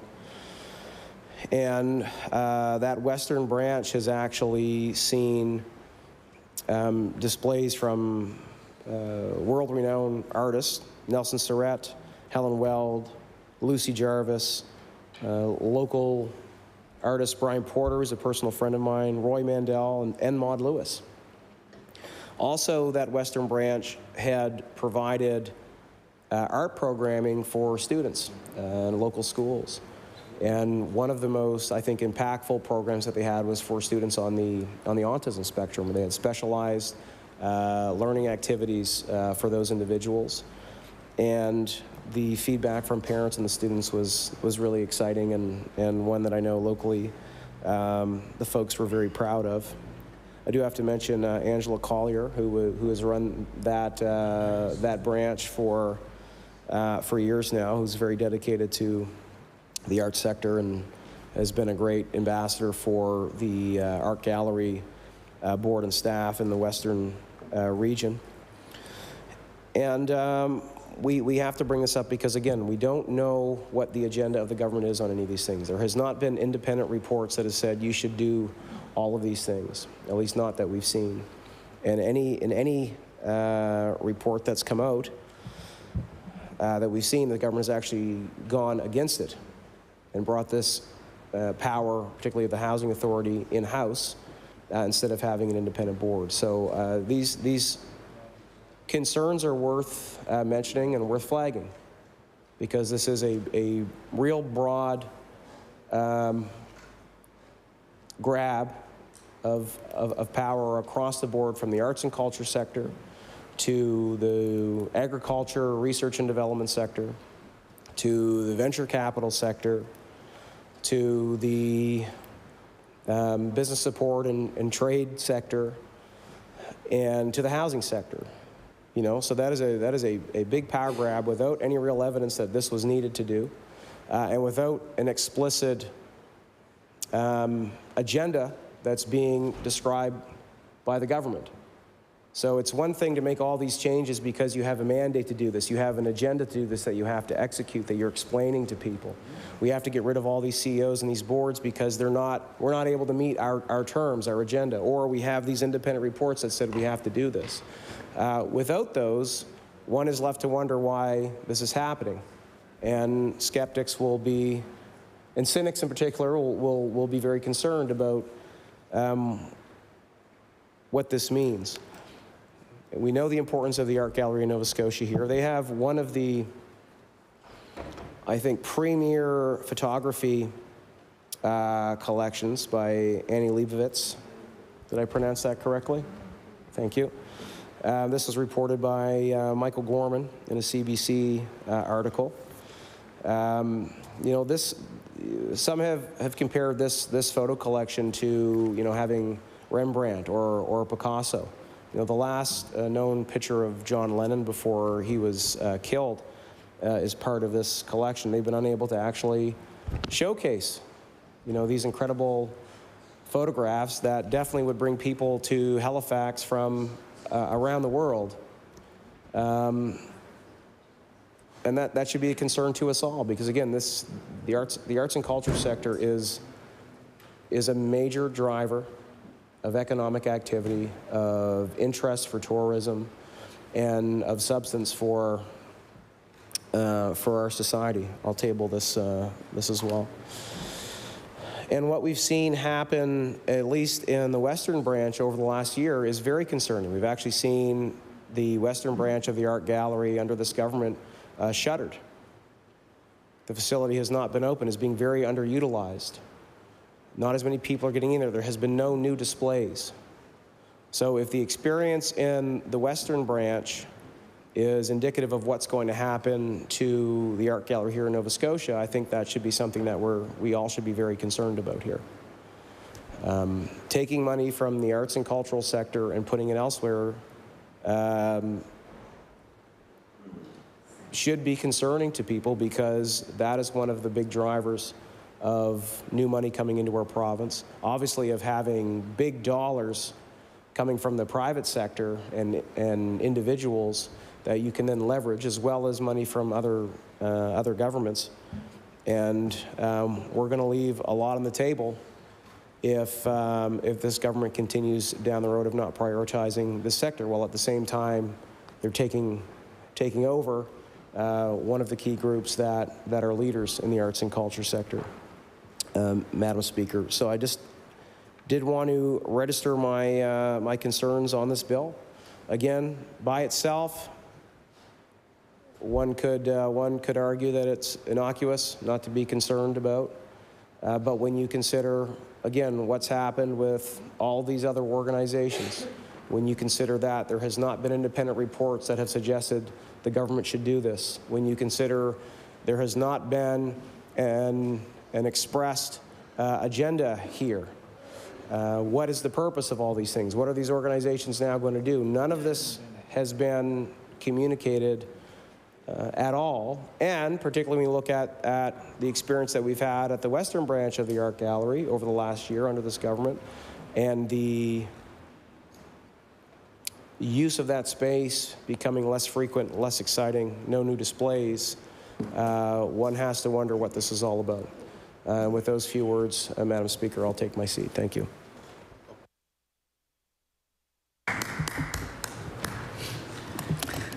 recognize the honourable member for Hammonds Plains Lucasville.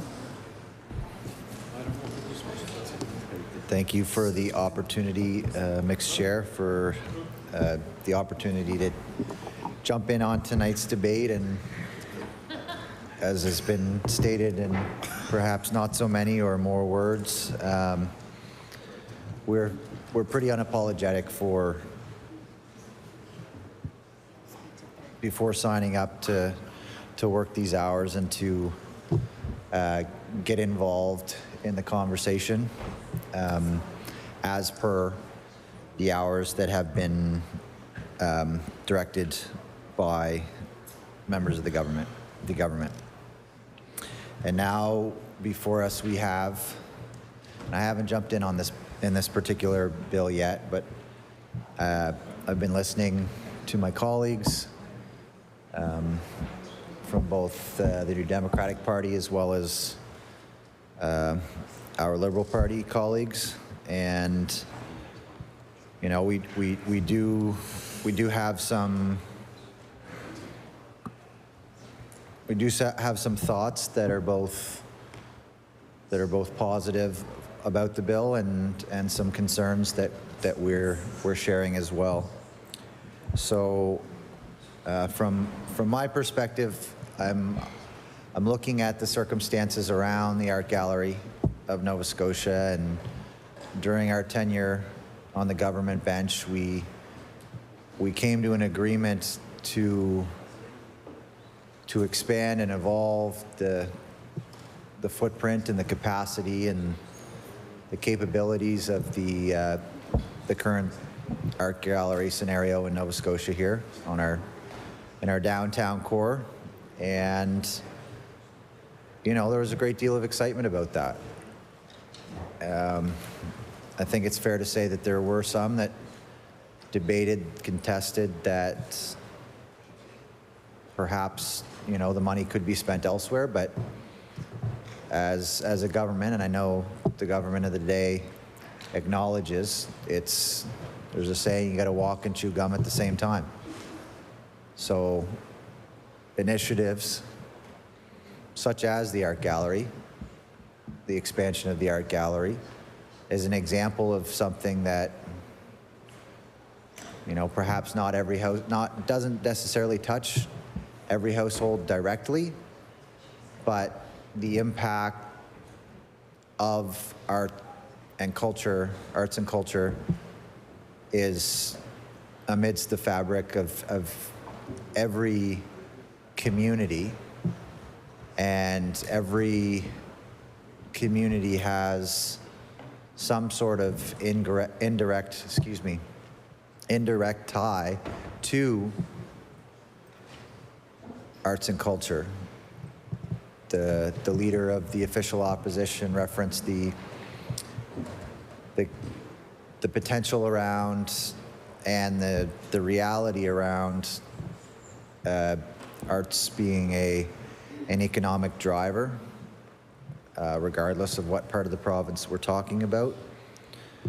But certainly from the Art Gallery here in Halifax's perspective, you know, we see great opportunities for, you know, people from outside the province, from around the province. We see, you know, the cruise ships that we're so grateful to have back on our shores, with thousands of people who make their way up through the downtown core, and certainly the Art Gallery of Nova Scotia is one traditional and popular stopping place for tourists.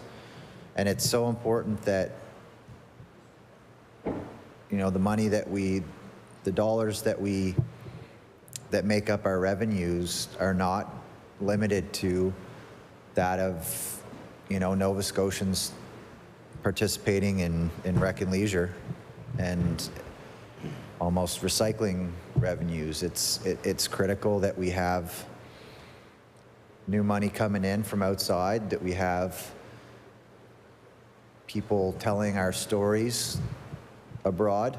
And, you know, in a perfect world, people that visit Nova Scotia once or twice, or once, they come twice and 3 times, and they make habits of coming back, and they tell family and friends, and they come back multiple times. And you know, there are many attractions out there that drive this appetite to return to Nova Scotia. And as I said, the art gallery is no exception to that situation. So when I see that things have, the government now has decided to steer away from the ambition to grow that particular entity, and as I said, not just as a footprint, but or a facade, as an organization to enhance the capabilities that are at that particular organization. It becomes a little bit concerning that they would be steering away from this. But I think we can all agree that inflationary pressures are a very real thing.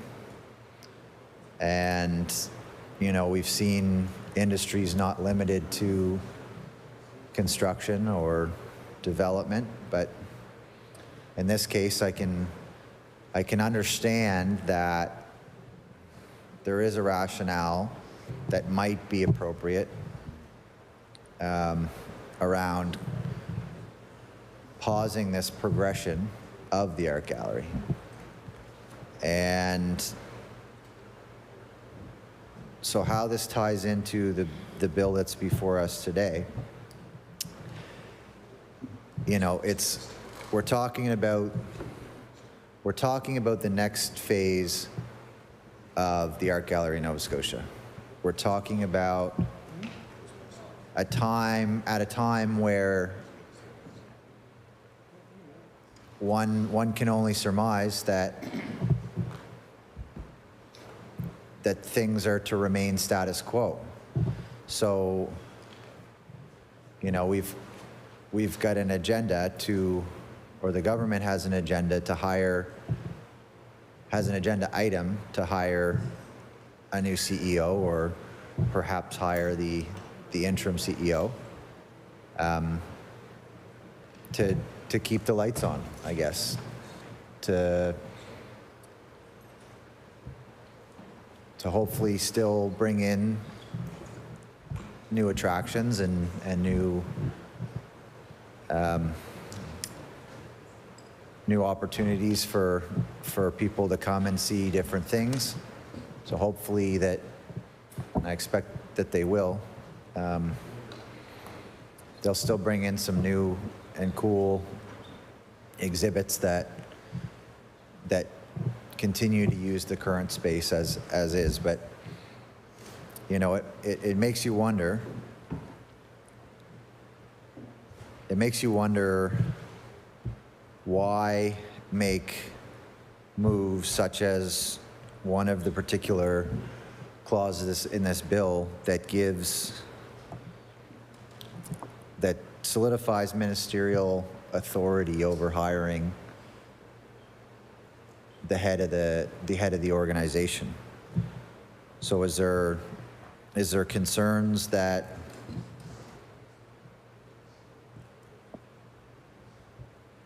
is there a situation where we have to hire somebody to kind of keep things under a lid and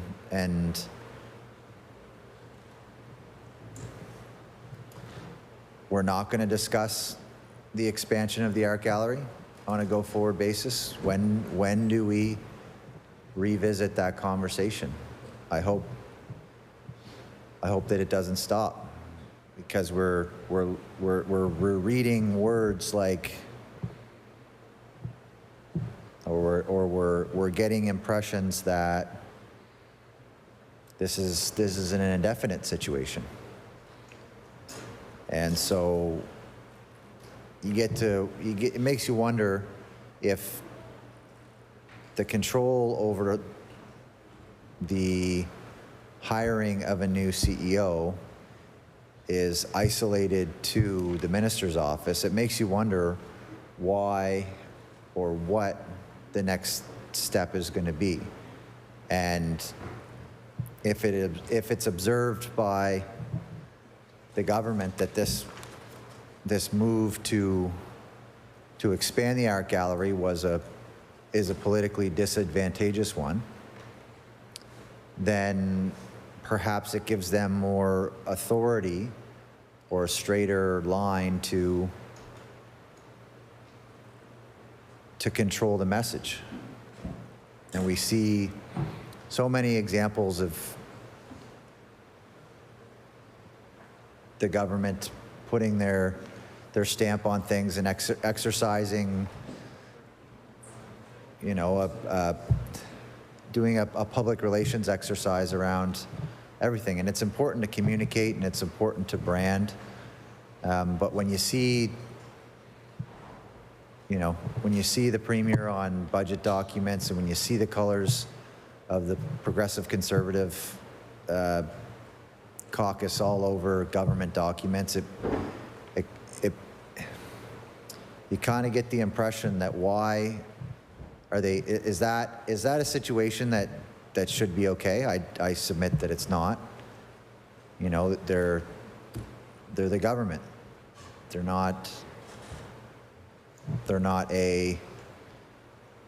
meant to be a nonpartisan entity. And I know that we operate in a partisan space most of the time, but when you're deploying government resources and you're hiring government officials, it creates a scenario where you need to raise above the inclination to be partisan, and continually we've seen examples of this government.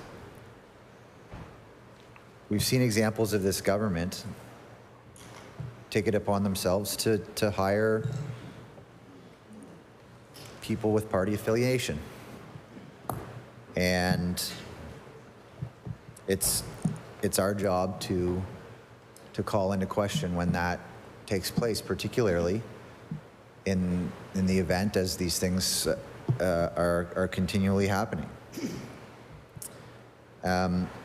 So directly to some of the clauses in the bill, as I said, we've heard some testimonial from members as it pertains to the pros and cons of the situation that we're looking at. And I think from an opposition perspective, I believe that it's fair to say from an opposition perspective that there's unanimous, at least on this side of the House, concern about the consolidation of authority in the minister's office to hire the CEO, being Clause 6A, replaces the director of the gallery with the CEO, who is appointed by the board subject to the approval of the minister. And it also is concerning if in fact the board has a challenge with the CEO, that they can make a case to remove the CEO as per Clause 6B, but that comes back to square one of that scenario. They have to get minister under these rules, proposed rules by the government, in a situation where there's a challenge that could or should merit the removal of an individual for a variety of different reasons, that they would have to go back to the minister for this go-ahead, when, you know, they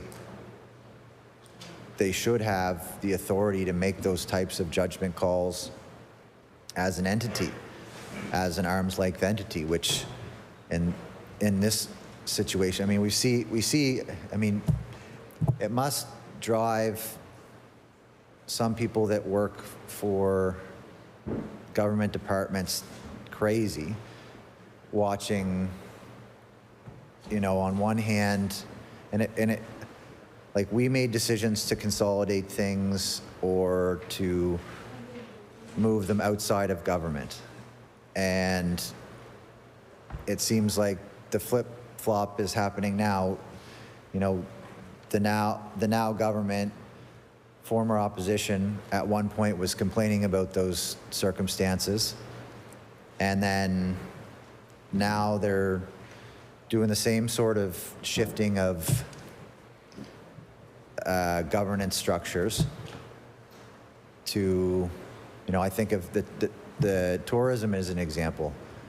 I mean, we saw record seasons for year after year for, you know, probably 5 consecutive years. And for some strange reason, we saw tourism get brought back into government after only having just been brought outside of government, but we don't understand why. We were criticized about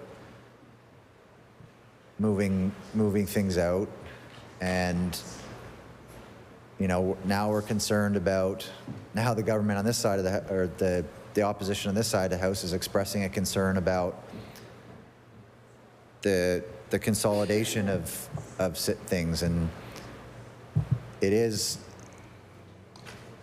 difficult to understand the whole shape-shifting or shifting environment that takes place when successive governments go through time and space and time and history, but that's why it's important to have these discussions around what is the best policy? How do we set things up so that the structure, next year, the structure as you had alluded to in your remarks, like it's very important that we ensure that the systems, the rules and requirements and obligations of our workforce, the ones that deploy these things, is set up to best equip them with capability to do their jobs, and it doesn't place too much. It doesn't place too much control in one office, because it's not about the individual minister. I promise that, Mixed Chair. It's about creating a lasting impact that stretches beyond any one minister, member, government. You know, we're here to try and create policy, create rules, laws that last beyond our tenure as an entity and as a legislature. And if we can do that, then I think we will have done our job very to the point that this is what people expect us to do, is to create legislation that lasts and that is meaningful and useful. So it also adds a rule here, clause 3E. So provides for a majority of members for a quorum. So we probably see it in a number of our communities around sometimes the difficulty to progress or to get things going if it requires a quorum to make certain decisions. So in this circumstances, you know, I can appreciate that this may be a tool that can help the art gallery board keep things advancing and keep things moving. And I mean, the only challenge, like in theory, this is a good this is an opportunity to be good, but the challenge remains is whether the CEO is focused on the agenda of the art gallery and the board, or if they have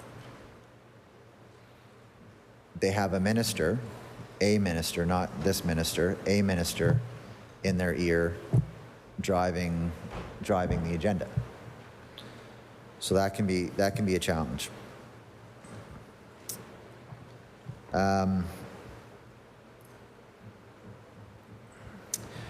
My honorable colleague from Dartmouth North had discussed the shift from in Clause 7 here, where Clause 7 provides that all gallery staff will be transferred from the civil service to become employees of the gallery. And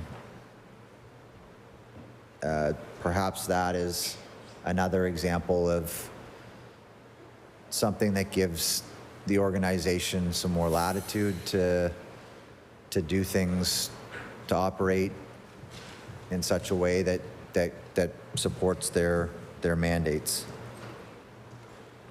Clause 12 here requires the gallery to submit annually, as the minister directs, an accountability report, a detailed business plan, and such other business reports as the minister directs. So, I mean, I have a question about this, and I'm just curious if that is binding, or if the minister can optionally direct that these accountability reports and detailed business plans and other such reports as referenced in this Clause 12, if they're even obliged to put these things forward, because we as an opposition have seen a demonstrated willingness to make it very difficult for Nova Scotians and for members of this legislature to acquire the information. And it seems like unless the Auditor General digs in, that we have challenges acquiring the information. And I know having sat on public accounts periodically over the last several years, I know that departments work well with the offices of the Auditor General to provide them with the information that they require. But, Mr. Chair, I don't believe that it's, the AG's office should be commissioned as a part of some standard operating procedure. I believe that, like every other entity, there should be that ongoing level of transparency and expression of intention, as most, if not all, arms of government do conduct themselves as. I mean, most, if not all, departments do come up with a business plan as part of that annual budgeting process to reflect upon. So I guess perhaps this is legalese here that I need some clarification on, because when I read as the minister directs, it does to me sound like there are latitudes for a minister to make a choice as to whether or not they are going to actively, annually, and consistently report on the business of their departments, and in this case, require the Art Gallery of Nova Scotia to discuss the next steps. Because as I said initially today, the future of the Art Gallery is in limbo right now. And there are many people who have the former CEO was there as long as 20 years, I believe, and she had spent considerable time and energy and resources and had built so many relationships with people from around the province and been able to successfully, you know, bring in investment and raise money. And I mean, it was disappointing to see her leave, not begrudging the interim CEO, but certainly disappointing to see her leave, particularly for the work that she was able to accomplish with our Mi'kmaq community. I mean, you saw just how intentional that the art gallery as an entity was meant to be on a go-forward basis with some of the design work that was done on what the new art gallery was going to look like. And I think I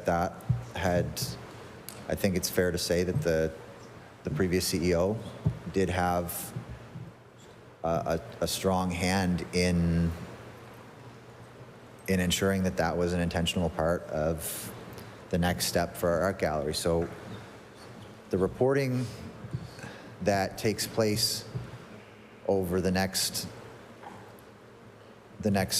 chapter of the art gallery's history is truly critical, because Nova Scotians were expecting a new art gallery. This was a commitment that was made, and despite, you know, arguably a cost pressure scenario that was deemed too significant to proceed, we are now in a situation where the future is in question. So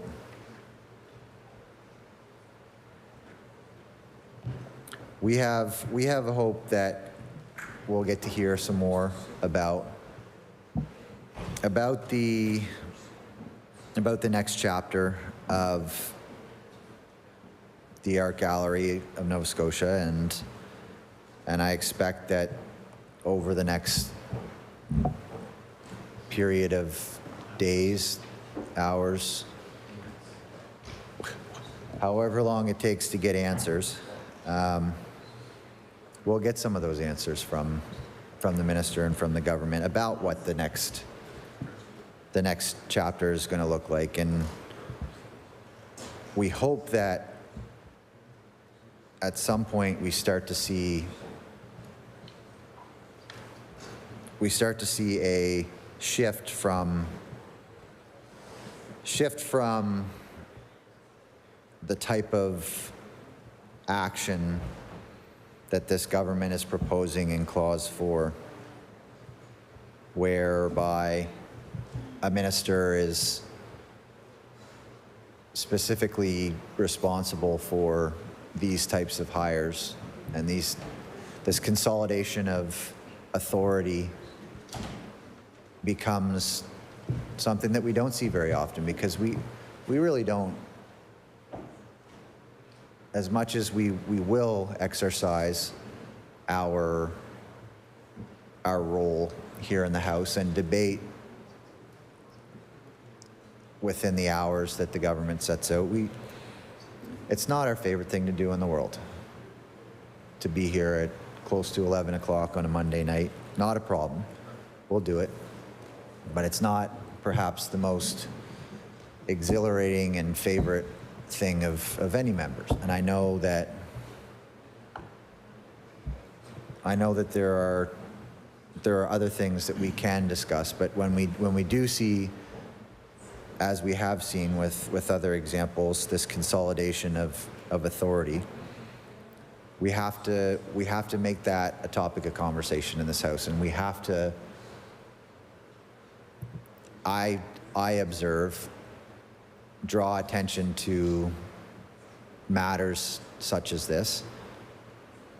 I mean, we only have so many tools on the opposition bench, but next chair, it's, you know, if we discuss things at length, then that gives the media more opportunities to share it in another news cycle or to reach more Nova Scotians.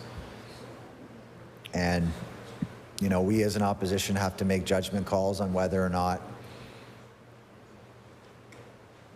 the things that we're proposing are or aren't in fact important to Nova Scotians. And in this case here, with the Art Gallery in Nova Scotia, we see another instance of consolidation of authority. And we believe that it's important to belabor this and to give more of a chance for Nova Scotians to get their eyes and ears on the situation here. I mean,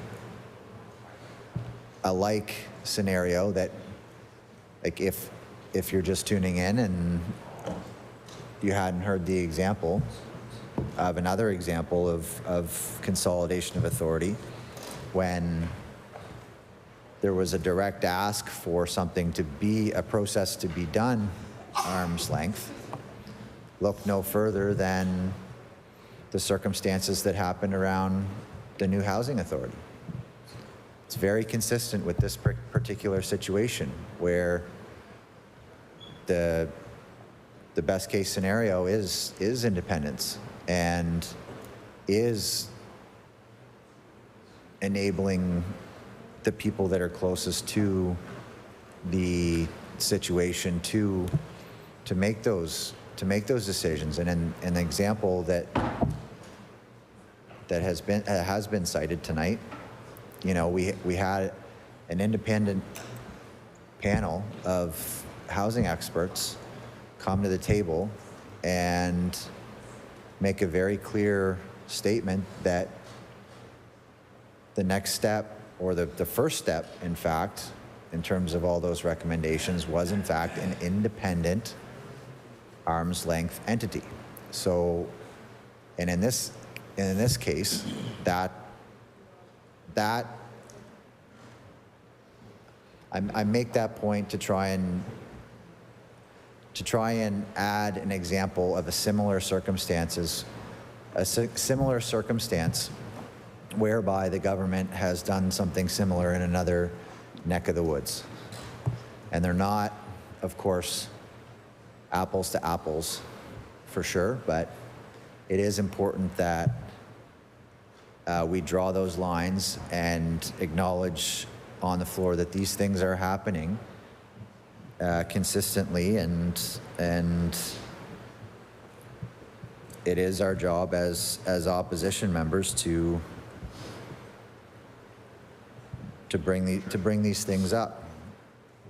And we do this because we have to stay invested in what's for the public good. And Mixed Chair, as you referenced in your remarks earlier, you know, a big component to the situation here is, in fact, the public good that is done at the Art Gallery.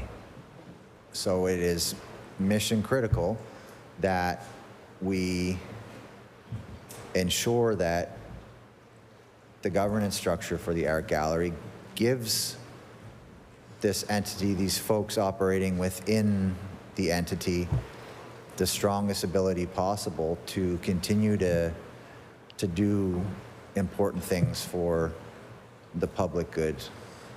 And, you know, things that give people from all walks of life, no matter if their income or how they were raised or where they were raised or who they were raised by, that we have opportunities for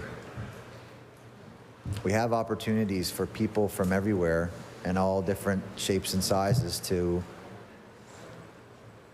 have these experiences around the arts. Because if we don't enable these things as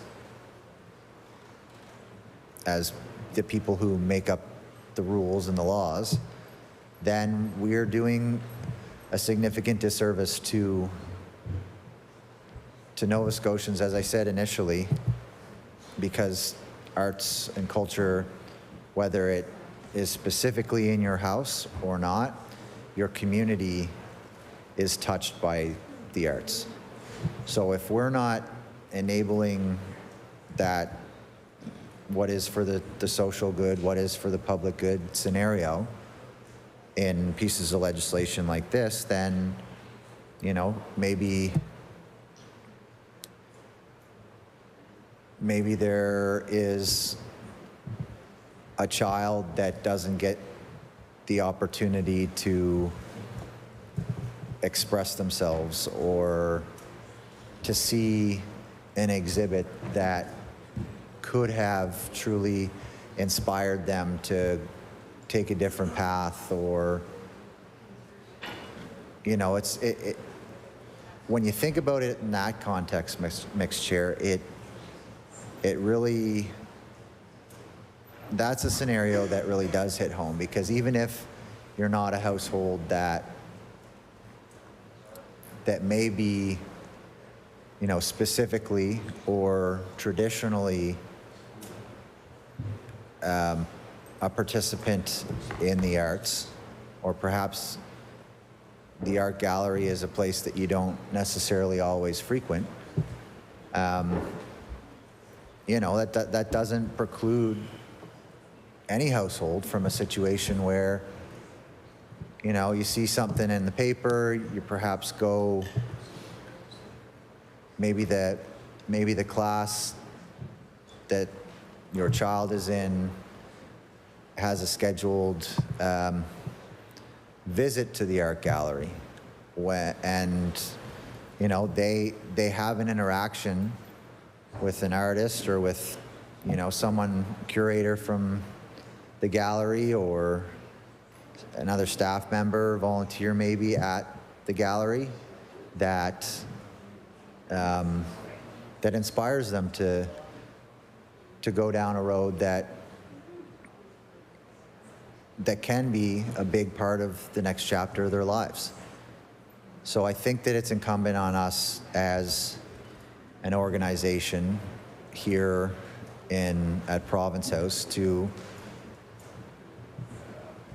focus on these particulars of bills such as this. And it's a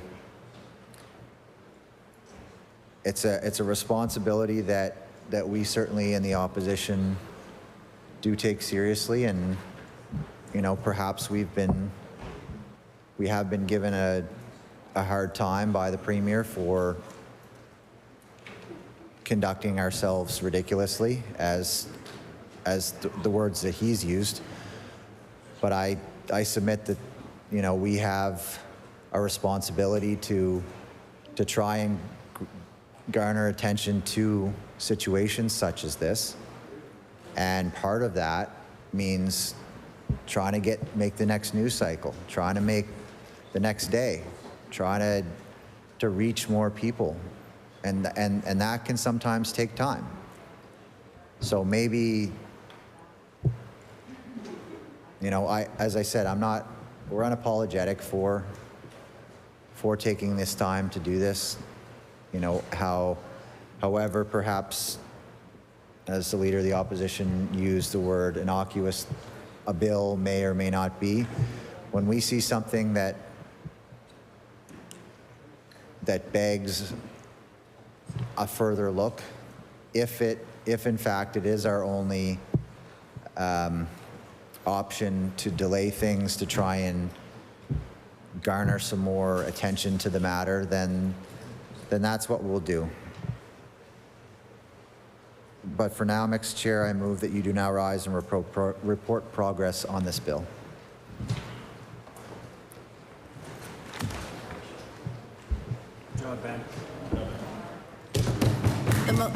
The motion is there's a motion to rise and report progress. Recorded vote. There's been a request for a recorded vote. The bells will ring until the whips are satisfied.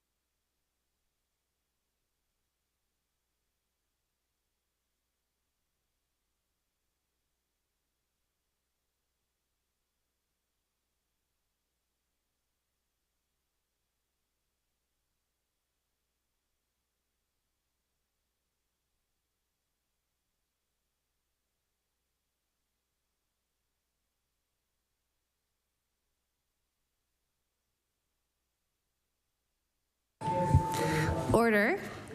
The hour of adjournment has arrived. The committee will now rise and report its business to the House.